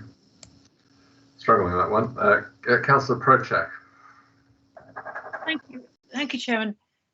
This whole thing is a struggle, isn't it? Because here we are with a DASA decision that we're trying to make acceptable, and there's not, as Councillor Mears has described, a pig in a poke. We've said there's too many dwellings. The medical centre is still a question mark. The access to the village is inadequate and in fact dangerous. We perhaps need the developer needs an appropriate assessment as the Ramsar site, as we well know from dealing with the Pevensey levels. We know that, and as Chairman of Council says, these are land promoters who will sell on, and I don't know if people are betting, but this will come back to us with no affordable houses. And when did we last see an application with bungalows on it? The cost of bungalows is high, isn't it? So we're trying to get somewhere with officers' help, either to condition it. I mean, the sewage issue is so serious. But the officers are saying, well, we just put a condition, and the condition will be accepted because Southern Water says they can connect to the existing system. It can't be done without damage. So where are we left? Do we say it's premature, so we won't approve it? What are we left with to try and get this into a site we could actually be pleased to support? Well, I think Sam Batchelor wants to say something before Kathy Harmer speaks, and hopefully he might be able to address some of these, because I think, Sam, are you with us? I think there is a great deal of struggle with this application because it is within the development boundary. It is an allocated site, but it fails to demonstrate the core sustainability element of accessibility to the village. And clearly there are sewerage issues which we condition, but we are becoming too experienced at seeing these things bounce back at us. Can you help us, please? Thanks, Chairman. I will try. Yeah, sorry, I was going to suggest that I came in at the end, so I don't know if you do want to let Councillor Harmer speak, just because what I do want to do is kind of help before maybe any recommendations made. So yeah, now, after Councillor Harmer. And Sarah Shepherd also wanted to. Do you want to wait, Sarah? Just hear what. Let's hear what Sarah. Let's hear what Councillor Harmer's got to say, and then we'll hear from Sam and Sarah as they choose. Kathy. Thank you, Chair. Apologies, I've got my camera off. I'm struggling with the signal at the minute.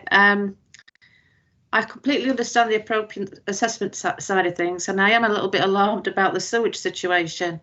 But in terms of how many houses and a doctor's surgery, I can understand it maybe isn't warranted now because you've only got 2 days a week when it's actually used. I think they said in the morning. But how about less houses and just setting aside a parcel of land in reserve going forward for if and when that doctor's surgery was agreed? Because when the land isn't there, it isn't there. Thank you. Okay, thank you very much. Now, Sam and Sarah, please try to help the committee. We need some help. Okay. I think you probably understand the issues, so I don't think it's probably been paying on your own minds. Yeah, I'll save the drainage one to last because I think I might need a bit of input from Sarah in that respect. But similarly, Sarah, if you want to jump in or correct me on anything that I talk about, please do. But I mean, Councillor Prochak, you listed off some of those issues quite succinctly when you spoke, and they really touched on the various ones that have come up. So to start with, the number of units. So yes, we do have an allocation in the document that talks about approximately 30 being provided on site.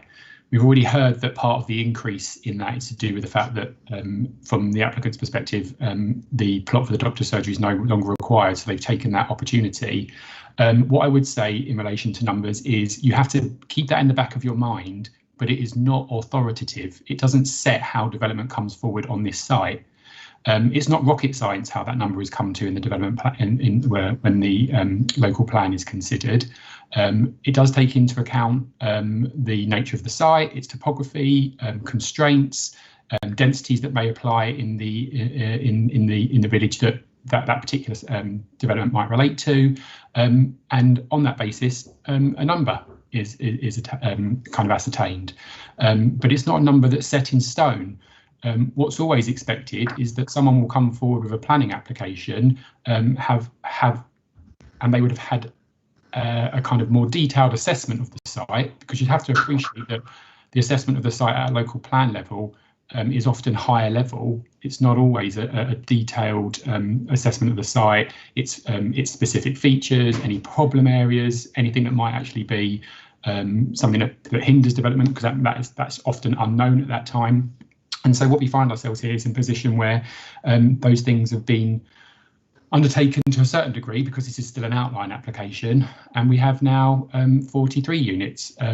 And there are other factors involved with that as well that Sarah's already explained, the fact that, different housing types are used as well. So, that's influenced what the numbers are. But what's important when it comes to housing numbers is how the development is formed. Are you satisfied that the layout is compatible with its surroundings? Does it, fit in with the character of the area? Does it meet other policy requirements, like Sarah mentioned earlier, in terms of things like garden provision? So numbers listed in policies, or numbers that might result from a calculation about density, whilst an indication of what something might look like, aren't the deciding factor.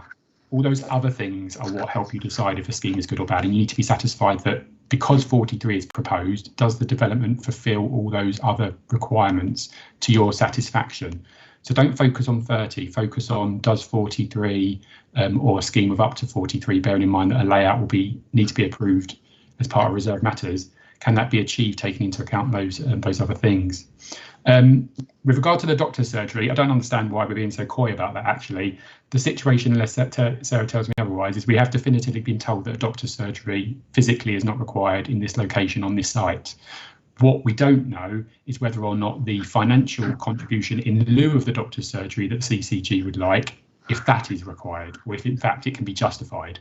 So that's why the recommendation in the report is for that matter to resolve to approve the scheme, subject to that matter being bottomed out with the CCG. Councillor Muir is right to refer to the comprehensive evidence in order to show that that isn't required on site. But I would say that from my perspective, that's much more to do with the scenario where the developer is trying to say that it isn't required and that they should evidence with support from the CCG that it's not required. But we actually have word from the horse's mouth here. The CCG have told us that it's not required. So they're seeking money instead. They just haven't satisfactorily demonstrated that's needed. I think we've taken a view informally, if I may, that probably the money can't be justified because they're not giving any detailed explanation for it. But we are kind of erring on the side of caution, and that's why the recommendation includes it as a possibility in the section 106, because the CCG still then have the opportunity to explain to us in a bit more detail about how that can be justified. The dangerous access was mentioned, or the access being dangerous was mentioned. The access is in the position of the allocation. We've consulted with the Highway Authority in that respect, and you'll all appreciate that they haven't objected, and there isn't anything that I hear that talks about that or any evidence to the contrary. And related to that, this concern about the sustainability of the development in terms of its access by residents to the village. I must say, I do believe that's a bit of a moot point in this instance. I'm not saying that it's not right to have the concerns, but the site has been allocated on the basis that it was known that access to the village would be via existing footpaths on Pet Level Road, including one which is on the other side of the road. So the policy requirements are to improve the access in so much as there should be appropriate crossings, but to a certain degree, that matter is already addressed by the fact the site's allocated. It is a sustainable location for development in that respect, and I don't think that would be a justified reason for refusing it. I said I'd come back to the drainage, but the other thing that was mentioned was the appropriate assessment. The appropriate assessment is not required in this instance. You're only required to carry out an appropriate assessment if the likelihood for harm to internationally designated sites has been is considered, and the consultation with Natural England, as far as I'm aware, has stated that there isn't likely to be any significant effects on European or international designated sites, and so there's no requirement to undertake an appropriate assessment. It's screened out. Is the terminology that we would use. That's not to say you can't take into account issues relating to drainage and the impacts it might have on the wider area, but it doesn't mean that you need an appropriate assessment. Sarah, I didn't know if you wanted to comment on the drainage aspect. No, I was just going to say the same thing, that the Natural England had said that an appropriate assessment was not required, and the county ecologist also said that that was unlikely as well. So if I may then, Chairman, just to come back on the drainage, I think the condition proposed in this instance is more than a condition that you might come across where you feel like you've got little control. What we've got here is an outline plan permission, so permission in principle, and we're recommending a condition not that drainage details are submitted after you prove the reserve matters, if that's the pathway that's taken, but that those details will come forward as part of the reserve matters approval. So if when it comes to considering that application, you don't believe that the drainage details have been fully realised or not in a way that you think is satisfactory, and that we can evidence why that's not an appropriate reason to approve the scheme, then we've still got control there. So it's not even, like Sarah mentioned earlier, it's pre-commencement of development. It's pre-approval of the development itself as part of the reserve matters, is the condition that we're putting forward to you at this stage. I mean, the idea that it's premature because of issues within Fairlight itself, I think we are we understand from residents that there are those issues within there, and from what I managed to ascertain from some of the discussion or some of the comments that have been read, yeah, there's issues with the waste treatment works, issues with flooding occasionally, which Southern Water have had to address. But they've been consulted on the application, and they've told us that you know, a foul drainage solution can be delivered on this site, subject to details. Now, that's not necessarily just a connection. If there are issues with the drainage system in which it's connecting to, then it may be that the details include necessary requirements for parts of that drainage system to be upgraded. But ultimately, it is right that any existing problems within the network do need to be resolved by Southern Water. And as Sarah mentioned, Southern Water are legally required to provide drainage facilities for new development. So, I mean, all we can say is that a condition is recommended, and we hope that the appropriate details to your satisfaction come forward. But it seems to be the best solution, that the matter can be addressed later, and Southern Water think that's acceptable. Thank you for that detailed explanation. Councillor Prochak. I just wanted to tell the committee about a very interesting parallel, which is in Robertsbridge, which is the mill site, which was in the DASA and also went forward in our neighbourhood plan. So once in the neighbourhood plan, you have an inspector come and decide on whether it should be in the neighbourhood plan. What that inspector said and made us do is say, OK, you've got the front of the mill site, which may flood, so you have to find another exit at the back of the mill site. Nothing, no land at the back of the mill site.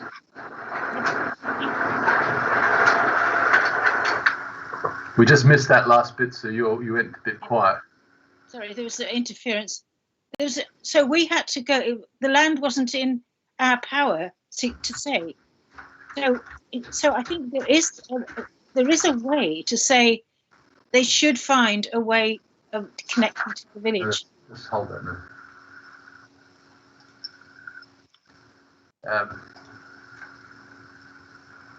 Sam. Yeah, sorry, I should have picked up on the village connection issue as well, because obviously that's one of the things that you've been talking about a lot. And yeah, because it's a combination of what Sarah said and also the comments I made previously about the allocation. The allocation has been made on the basis that there is no other way to puncture through the existing to the existing village because of the existing development that surrounds the site. It's all owned by other people, and the applicant, because they haven't proposed it, clearly haven't been able to find a way to do that. But that doesn't mean that the development is unacceptable, because it's been allocated on the basis that access to the site is known to be from Pet Level Road only and around. We've put a note on as a recommendation that matter should be explored, such that if it can come forward in reserved matters, then it's clear then to any developer that would be desirable. But I don't believe a condition would be justified, because it's not needed as per the allocation. Right, okay. Lots been said here. I don't think we have anyone else wanting to speak. Would somebody like to move something here? A lot of silence. I move refusal. Okay. Is anyone else prepared to second? I second that. You have a seconder. And what reasons? You've heard a lot of discussion on this. So what reasons do you want to articulate? Do I get my final address? Well, you can have a final address if you like. Yes, please do. You're obviously right, Chairman, that we've covered a lot of the ground, so I'll be brief.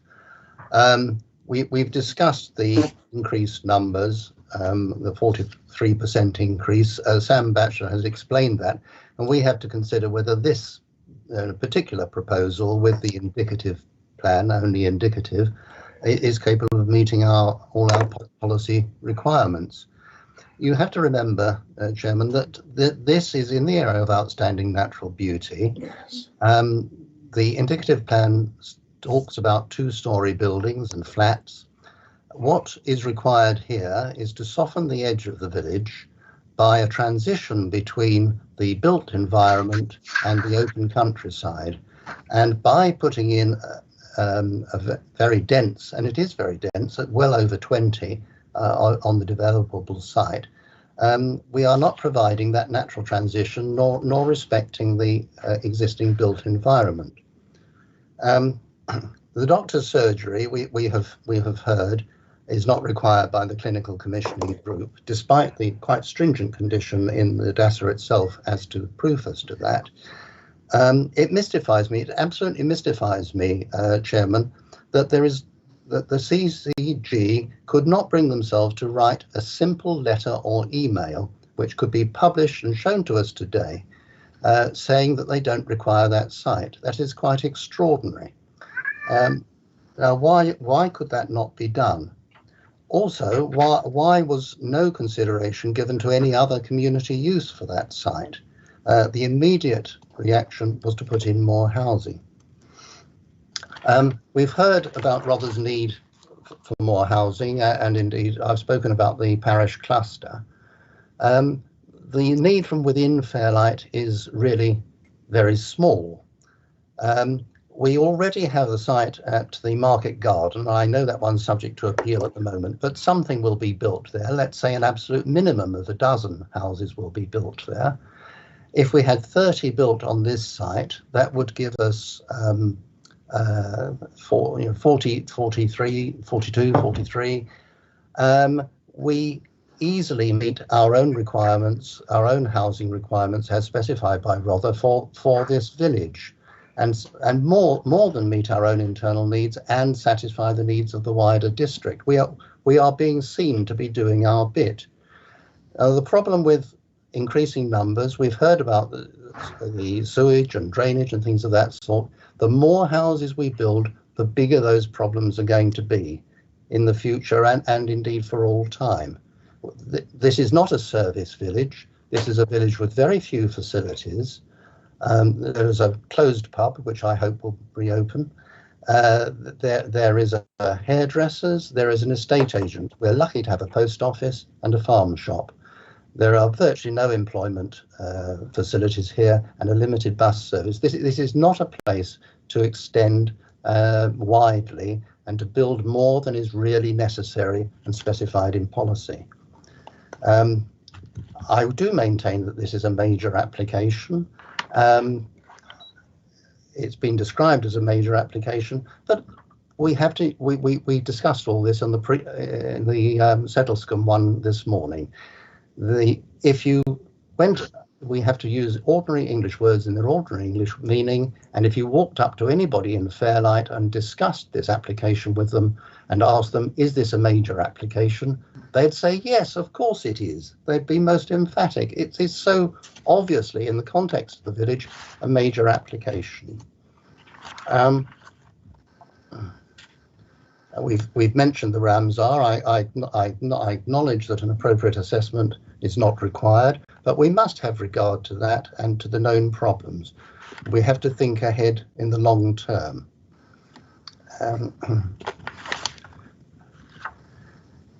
So, in summary and in conclusion, the scheme appears to me defective. It departs from the DASA. It exceeds the numbers provided for without providing good reason. Yes, we need to make good use of land, but yes, we also have to acknowledge the transition into the open country. The amenity land, as provided in that plan 50, has not been provided. It is a scale plan, and the developers have eaten into that with their road. It prematurely rejects the land for the doctor's surgery. It fails to meet the inspector's wish that the site could be linked to the rest of the village. We know that would involve third-party land, and I know that that in itself, on its own, would not be a reason for rejection. But if you weigh that in the balance, and planning is always a balancing act, if you weigh that in the balance, then it tips the balance towards refusal. We're lucky and unusual in being a compact village where everybody can walk everywhere else, to their friends' houses, to the village halls and to the pub when it reopens, I hope. The danger of this site is that it will not be sustainable in the social sense. It's going to create an us and them. And we've never had that in Fairlight before. And I've lived in similar places where there is an us and them, and I know how lucky I am not to have it here in Fairlight and want to keep it that way. We've mentioned the road crossings. Again, they're all things to be put weighed in the balance. We haven't mentioned the improvements to bus stops. This will mean installing proper bus stops, lay-bys, and urbanising the green verges outside. We again, the lack of facilities. There is no school here. The nearest school is 2.9 miles away at Guestling, and it's not immediately accessible by public transport, school bus, and paid for. And in conclusion, Mr. Chairman, I am concerned that there is a possibility here of complying with policy, providing houses which are necessary, providing good quality open space for the long-term future, and the opportunity is being missed by overdeveloping, going that bit too far, and not complying with our own policies, and and I move rejection. Can I add, as a seconder of the rejection, can I add one or two more extra points? You can. And the first one is, to me, this is a kind of ribbon development. It is Fairlight creeping out further to the east, but it doesn't have the advantages of ribbon development because the people who live in this development are not going to feel part of Fairlight. They're going to be a sort of separate community cut off from the main community. And it won't be very long before, if we agree to this, before the next field, the one nearer to Wakeham's Farm, before there will be proposals coming forward to develop that as well. This is creeping ribbon development. The drainage problem is a very serious one. I know this because further along the coast in Icklesham, which is part of my bailiwick, there are huge problems with sewage disposal and drainage, which the Southern Water have not been able to alleviate, although they've been working on them for years. Everybody is involved, but no, they don't manage to solve the problem. The problem is in PET, the problem is in Fairlight too. And we dare not underestimate the significance of that problem, the danger of that problem. It's got to be resolved. We've got to put pressure on Southern Water before this thing goes ahead. So I second Andrew's rejection. Right. Well, Sam, would you like to comment on those the reasons being provided there?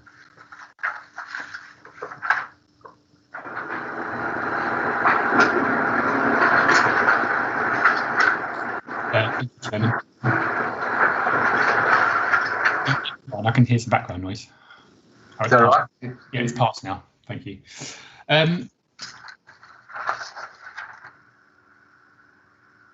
When we were discussing the previous application, it was quite easy to separate out the issues into a number of, or 3 different reasons for refusal. The things here are kind of mentioned in the round, but what I've managed to ascertain from that are one, the issue around major development, and I'll come back to that in a second. The other issue is about harm to the AONB, which, I'm sorry for not talking to the camera, I'm just reading my notes here. Which the main commentary that I got from that, Councillor Mear, you mentioned about that transition into the open countryside and how you don't think that this fulfills that, and you comment on the, I suppose, the nature and the scale of the development, specifically mentioning the types of properties, I suppose, being 2-storey, the flatted developments, and how that's not necessarily, I suppose, consistent with what's currently there at the moment, which is the bungalow development. So I understand that transitional nature, and as a description of harm, I can appreciate how that, there's a logic to that and how that makes sense. So I didn't know if there was anything additional that wanted to be added to that harm to the AONB side of things, because that's the main thing I picked up in terms of that matter. Although I suppose what could be added onto that was the comment that was made about the urbanising of green verges, which I think you've likened, you've linked to secondary improvements like the bus stops. Yes, I should probably have drawn that out with Sarah. Yeah, so there's an AONB issue then that I think can be one thing, and then the departure from the DASA, which were a number of things really. It was the prematurity of the rejection of the doctor's surgery, the insufficiency of the amenity area, pedestrian links, lack of connection, distinct separateness from the village. They're all fine. I just I don't know. I think I'm just struggling with how that can be grouped into a type of harm. Although I understand where it is you're coming from, but that I suppose I get that. Sarah, I don't know if you had any comments on that. I think they're potentially. Oh, sorry, actually, Sarah, just before you come in, Councillor Meir, just going back to the issue about a major development, is it? To be clear, is what's being put forward here that the scheme is also major in the AONB, having regard to Para 172 and footnote 55? Yes, well, it's my opinion that it's a major development in the ordinary English sense, and in the context of where it is in Fairlight, the additional size of the village, and its setting altogether and relationship with the AONB. But even if I'm wrong on that, the other points all hold good. There's the same points that I might put towards that go towards reasons for rejection anyway. Well, I just want to make that distinction, because refusing on the grounds that it's major in the AONB is a specific thing that you'll appreciate, not only from this morning's conversation, but the discussions we've had previously. So if that, I just want to be clear that is it being refused on the basis that you are defining it as major in the AONB, having regard to Para 172 and footnote 55, because obviously that will set up whatever argument would come forward should the application be successful in terms of the recommendation being put forward now. So, well, I'm really saying that either way, whether it is major or whether it isn't, there are good reasons for refusal. But obviously, if it is major, which I believe it is, then the reasons are even stronger. But the reasons are still the same. Chairman, I don't wish to labour the point, but I'm just trying to nail it down. Is this refusal because major in the AONB or not? And if it is, just a summary of the reasons for that. I'm not giving advice at this stage about whether I agree with that or not. I think it's clear from the officer's recommendation that officers don't approve that. It's I suppose, Councillor Meir, I'm not interrogating you about whether that opinion is a good one or not. It's just, is that the recommendation, that it is major, and it's major because X, Y, and Z?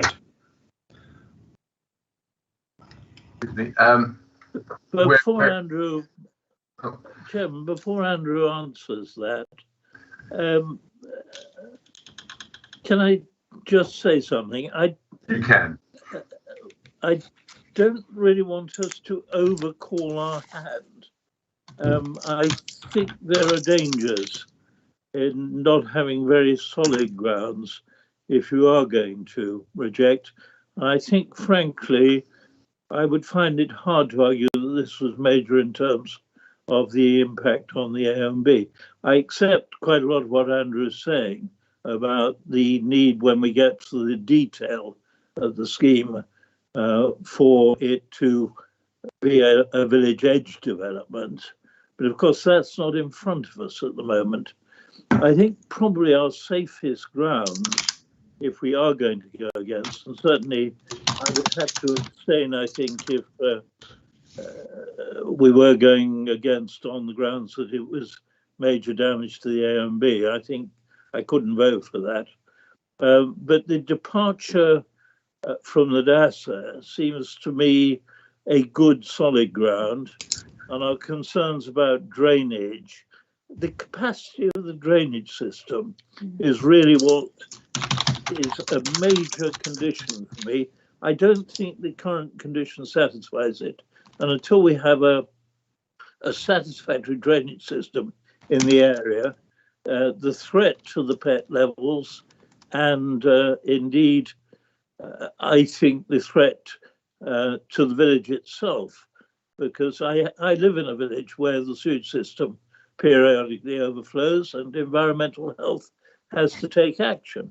All of those seem to be solid grounds for saying that we should not depart from the DASA allocation at this moment, and we need absolute satisfaction that the drainage system is satisfactory before we contemplate development. That I could certainly vote for. Sam, would you like to make a comment on that? Only that I suppose it's the ball's in Councillor Mears' court now about whether that's something he wants to go ahead with. Does he want to include the major or not? Are you happy with? I don't think it's necessary to my arguments to say that it is a major development. Obviously, it puts an underlining and in bold on the refusal, should the committee go that way if it is to be if it is a major application. But it's not. Andrew, I think it would be a challenge for you because it's an allocated site within this development boundary with a presumption in favour of development, and those issues would have been hopefully discussed in examination. I think, but not at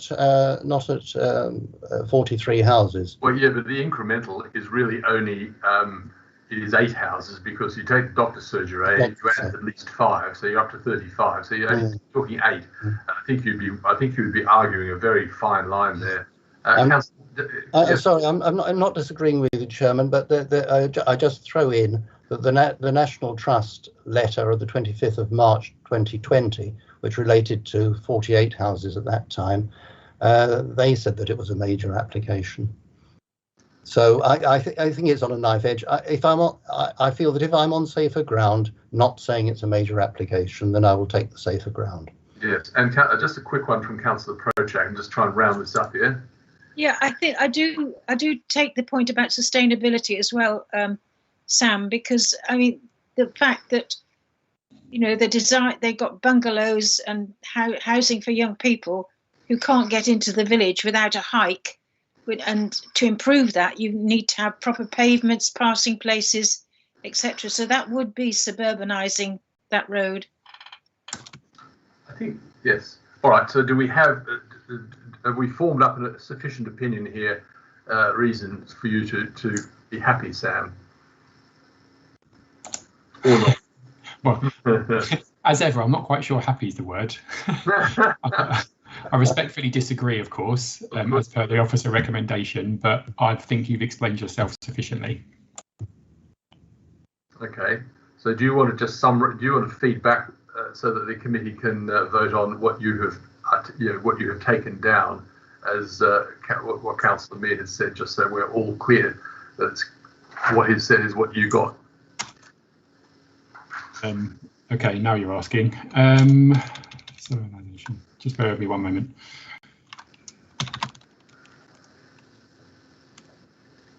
Can we start, Chairman, with too great a departure from the DASA allocation? You can. Well, yes, of course. I suppose the summary in that respect is that because of the number of departures from the DASA, and as listed, they include the exaggerated increase in the number of units, the reduction in the amount of amenity space, the lack of inclusion of the doctor's surgery without sufficient evidence, the lack of a pedestrian link by alternative means, the distinct separateness of the village that, the development from the village that results of that,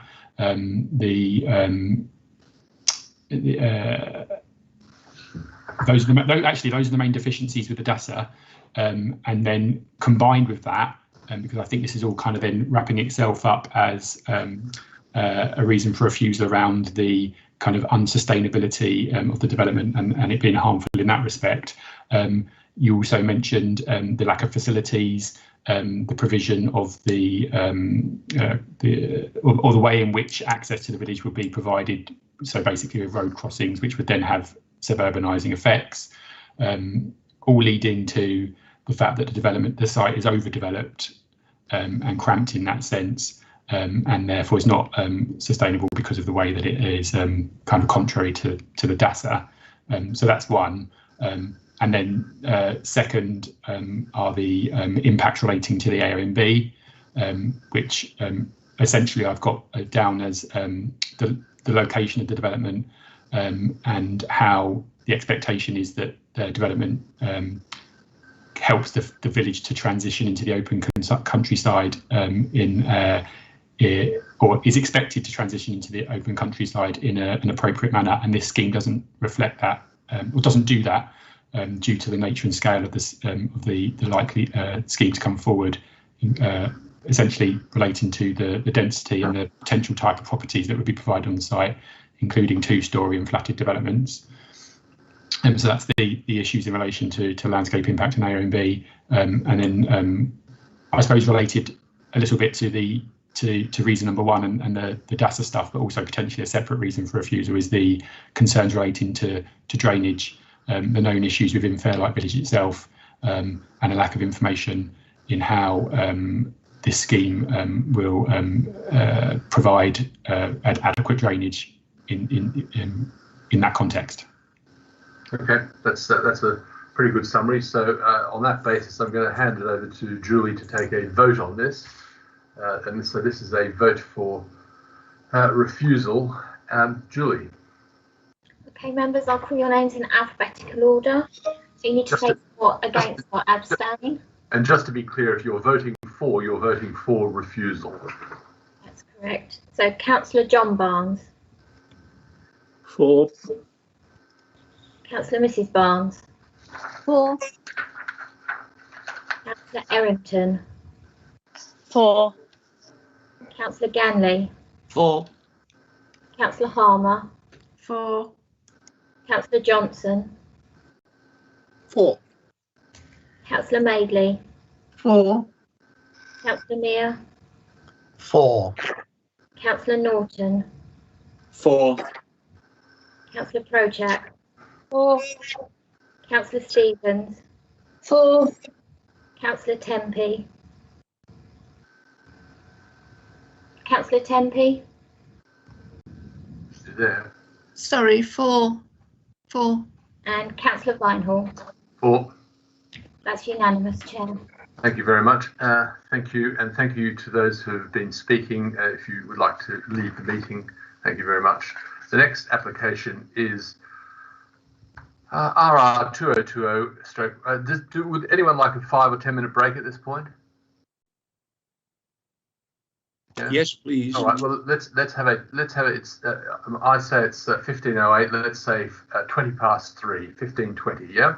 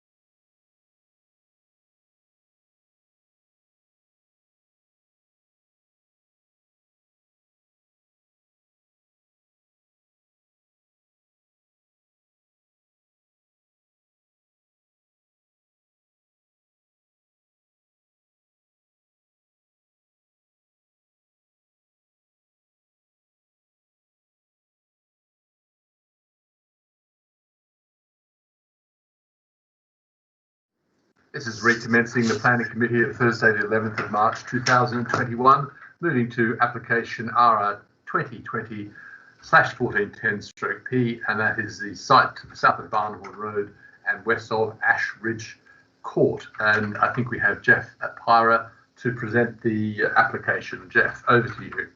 Thank you, Chair. Hi, everyone. I'm going to share my screen as normal.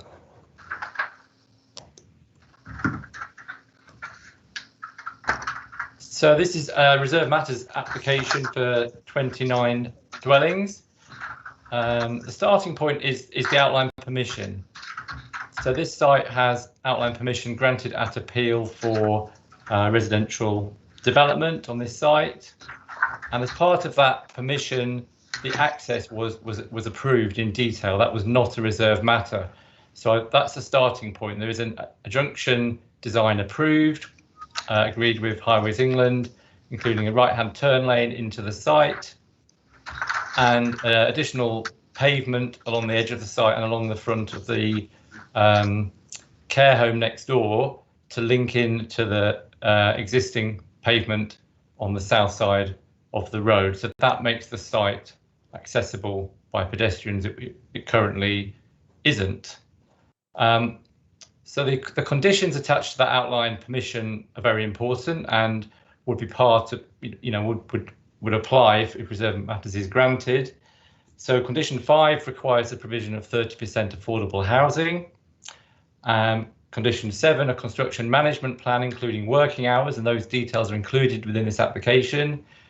Condition 8, which relates to protection of trees. Condition of 9, which is about flood risk and sustainable urban drainage, which is a key issue I'll come on to. Those details are with the application, and there are also details relating to condition 11, which is about translocation of reptiles across the site, landscape management, residential travel plan, and electric charging points. And they're all relevant because all those details are included within this application that's before you today, and that's outlined in the report. So this is the site. Here's the site here, Barnhorn Road. You'll be aware that the trees on the frontage, which are Leylandii sort of cypress trees, have been removed, but they're not protected, and there are proposals for a more successful native planting scheme to go back. There are TPO trees on the boundaries. We have Ashridge Care Home to the east, and a listed building to the left there, to the west. There's 2 further fields before you get down to the level of the sea down at the bottom, and there are views across to this site. This is the layout. I'll come back to that. This one shows. Well, sorry, I'll go to a different one. I know it's quite small, but this one shows the drainage. So I'm starting here because this site drains into the Pevensey Levels, which, as we know, is a special area of conservation and a Ramsar site, so an internationally recognised wetland as well as a SSSI. Therefore, because there is a potential for significant impact on that protected area and on water quality in particular, which is the protected habitat feature, there's a need for appropriate assessment under the habitat regulations.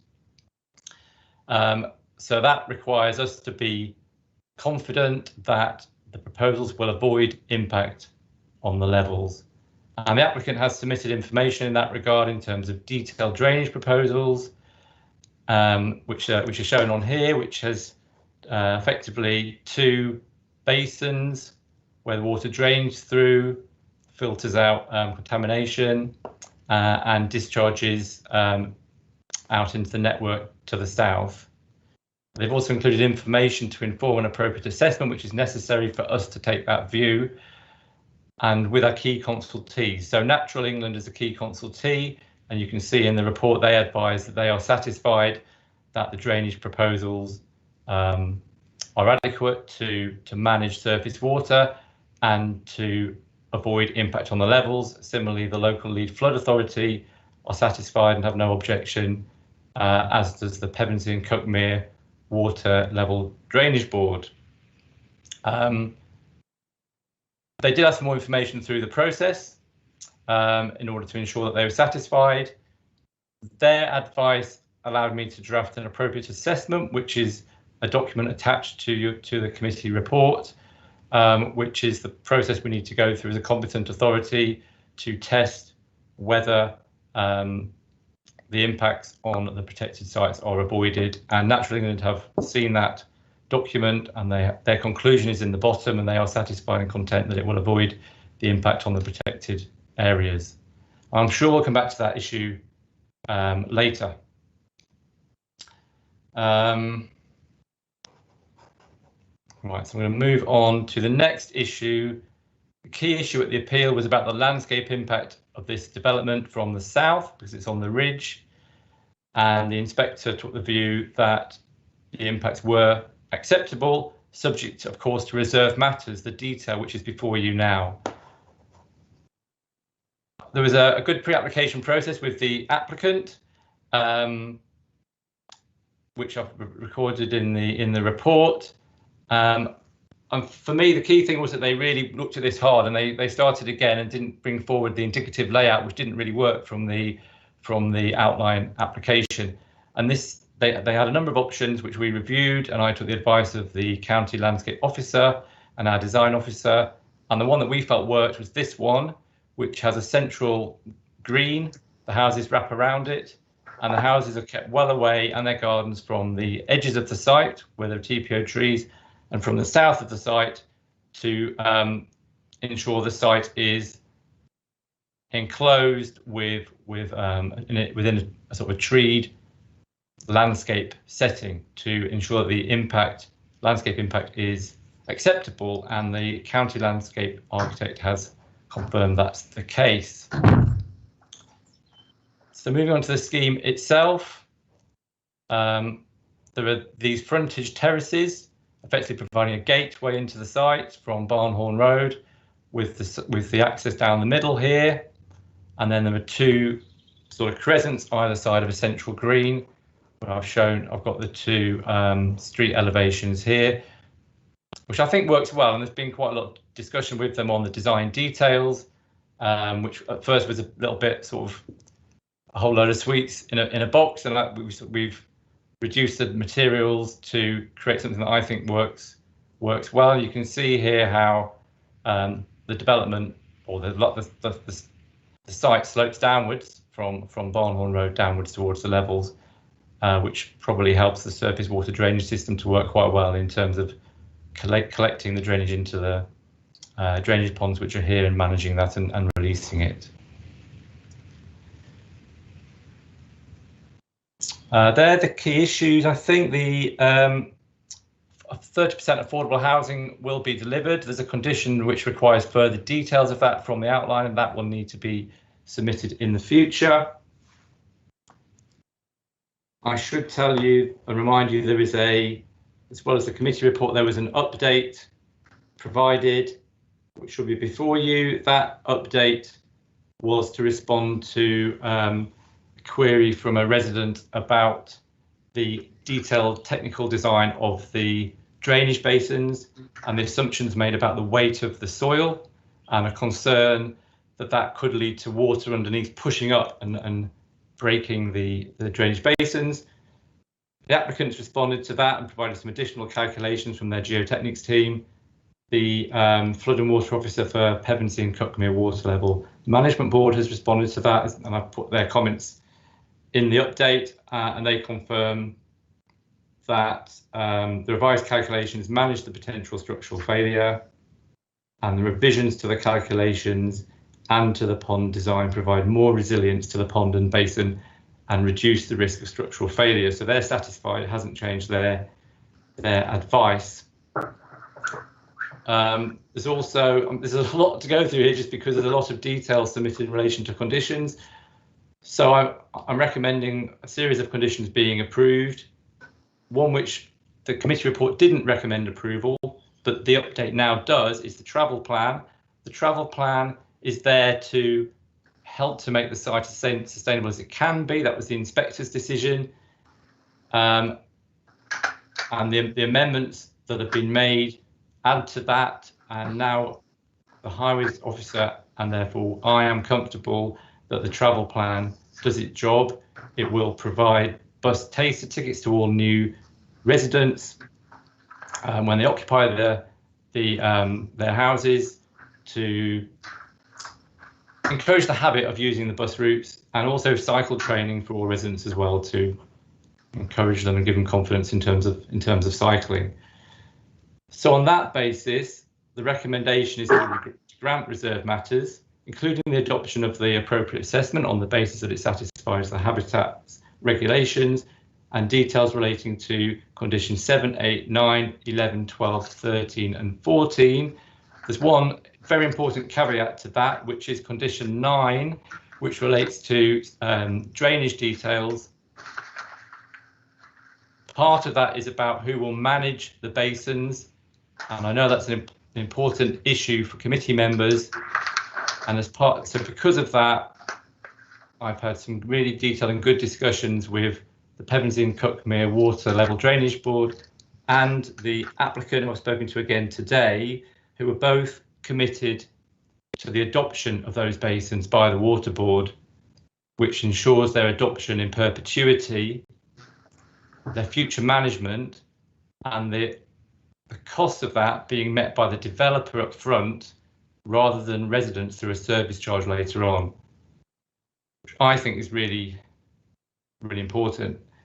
And therefore, that is an outstanding issue in terms of approval of the condition details under condition 9, that we will need confirmation of that adoption, which is an ongoing process that I believe can be achieved. So it's on that basis the recommendation is made. Thank you very much, Jeff. Thank you very much. I'm just going to call on Councillor Errington as a ward member to, give her position on this and take it from there. Thank you, Chair. There are several good points about this development which I'd just like to highlight following what Jeff's already said. The revised design will ensure that the residents will have the opportunity to create a mini community, hopefully making good use of the village green. The travel plan is positive and it is offering free trial bus passes, cycle training and encouraging car sharing. On the A259, as already been noted, there will be a right filter for eastbound traffic, a traffic island for pedestrians, and the footpath, which currently stops before Ashridge Court Nursing Home, will be continued to the development. However, it's more realistic to acknowledge that most journeys from the development will be made by car. The shops at Little Common are 1.5 kilometres away, and the planning inspector acknowledges that the volume, speed and configuration of the A259 is not conducive to cycle use. Finally, as mentioned again by Jeff, 21 plots will be prepared for electric charging points. This is higher than any achieved elsewhere. I think this is definitely a case of building for the future. However, I've called this one in as once again we're being asked to consider an application which has implications for the Pevensey levels. And I'd be grateful, would you be able to show the map please, Jeff? Yep. Thank you.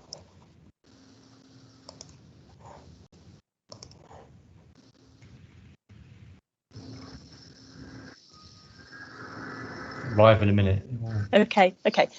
Until this time last year, I had no idea that the levels covered such an extensive area or the range of flora and fauna that it supports. Looking at the map, just to let you know, the pink areas are grazing land. As you can see, they are far-reaching from Couden and Little Common in the south, across west to Hailsham, up to Hoo, and not surprisingly, down to Pevensey. You should note, however, that this development is over 400 metres from the levels. And I don't know if can we zoom in and have a look to show or point? I haven't got a pointer, sorry. Can you see? Sure, hopefully you can see my pointer. It's just there. Yeah. So that site is just below that large pink blob. So that's where we were in the wink. Okay. So just to put it in context of how big the levels were, I thought they were a wood. They're obviously the size of a forest. Thank you, Jeff. Do you want to take that down? I'll continue. or we keep it up, whatever's easiest. Today, if we agree to the officer's recommendation, we do have to do it on the basis that the specific surface water drainage proposals of this application meet the habitats regs and policy tests. We need to be satisfied that these levels will be protected in perpetuity by being managed to the highest standards.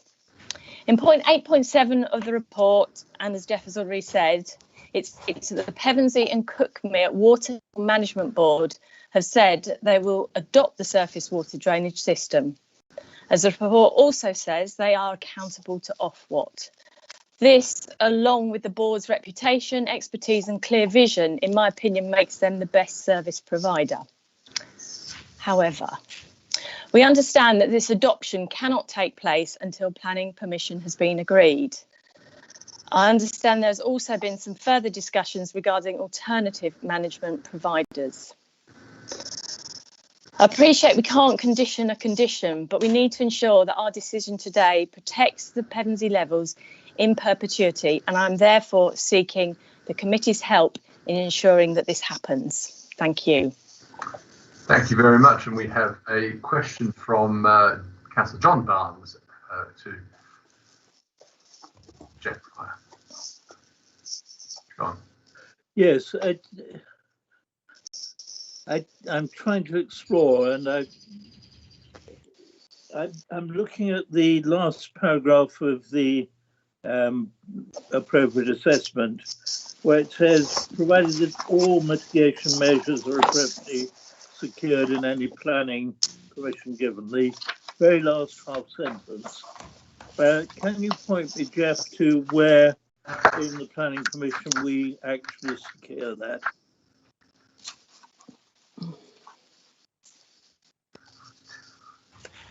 Yeah, thank you. They are secured through condition 9 on the outline permission, which is the condition that requires submission and approval of drainage details and the ongoing implementation of those details.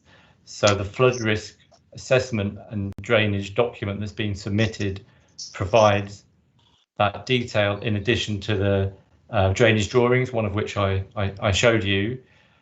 So that sets out the detailed proposals of the scheme. It also sets out a management and maintenance regime. At the moment, that report suggests that the basins would be managed by a management company, because at the time they submitted it, the developer didn't realise that the Pevensey and Cookmere Drainage Board were willing to adopt it, but they are. And obviously, I suggested to the applicant that would be the best course of action, and they are very happy for it to be adopted. They want it to be adopted, and they have had discussions with the board in that regard. What I was told today by the developer was the reason they want to get that adopted is because it's better for them in terms of marketing the houses, because then people buying the houses are confident that the drainage will be appropriately managed, and there won't be a cost on the residents. So although the developer pays an upfront commuted sum to the drainage board, there won't be an ongoing management charge in that respect. My understanding is that the process is that the board itself has to agree to adopt the system. The next meeting is in June 2021.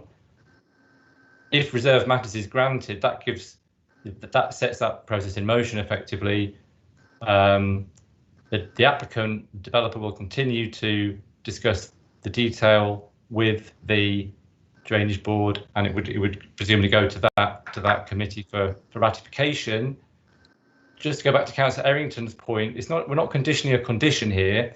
There is a condition, as I've said, condition 9, which we're in control of, and the local authority has to approve. And what the recommendation here is that it approves the drainage design, but it doesn't approve the management company. It requires the confirmation that the basins will be adopted. So that outstanding matter has to be approved by the council before the developer can start on site. And the developer is well aware of that and has got everything in motion in order to achieve it. Okay, Mary Barnes. Thank you, Chairman. I'd just like to ask a little bit more about appropriate assessments, Jeff. I understand that to have a complete appropriate assessment, there are 3 distinct parts, all of which must be completely agreed before it can be given. But I also understand that it can't just be a desktop job. It's got to have detailed topographical and groundwater modelling. As the kind of the authority, the final authority on this, because I think the buck stops with Rother District Council should there be any kind of complaint of any description. I'd just like to know that it is likely that the Cookmere body will be able to get that detailed topographical model in place and done to satisfy all the concerns of an appropriate assessment. Now, if you have information now that didn't apply in January or February 2019, when I think the rules of the European Court got tightened, I'd just like to know that I am not barking up the wrong tree here. Could you just advise? Well, yeah, we're working under the latest case law, so we're working under that case law in terms of the appropriate assessment that we as the competent authority has to undertake. The appropriate assessment has to relate to the stage that you're at. So the outline stage appropriate assessment was done by the planning inspector because they took that over from us because of the refusal, as it were, and they had to consider the right level of detail then. Now we do have topographical information. There has been groundwater testing on site, and there is the right level of information for this stage, including the condition, and that's been scrutinised by the local Leeds Flood Authority and the Pevensey and Cookmere Water Drainage Board, who are obviously advising they're satisfied. So, and Natural England are satisfied. So they're advising us as the experts that as the competent authority, we can pass the appropriate assessment. Okay, fine. Thank you. Councillor Errington.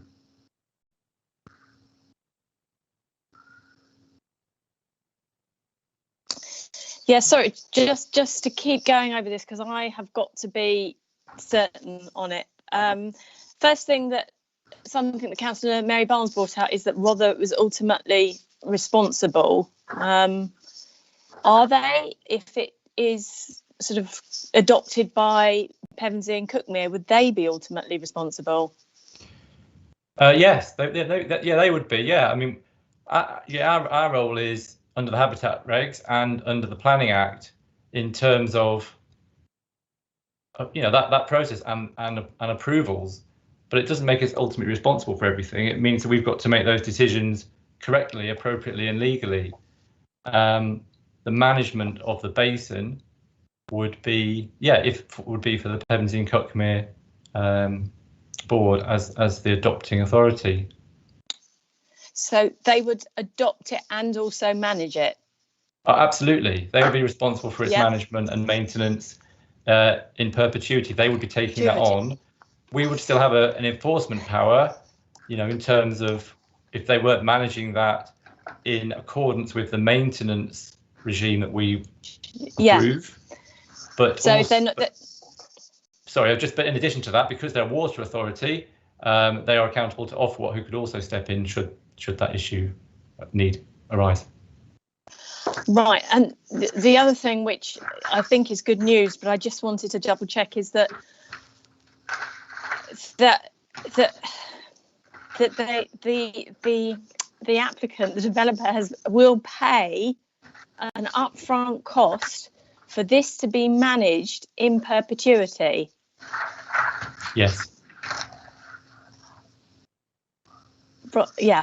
Okay. Thank you. I'm just a little surprised because I imagine a figure has been agreed and they're satisfied to pay that, and that will then ensure that once a month for the rest of my life, the rest of the life of the development, that once a month everything will be cleared from the tank, that every 6 months the roads will be swept, or whatever the management schedule is. They're willing to pay amount of money up front for that to be done in perpetuity. For the management and for the adoption and the management of the basins, yeah. And that the residents will not have to pay for this ever. Sorry, I won't be blunt, but no, I mean, no, there might be a management company for landscaping.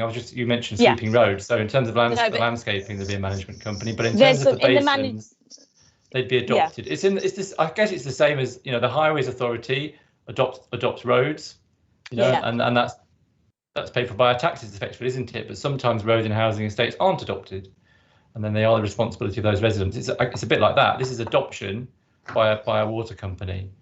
Right. And I have. It is worth just talking about this issue because I have checked this with the developer today, because I'm aware there's a cost of that when it's a management. What they have said, the applicant has said, is if there's a management company, they would still be paying a commuted sum into the management company to kickstart that process, so that it wouldn't cost them nothing. But as I say, I think that this will cost them more.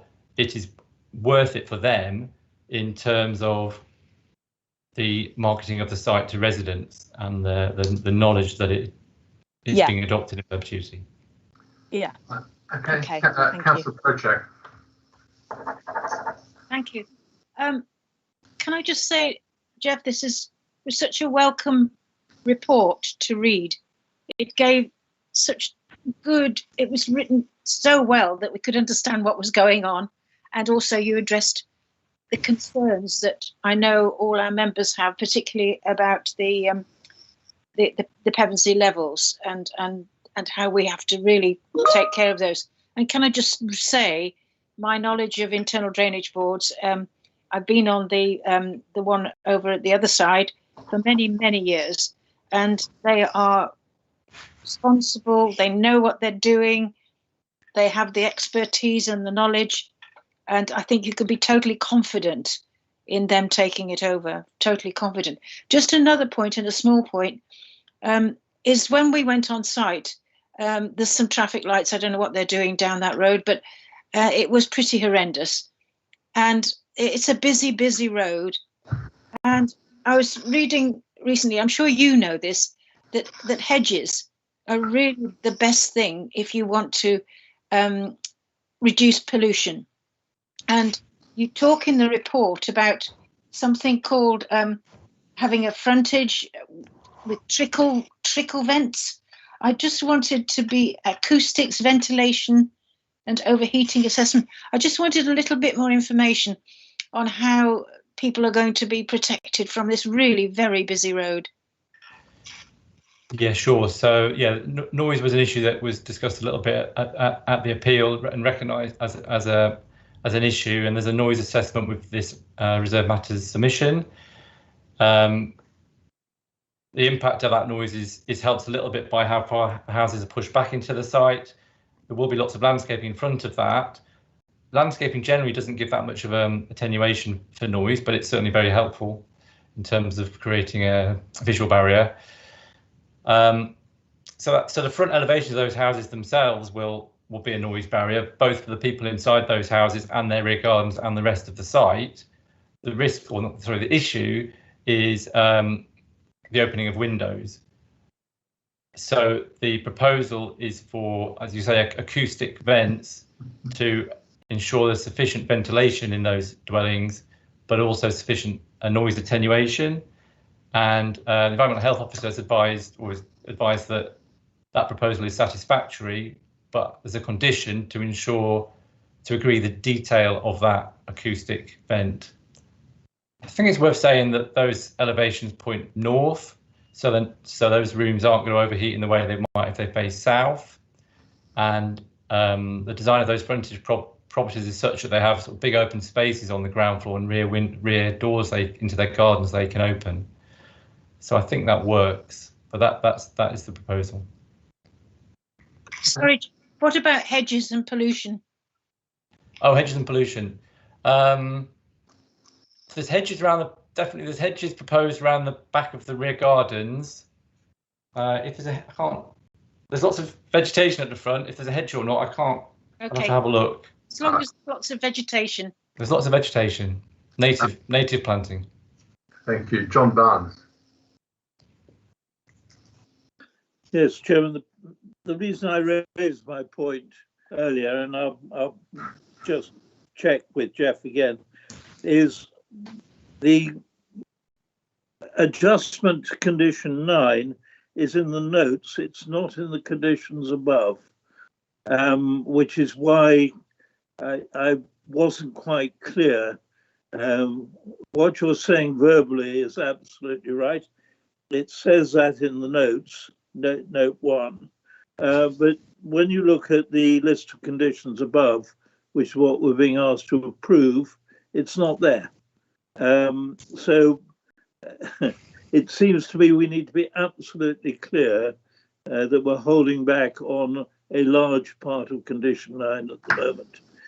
I wanted to comment just a little further.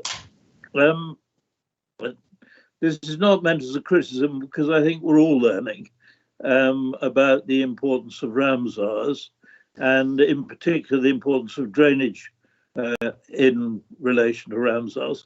But on the other side, and I don't think the developer here has really supplied us with the sort of information that I would have liked to have seen in terms of the full assessment of the risks in operational terms. It seems to me we've got a very skeleton appropriate assessment. I'm happy that you flesh that out in detailed discussions with Natural England and with the Drainage Board. And I'm perfectly happy on this particular site. But I think really an appropriate assessment in future applications should be much fuller on the risks and how those risks are going to be mitigated. Because we are the competent authority, we have in the end, I think, to be satisfied ourselves. And it's very nice to be told, yes, the Drainage Board approves it and therefore we can be happy.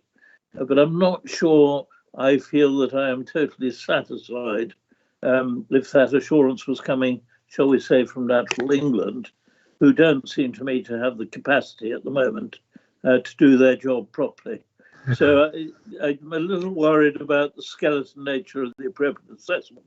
But in this particular instance, so long as condition 9 is reinstated as condition 10 above in the conditions we're going to approve, I will be very happy with this. Thank you. Thank you very much, John. I think I'm going to ask Councillor Harmer to make her comments and perhaps wrap up. And if somebody wants to make a recommendation, then that would be very good. Thank you, Chair. The bit I'm going to talk about is from the Planning Inspector's appeal decision. It's a document that Sarah very kindly dug out for me, and it does have more detail on the 14 conditions attached to this development. The bit I want to talk about was twofold, really, and I think Councillor Projak touched on it earlier. If I can read this, Barnon Road carries a heavy volume of traffic. This creates noise which spreads over the site. An external noise environment exceeding World Health Organization guidelines for moderate or serious annoyance would be experienced by greater or lesser parts of the site. However, not all of the site is affected to an unacceptable degree, and in any event, this environment can be modified by noise barriers to produce acceptable external living conditions and by the detailed design of buildings to provide acceptable internal living conditions. These details are not before me. Basically, what she is saying is the front houses will be used as a buffer, the front terraces, partially as a buffer. And part of that condition would be obviously that they have to have thermal glazing. And yes, they are north facing, but in terms of them not to overheat, they'd have a trickle system. I'd like to know a little bit more about the trickle system because it just creates a tad of draft in my windows. the other part of that was when I asked about whether affordable housing was going to be, guess where these are going to be, in these front houses. So I feel a little bit sorry for these poor souls. Do they know what they're going to be buying, or they're going to be buying off plan? The second part of this is it talks a little bit about Barnham Road is part of the 259, carries heavy traffic again. And the third parties pointed out that the 259 as a whole had a record of being the most crash-prone road in the UK in the recent past. I mean, everybody in the area knows that. I think in my shop in the village, even yesterday at the site visit, we had 2 emergency vehicles. However, the appellant points out that these accidents have occurred in other parts of the 259. Well, yes, they have, at a junction point further down near Who, quite regularly. But that's the point, it's a junction point. When this new development is created, this will be another junction point. In another part of it, the inspector goes on to say about the busy road, and she must have tried coming in and out of Ashridge Court because that was the only junction that existed then. And she said she was there at quite a busy time and it didn't take her more than a minute. My father was in Ashridge Court nursing home next door for the last 3 years of his life, and I could tell you many a time it took me at least 5 minutes to get out, and then turning right you have to do it pretty sharpish because the left bend is very dangerous. So my recommendation going forward would be that the 259, long overdue, needs assessing again. It was assessed for traffic quite a long time ago, and I believe that was before we had the link road built, and it was done on a summer holiday, I believe. But other developments are going to come forward from this, and I think primarily from this particular site we had a huge amount of complaints from the locals, and anyone will tell you if you knock at someone's front door on Barnham Road, you can't really even hear a conversation. It's probably different on a back garden. But I think it's worth pointing out that Barnham Road is dangerous, access is very challenging, and on my second point, it is reassuring that Pevensey and Cuckmere are looking at adopting the drainage system. It really is very reassuring. It's also worth noting that this site is 430 metres away from the level, unlike our 2 other developments on the levels, which are Clavering and Spindlewood. So we're in a different ball game in a way here with them sites. But I just wanted to make my strong points about Barnham Road, and I wanted it noted. I know we're not discussing access, but going forward, don't be too surprised if we don't hear about unfortunate things happening at dangerous road junctions. Thank you. Thank you very much, Kathy. I have no one else offering to speak, so I would like, if we can, somebody to propose a recommendation.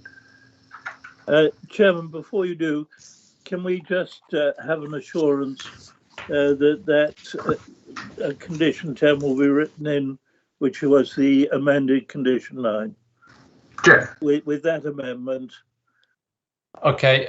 I mean, the issue is that the outline planning conditions remain there and in force on this reserve matter. So this isn't a new permission. The reserve matters sit with the outline as one permission. So the developer has to,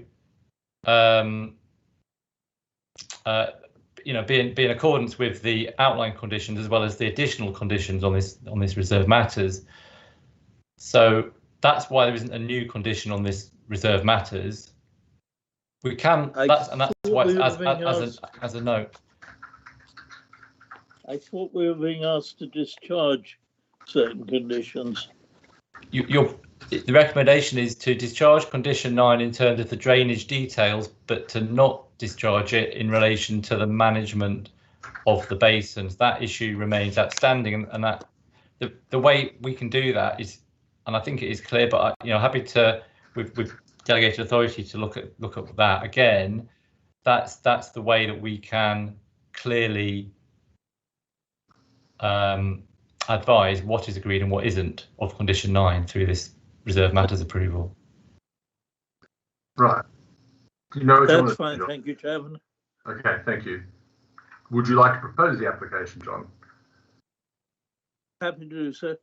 Would somebody like to second it? Somebody like to second it? Well, I'm happy to second it, so I will second it. Yeah, I was just about to click. Okay, well, we have Councillor Errington as well, and we have Councillor Stevens. I'll put down Councillor Errington as she put her name in the chat. So, Julie, could I hand it over to you? What do you recommend? You are proposing the recommendation, I assume, John? Yeah. Yes, so the recommendation then is for approval. So members Correct. names in alphabetical order. So if you can say for, against, or abstain. Councillor John Barnes. For. Councillor Mrs Barnes. For. Errington. For.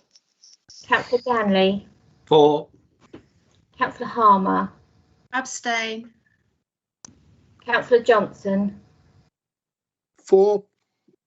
Councillor Madeley. For. Councillor Mear. For.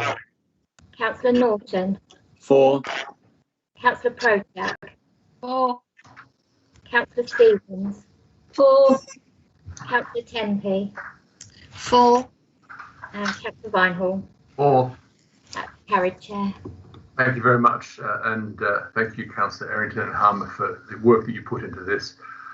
That moves us on to the number 10, which is householder application, Hurst Netherfield, and I believe Councillor Projak will be leaving the meeting for this application. Thank you. It's RR 2020/2285/P, and we have who is presenting this? It's me, Chairman. Sam. Sorry to interrupt, Chairman, but we were supposed to be having the applicant speak, and they've not come into the meeting yet. So. Okay, well, we're meeting. Were they here before? No, they haven't. They haven't requested to join yet. So. All right, so we'll do the presentation, and we've got the two ward members to speak. And if Tracy Dixon turns up, she can speak then. Shall I go? Yeah, go. Excellent. Okay, so yes, an application before you for a proposed conservatory on the front elevation of the Hurst on Netherfield Road. So first plan, just showing the location, detached property. This is the Hurst, and this is the property that referred to in the report, the Rec Cottage, which is the listed building. You'll note from the larger plan that that's where the settlement then goes further down and you go towards Battle. Elevation drawings, these are the proposed ones showing the place of the conservatory on the front. Typical design, which I'm sure you'll appreciate. And then just some photographs for your benefit, one showing the front of the property. So this will be the location of the conservatory here. One from the access, showing conifer tree there in front. And then one slightly set back from the access at the roadside, showing the property. That's where the conservatory would be. I don't have a photograph with you more directly from the roadside. The case officer can provide me with one. Unfortunately, the applicants have provided you with one. You'll know that there's an update sheet about additional comment made by the agent on the applicant's behalf, and that's included online. And I haven't included that photo or photo of Google Earth because I don't think that either of them are a fair representation of the view from the road. But you'll note from the report that the application is recommended for refusal on the basis that this is not an appropriate location for the conservatory given design considerations in the AONB. Thank you. Thank you very much. And Mrs. Tracy Dixon has joined the meeting. Can you hear me, Mrs. Dixon?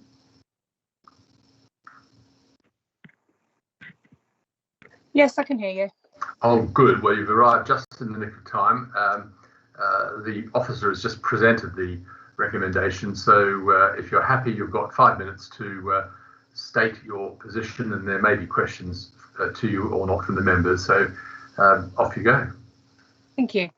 Thank you for giving me the opportunity to speak to planning committee members today. I would like to address the reasons why the planning officers will not support this modest application for a conservatory to the front of our 1970s house in Battle. Opposite our property lies Lorette Cottage, a listed building which is wholly situated in its own domain, and the driveway to our houses separates the plots. Lorette Cottage has been modernised and extended over recent years, with additions such as decking, a shed, boundary fencing, and a shingle-clad rear extension approved by Rother in the last 2 years. None of these alterations were considered harmful to the listed building. Also approved by Rother back in 2005 was a carport on the side of our house, the closest side to the listed building. In this approval, which is relevant despite the officers' protests, there is no harm to any mention of any harm to the listed building. Why then, when the conservatory is further away, is this considered harmful to the now modernised listed cottage opposite? This is a nonsensical and illogical approach. The report states that the front elevation can be viewed from the street, but with a hedge along the street and an evergreen fir at the bottom of our garden, the ground level of our house is sufficiently screened from Netherfield Hill even in winter. We have supplied photographs from the street and a mock-up of what the conservatory will look like. I've lost you there now. Can you hear us? Mrs. Dixon, are you with us? With Claire, have we lost her? Screen's frozen. Due to the position of the cottage on its plot. Officers consider that the materials, size, design and positioning are an anomaly and an incongruous addition. This is not the case, as the materials in the conservatory would match the existing materials of the windows of the house, and the brick base would also correspond with the bottom of the house, which is also brick. The colours of a white conservatory and a grey glass roof match the colours already present in the weatherboarding and the roof. Of course, we would be willing to accept a condition to match the materials mentioned. The size is not excessive, with the conservatory extending only slightly further forward than the garage on the other side of the house. Battle is within the AONB, and this is also used as an excuse to recommend refusal. Councillors on the site visits this week inquired what the noise from the construction site was. It was being carried out a few hundred metres away from our house. This is Lilybank Farm and the construction of 50 houses on the side of an exposed hillside. Clearly, the AONB argument appears more suitable for some applications, but not others.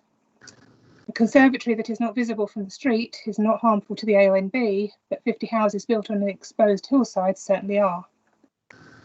In summary, the desire for a conservatory at the front of the house is to capture the sun, which, due to the orientation of the house, only shines at the front.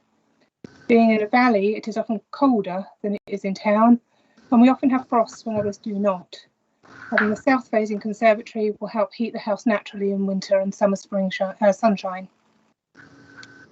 Many examples of front-facing conservatories and extensions within Rother and the AONB have been approved, with some approved on appeal. Details of these decisions have been researched and provided separately. Only yesterday, a modest front-facing extension at an end-of-terrace house in the AONB in Guestling was allowed by the planning inspector, an application that was refused by officers for many of the same reasons as on today's agenda. I thank you for listening to me, and I ask that you support approval for this application before you for the reasons I've outlined. This application has support from both our neighbours and Battle Town Council. Thank you very much. Do you have a question, Councillor Norton, for Mrs. Dixon? I have a statement to make, but not a question. Could we wait to make? Well, we're just taking questions to Mrs. Dixon at the moment, and then we'll take some words from board members. Does anyone have any questions for Mrs. Dixon? I think she's stated the case pretty well. Okay, so what I'm going to do is thank you very much. Please stay in the meeting and listen. We've got Councillor Field. Right.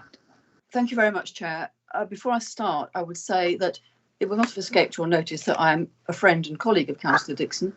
I did take advice from the monitoring officer, who says I am perfectly entitled to speak as his ward councillor, which is the capacity in which I am speaking in favour of this application. This is an application, as Mrs. Dixon has said, where the neighbours don't object, Battle Town Council doesn't object, highways don't object. So it has found favour with those who will be most directly affected by it. Contrary to what is stated in the report, it is not visible from the road. The slide you saw showing a road, that is not Netherfield Hill, that is the access track to the site where the three houses, Larette Cottage, Ravinden and the Hurst, are situated. You can't see it from the road. It is, of course, in the vicinity of a listed building, but then that is not at all unusual in this area or the town we live in. There are a great many listed buildings. To cite just three examples, Lilybank Farm, which Mrs. Dixon referred to, is in the vicinity and invisible from many listed buildings. In fact, I was walking down a road half a mile away, a track, and I could hear and see the work going on at Lilybank Farm. And the resident who I spoke to said she can hear it all the time. So that is not sheltered. It is very intrusive in the ONB. And I think you'd agree that 50 houses will cause more of a disruption than one small conservatory. The second thing is Coldbeck Hill in Battle, a road full of beautiful old houses, many styles and listed buildings. The council allowed a new house to be built, and it has been built. It is flanked on both sides by listed buildings, and there's a listed building across the road and others in the same street. Also in that road is a house with a very large conservatory on its front. It might not be its front actually, but it is the only face of the house visible from public space. So there is a precedent very close to the Hurst for such a building. The proximity to the public right-of-way is a bit of a red herring because the right-of-way runs all the way up the side of the Hurst. So even if the conservatory was at the back, which might even not need planning consent, it would still be visible from that right-of-way. Now, if you look at the map provided in the report, you will see a purple shape, which is the property of the Hurst. Up the side of that is the right-of-way, and to the right of that is a very large rectangle. That very large rectangle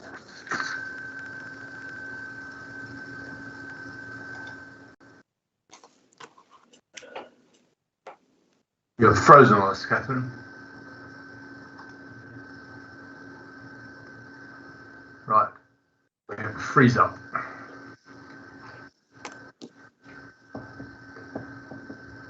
I think we might come back to Catherine in a minute when she's unfrozen. Councillor Cook, do you want to pick up where Catherine has left off?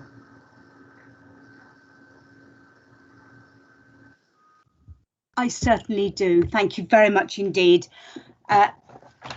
Councillor Vinehall, Chair, members, officers, ladies and gentlemen of the public, I thank you for allowing me to speak briefly in support of application RR/2020/2285/P. I should perhaps add that the applicant is a colleague and a friend of mine, but as I'm not permitted to vote, I do not consider this to be a prejudicial interest. Paragraph 7, 3.3.1 refers to this application as inherently unattractive and incongruous. But that's not a reason for refusal, as there are many other extremely congruous such buildings around our district as, to quote Prince Charles, carbuncles on a wide variety of buildings. Paragraph 7.3.2 also refers to the proposed conservatory being out of keeping with the existing building, and yet the colour of the bricks will match the existing house bricks. The UPVC windows will match those on the house and are in fact being fitted by the same firm. The grey glass roof also complements the existing roof colour, and from the picture of the side elevation sketch has a similar slope. This applicant is not grubbing up hedgerows, is not cutting down or removing trees, or importing vast amounts of hardcore to build a driveway. By building it on the front of the house, on existing Welsh slate, it will maintain essential green space in the form of a lawn at the back of the house, fitting in with the desire of this alliance to preserve biodiversity. This family 3-bedroomed house has only one living room, and it seems perfectly reasonable that the applicant should wish to add to this, most especially to be able to benefit and enjoy the stunning sunset which this building would afford. Item 7, paragraph 7/.2.1 refers to the proximity to the neighbouring property, but it should be noted that the Hurst is set lower and set back and is well hidden by hedging and shrubbery, unlike the development that we've already heard about at Lily Bank. I applaud and concur with the applicant's intention to abide by biodiversity in building this, because it would work towards biodiversity net gain in that the family will be able to reduce their energy consumption in heating and lighting the new living area. I urge members to support this application. Thank you. Thanks. And could we have Councillor Norton, please? Yes, thank you very much, Mr. Chairman. When I first heard about this proposal, I sort of suggested that it'd be far better to put the conservatory around the back on the north side. But when I went to have a look on Tuesday, I looked at the back garden, and in fact, the back garden is almost like a quarry. It's not flat, and it is a very obvious frost pocket. It would be quite impossible to have another room, let alone a conservatory, around the back. The other point I want to make is that, you know, I was quite looking forward. I always like listed properties, and I was quite looking forward to E-Retta, or E-Retta as it may be pronounced opposite. But I was extremely disappointed. There are listed properties and listed properties, and this is a very doctored listed property. One thing I noticed, for example, was that the bottom section was originally brickwork, but the bricks have been painted white, which is something that you don't do with a valuable listed property. And I was very disappointed by the total impact of it. It is not a desperately attractive building, which is going to be blighted by a conservatory, which is not exactly opposite anyway, and the people have not protested. So I happily support this recommendation that we go ahead with it. Thank you. Councillor Field, sorry, we lost you there. Would you like to just sort of finish up what you're saying? I'd love to, thank you. Sorry, I've been losing connection all day. Where was that? Yes. I wanted to talk a bit about the environment. When this house had its patio doors installed on the south side, the reduction in the heating bills for the Hurst were noticeably reduced. And that is because, as Mrs. Dixon said, it is on the south side. This conservatory will add to that effect of reducing heating bills and therefore emissions. This is an approach Rother has endorsed in its Alliance Homes project for Blackfriars, where the earth sheltered housing is going to be using this technology with its glass fronting and its orientation. We have declared a climate emergency on this council. We have a target of 2030 to reduce our emissions to net zero. And I believe that we should grasp every opportunity we are presented with to do this. It's not a very long time away. And I think we have to change our mindset and change our thinking to accommodate the new targets for the council. And I think anything we can do to reduce emissions in this way, which won't impinge on anybody else, is a good thing. So I do hope you will support the applicant. Thank you. Thank you. Thank you very much, Councillor Field. One of the Councillor Barnes, I'm not sure which one wants to speak first this time. I'm sure it was me. It was Mary Barnes. I don't know why I put my husband's initial in. I obviously it's the end of the afternoon, I think. I'd just like to say that having visited the site, my concern about putting a conservatory at the front of the house was much less. I think had this house been in a row of houses with an identical situation in the front and everybody wanting conservatories, it would have been different. But the way this house is oriented, it's slightly on the skew. It is one alone by itself. It will benefit very, very much, because when you look at the house as it is at the moment, it is in need of something adding at the front. I would be very happy to see that being put in place. And I would like to move approval. Thank you very much. Well, we have a movement for approval. We do have a couple of other people who wish to speak. Did your husband wish to speak or not? No. I don't know whether I shall let him. Hang on. No, don't let him. No. She can't stop me. No, I've been trying for years. Chairman, I have to say that with the exception of Councillor Field, I've never heard a worse set of arguments for justifying something which I actually propose to vote for. But we really are in some danger, and I think it's important to remember when meeting in public, of sounding as if friendship is actually influencing us. And again, the notion that because bad planning decisions have been taken in the past, and I have to say, when I look at Lorette, I think it has suffered from one of the worst extensions that I have ever seen. But bad decisions don't justify a bad decision. And so I think the arguments from Councillor Cook really have to be discounted entirely. Why am I going to vote in favour of this? Well, first and foremost, when you actually look at this, you're looking at essentially a modern house. And a modern house, frankly, which, if Councillor Dixon will forgive me, is not one of the most beautiful designs that I've ever seen. When I went, I was expecting to be able to say, the officer is quite right, the conservatory should be behind the building. When you actually look at the orientation, that is physically impossible. It will gain no sum whatsoever. So then I look at the design in the location, and it is not, frankly, a location where there are any beautiful houses around.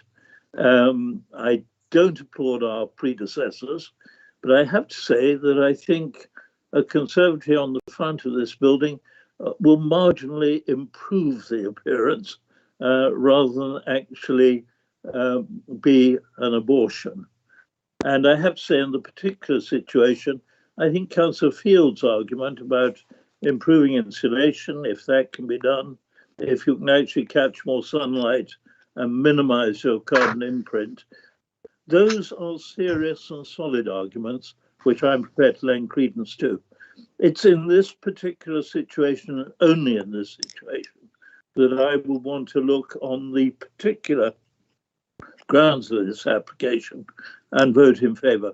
What I don't want to subscribe to are arguments which say, because there have been bad planning applications nearby, we should automatically approve a bad planning application here. That seems to me not an argument that we ought to subscribe to. But I propose to vote on my wife's proposition in favour of this particular application in this particular site. Well, thank you very much, and you are correct in what you say regarding previous approvals. Councillor Stevens. Yeah, I'm not in favour really of a conservatory on the front of a building. I was hoping it was going to be an extension that matched the other side of the building, so it would look much nicer. And the argument with the tree, yes, you can't see it, but the argument with the tree, if the tree in the future is cut down, then it's going to be fully visible. I would have been more happier if it was in keeping with the other side of the building. And I was a little bit surprised to see the applicants at the site visit, when we're not allowed to talk to site visits. Thank you very much. Thank you. Councillor Mear. Chairman, I'd just like to thank the officer for saying one thing which I like to see said in officers' reports, and that is that we can, even though this is not an old house and not a listed house, we can still appreciate its proportions, its appearance, its materials, and the harmony of its architecture. And I think that we must always bear that in mind. And equally, I would agree with Councillor John Barnes that one bad decision doesn't justify another. But I also agree with Councillor Mary Barnes that if this application had been in a row of houses in a more ordinary urban or suburban setting facing the road, a bit closer to the road, I think this might well have been incongruous. But going to the site and seeing it, the house is set at an angle to the neighbour, an angle to the road, up a good drive with hedge and other, we say a tree, in front of it. I think in that context, it is acceptable, and I would be in favour of it. Thank you. All right, thank you very much. Well, we have Councillor Mary Barnes who moved for approval on this. Do we have somebody who wants to second that? Second. Who was that? Sorry. Kathy. Councillor Harmer is seconding it, and you're seconding for approval. And Councillor Barnes, I assume you're moving approval on the basis that you don't think it is in conflict with the listed building across the way and is acceptable in the AONB. So they're the reasons that are being given. So I'm going to, Sam, do you want to make any comment on those statements? No, Chairman. I think we're in danger of over-explaining the conservatory. Yeah, I think so too. I think so. So I'm going to hand over to Julie to take a vote. So it's a move for approval. If you say for, it's for approval. Okay, members, I'll call your names in alphabetical order. So it's for, against, or abstain. Councillor John Barnes. For. Councillor Mrs Barnes. For. Councillor Errington. For. Councillor Ganley. For. Councillor Harmer. For. Councillor Johnson. For. Councillor Madeley. For. Councillor Mear. For. Councillor Norton. For.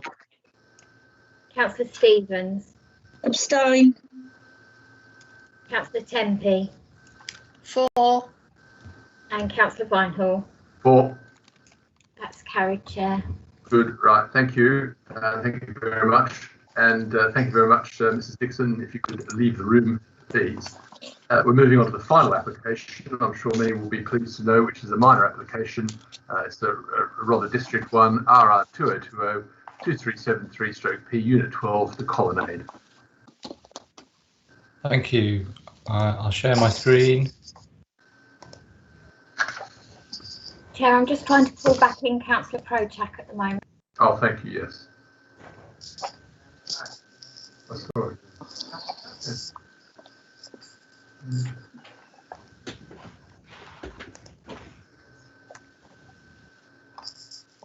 So must be.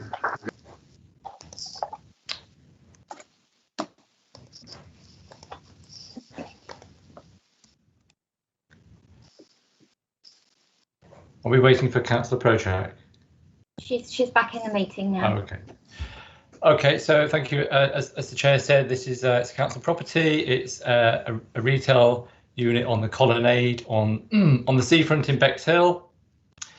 This proposal needs planning permission because it's a sui generis use. It doesn't fit into that Class E use because it's quite unique. It's a proposal for a virtual reality flying experience where the participants would, with a virtual reality headset, fly over the landmarks of 1066, which the applicant says that this type of ride is currently like no other virtual flying experience in the world. It's the first of its kind.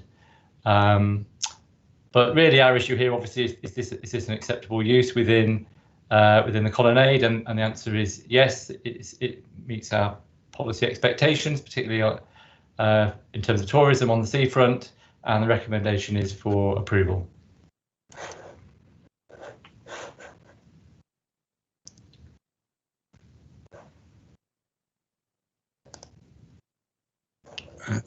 Are you muted, Chairman? Thank you very much. Councillor Cortell. And then I've noted that Councillor Ganley has proposed this. We'll just hear from Councillor Cortell. Thank you, Chair. This virtual reality flying experience diversifies the tourist offer on the Bexhill seafront. It's an exciting offer. It enhances the Bexhill cultural area, providing fun for children and families. It helps differentiate Bexhill with a unique selling proposition, as Jeff Para has just said. The DASA policies, BEX 12, BEX 15, and the core strategy, EC 6, support this proposal. And the Bexhill Chamber of Commerce and Tourism also support this proposal. There don't appear to be any objections, and I support Jeff Power in recommending acceptance. Thank you very much. Well, I have a proposer in Councillor Ganley and a seconder already, Councillor Stevens. So unless anyone has anything to add, then I'm going to ask Julie to take a vote on that. Members, again, I'll call your names in alphabetical order. If you can say for, against or abstain. Councillor John Barnes. For. Councillor Mrs Barnes. For. Councillor Errington. For. Councillor Ganley. For. Councillor Harmer. For. Councillor Johnson. For. Councillor Madeley. For. Councillor Mear. For. Councillor Norton. For. Councillor Crocher. For. Councillor Stevens. For. Councillor Tempe. For. And Councillor Vinehall. For. That's unanimous, Chair.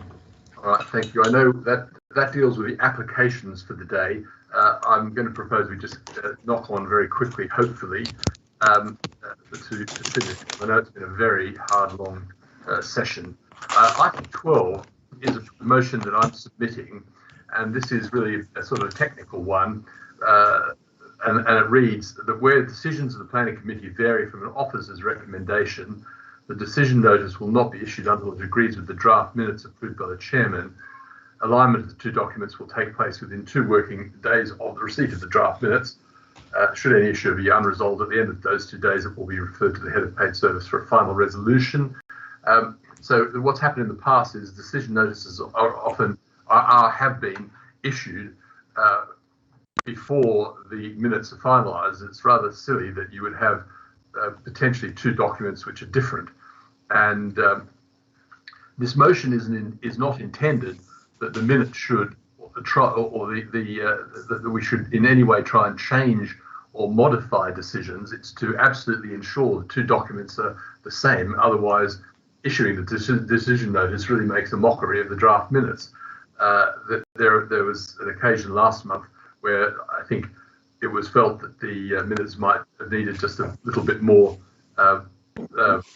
fleshing out, I think is the best word, not changing. And this is just to make sure that that happens, because that is not the process at the moment. The decision notice is just issued, and the draft minutes obviously come via democratic services and can take a day or so more. Typically, the draft minutes get approved pretty much the same day. So it's just a technical issue to make sure they're all the same. I don't know if did Mary Barnes want to make a comment on that? It was John. John, yeah, sorry, John.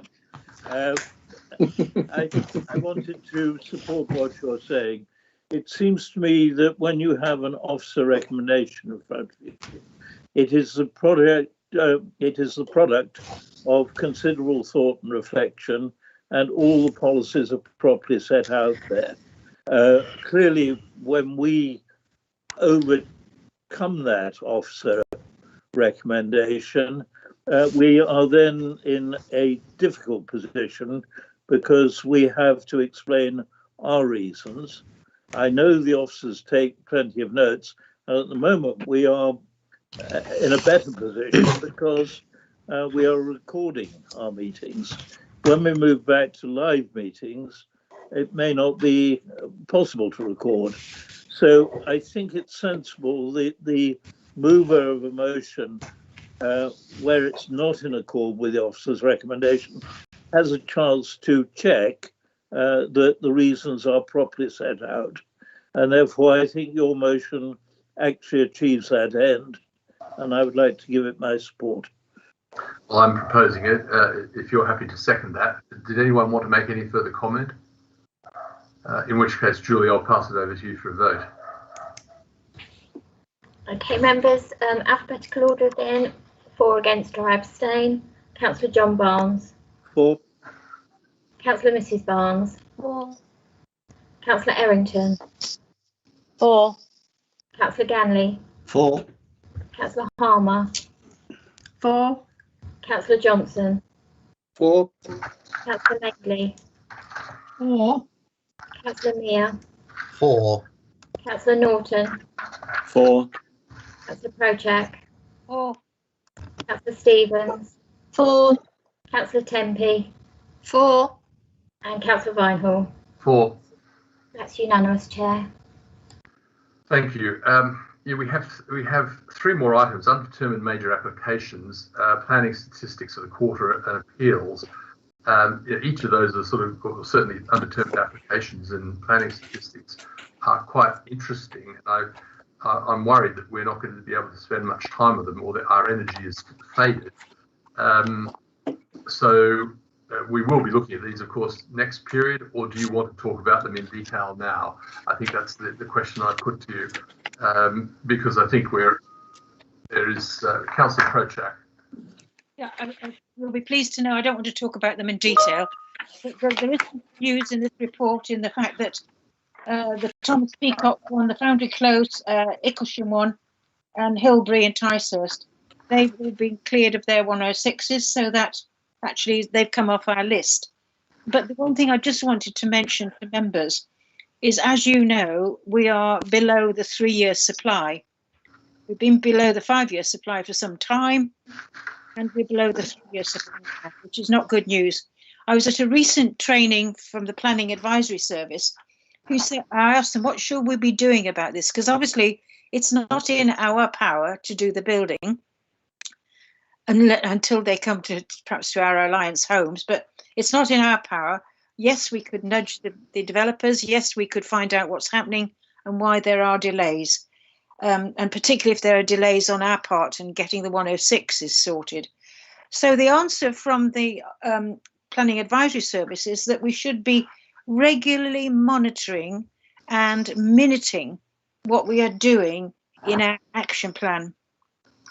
And as you know, when was the last action plan? I don't know if Tim wants to come in on this, but I just wanted to highlight that to you as members of the Planning Committee, because at the moment, I don't think we're doing regular monitoring unless it's because we do it on an annual basis, I think.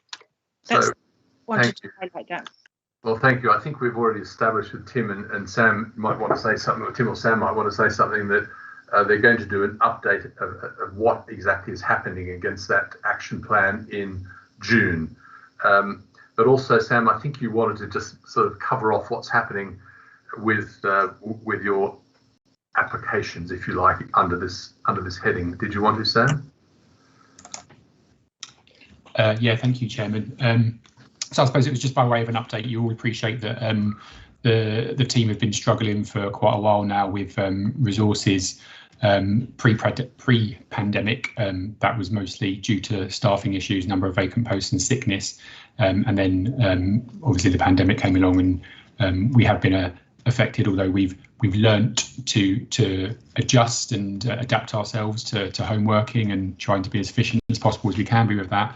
But nonetheless, there is still some lag that results from that style of working as well.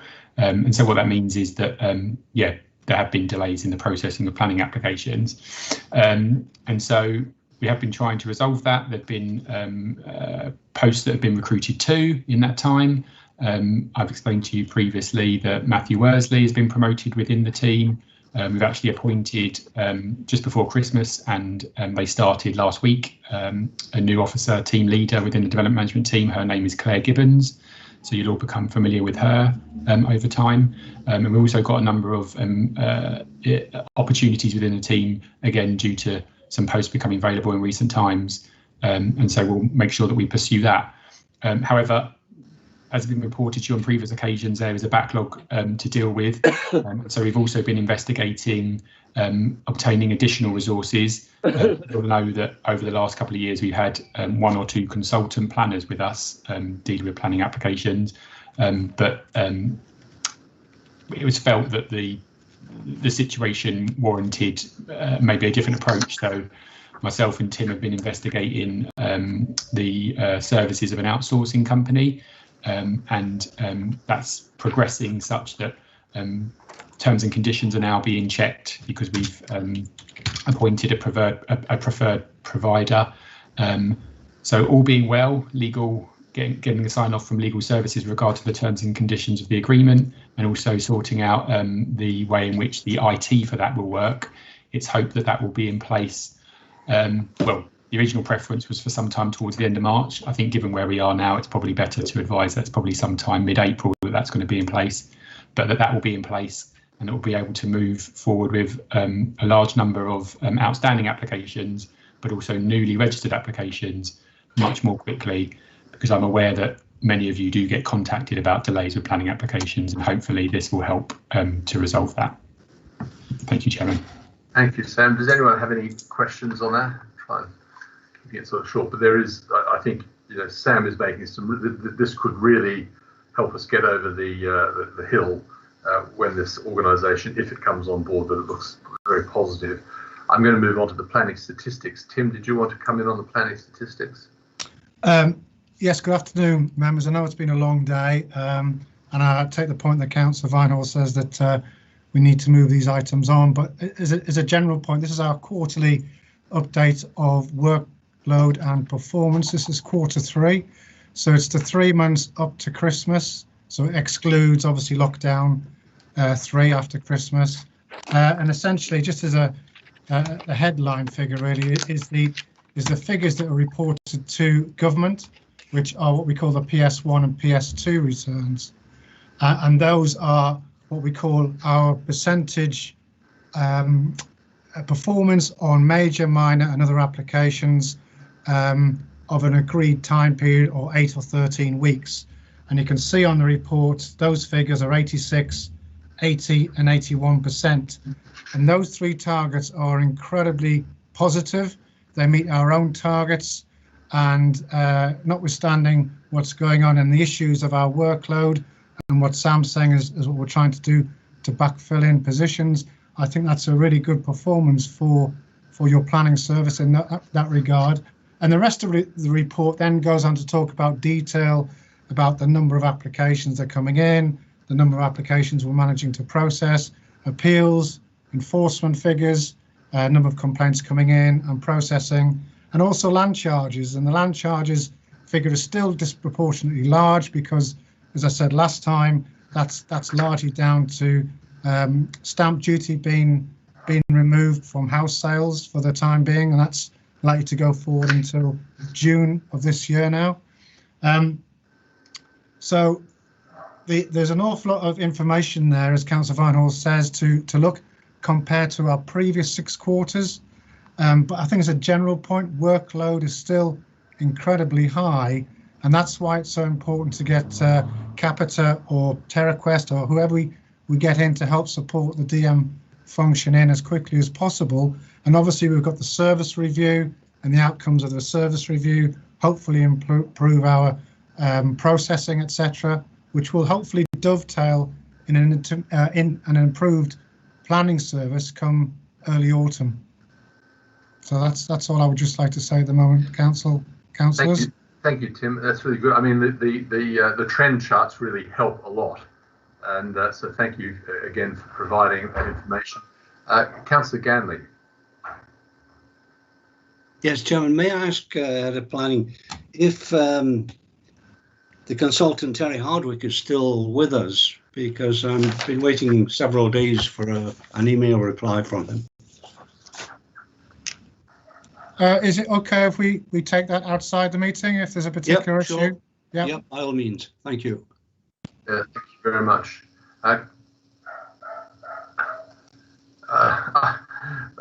Councillor Cortell, I'm not going to take a question from you because it's late in the day and you're not on the committee, so apologies for that. It's not an item for non-committee members to be discussing. Were there any other questions on the statistics? I mean, I think they're really useful. You may have questions, and it might be best kept to outside the meeting if it's just updating. On which basis I'm going to move to the appeals, and you can see the appeals there. Does anyone have any questions on the current state of the appeals? Generally, I think we are doing well on our appeals. There are none allowed in this period, and most dismissed. So that's a very good result there. We are still waiting on the Buckholt Lane result. That was due last Friday, so hopefully we'll have some update on that. Did you have any comments? Any comments or questions? That's very good. Thank you. So those are noted. And just to note the next date for future site inspections, which I hope we will have officers back. I hope the advice allows them back.